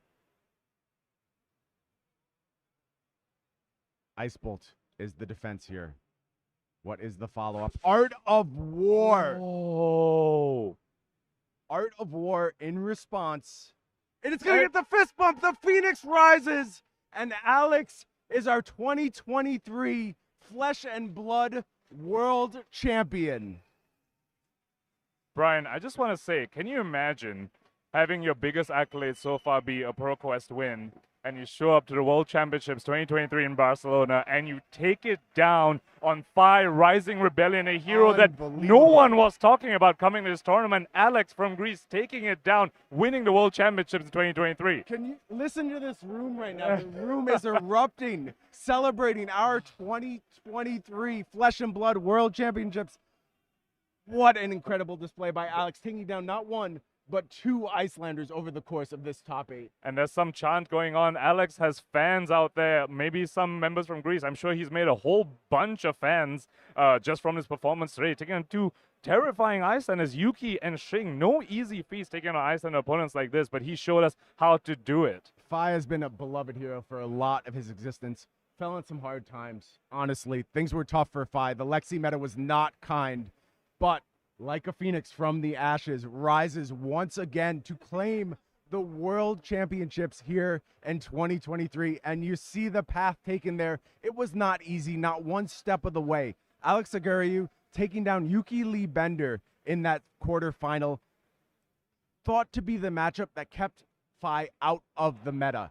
Iyslander, the hardest thing you can face as a ninja, bowls over her. Then it's Shantz, a Dromai deck that has just honed and toned and thought about this Phi matchup nonstop. Yes, Phi was supposed to be the answer, but Shantz was beating Phi's throughout the Swiss. Not so when Alex stepped up to the plate. And then finally, we came to our finals. All the talk of this tournament around Hong Kong, their absolutely dominant performance, and deservedly so. Shing saying, so deserving runner-up, would have been a deserving champion, but it was not meant to be. It was Alex who took down this event and will forever etch his name in Flesh and Blood history. I am shaking, Brian. That was just an absolute masterclass of Phi. While so many people around the world abandoned Phi, since Belittle was banned, since Lexi was meta, people worried about Azalea. They're saying Phi is unplayable, especially Bravos running around as well. Alex saying, I'm going to beat the Bravos. I'm going to beat the Azaleas. I'm going to beat these Icelanders. Y'all don't know what you're talking about. This is how you play Phi. Alex decided to beat everyone. That's what he decided to do this weekend. He decided to make a statement for himself, for Greece, for Phis around the world, and completely flip the metagame on its head. And I want to hear from the man himself. So Ponkage and I are going to step back. Flake's going to bring in our new 2023 world champion for an interview. Do not go anywhere.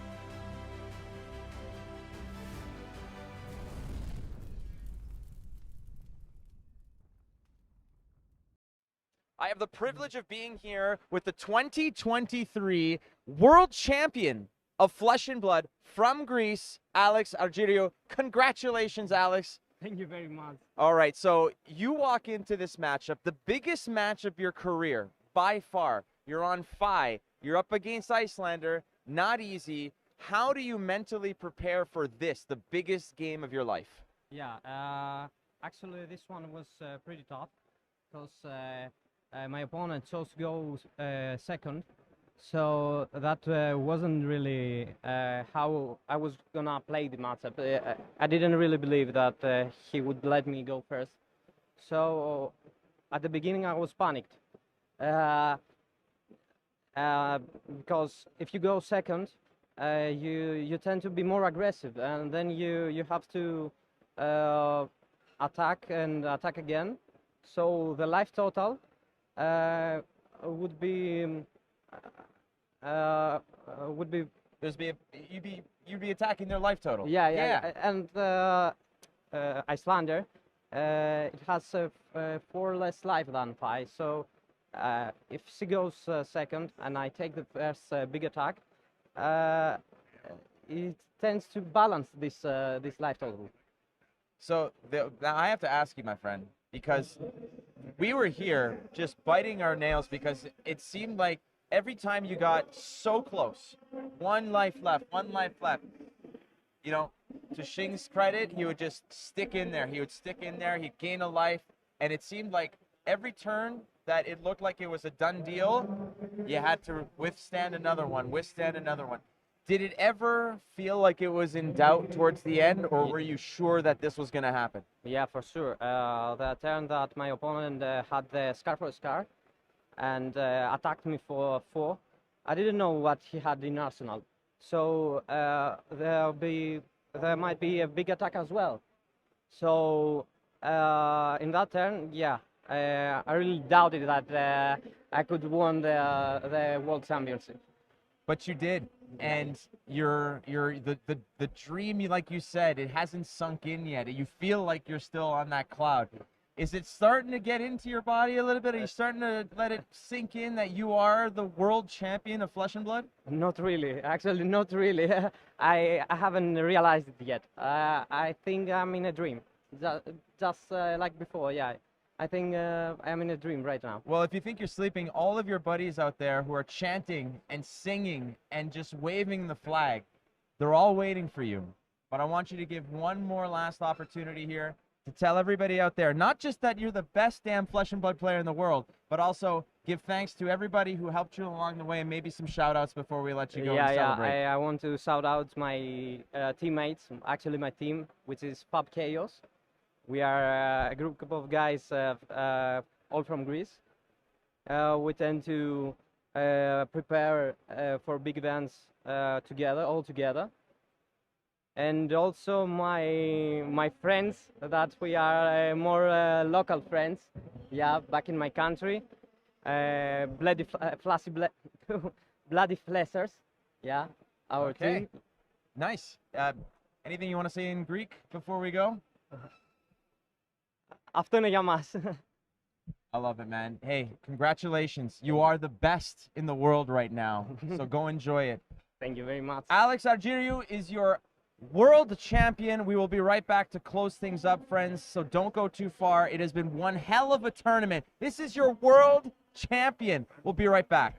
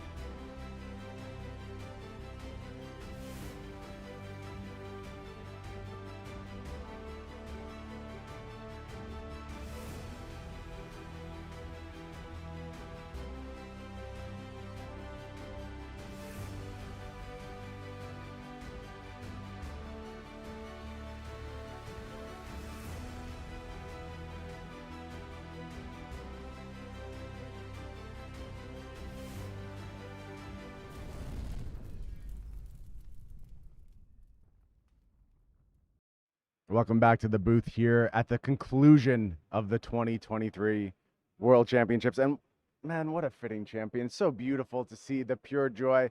And Alex just stepped out through our curtain celebrating with his friends. That's what it's all about, man. He made this community, the Greek community, he found a family amongst them. He found a group that would support him through thick and thin. And when the most unlikely of scenarios, Alex Argyriou from Greece, a man with no real major Flesh and Blood accomplishments to his name yet. That's going to change, man. The way that guy played, it's just a matter of time. We were waiting for something like this. But to break out on the world stage like that and to do it amongst your peers, your friends you've built through this beautiful game, what a moment for that guy. I mean, it changed today. He just got the biggest accolade you could ever get in this game. Absolutely outstanding performance. I also want to point out, he's just continuing the trend of having really likable, humble world champions. Last year it was Michael Hamilton. This year it's Alex. Just really likable dudes and are very humble and just not in their own heads, not too much of an ego. You just love to see it, Brian. That's what makes this game so great. It attracts a special type of person. It certainly attracts a special type of world champion, and we saw that on display throughout our top 8. Through every word we shared with Alex today, it was just shown through every step of the way. And I just want to take a moment, Pankaj, as we head to the end of this broadcast, to thank all those people behind the scenes that y'all didn't get to see. So many folks working so hard back in production, our incredible judge staff, the team from Tournament Center putting on these events. In fact, I believe we just launched the largest tournament in Flesh and Blood history, I'm being told, which my mind is blown to have something like that happen here in Barcelona alongside this momentous crowning of our 2023 world champion, alongside our first living legend, Battle Hardened. So much history was made here this weekend. And it couldn't have happened without the efforts of so many people. Judge staff maybe more than anyone else. And you got to take a moment to shout out our judges who did a noticeably fantastic job throughout the course of the weekend, I would say. Absolutely, and definitely today as well. So many judge calls in the top 8, all handled very professionally in a manner that all players were happy with. I can't stop singing their praises. Deservedly so. And you know, there's so many other folks to thank, the staff here in Barcelona. How about Sunflower Samurai for welcoming all of us to their beautiful country? I know everything they did made such a difference in my enjoyment of my weekend. I saw so many beautiful sights thanks to them, and I'm so grateful for what they extended to our community. 100%. Their tweet about, what to see when you come to Barcelona. They had a tweet of just what to do if you only have one day in Barcelona. I was fortunate enough. I got to come here and spend 2 days before the tournament and, got to do all the sightseeing across 2 days. And yeah, big shout out Sunflower Samurais as well. And how about our lovely content creators who have been with us all weekend? Folks like DM Armada, live blogging. There's too many content creators to list. You walk through the hall, so many people who I recognize from their YouTube videos, from their writing, from their cosplay. Who could forget the amazing cosplay we saw on display with a Brevant taking down the cosplay contest? Love to see one of our newest creations from around the table getting some love in the cosplay scene. And who else am I forgetting, Pankaj? There's got to be a million other folks to thank. And finally, I want to thank the players. 100%. We watched some amazing Flesh and Blood across this weekend, Brian, and all thanks to our players as well. They worked really hard to come out here to qualify for this event, flying all the way from Barcelona for many people, putting on amazing, riveting games of Flesh and Blood for our enjoyment. The way we've seen player skill evolve in this game, to have someone like Alex come in here and win the World Championship as a relative unknown and display that level of skill, it shows you how many great players are out there in this hall today, ready to become the next Alex to go ahead and punch their ticket to the World Championships in 2024. Or maybe they want to be a Pro Tour champion. We're going to go to LA. We're going to do that very soon. I'm already excited for Pro Tour LA. I wish we got to do this every weekend. I would have a World Championship over and over. Probably not much of a World Championship in that case, but I would have a good time. I find that a critical component of these type of things. But it's only a few months till we're doing this again, and I encourage all of you, if you enjoyed what you saw this weekend, come be a part of this with all of us. Everyone is welcome here. Every player of every ilk, shape, and size is always welcome in the Flesh and Blood Hall, and you see our champions from around the world representing how global, how accepting this game is. I hope you will take a lark and come and play a little bit of Flesh and Blood in the Flesh and Blood with us at whatever event is in your neck of the woods or across the other side of the globe, as you and I often do.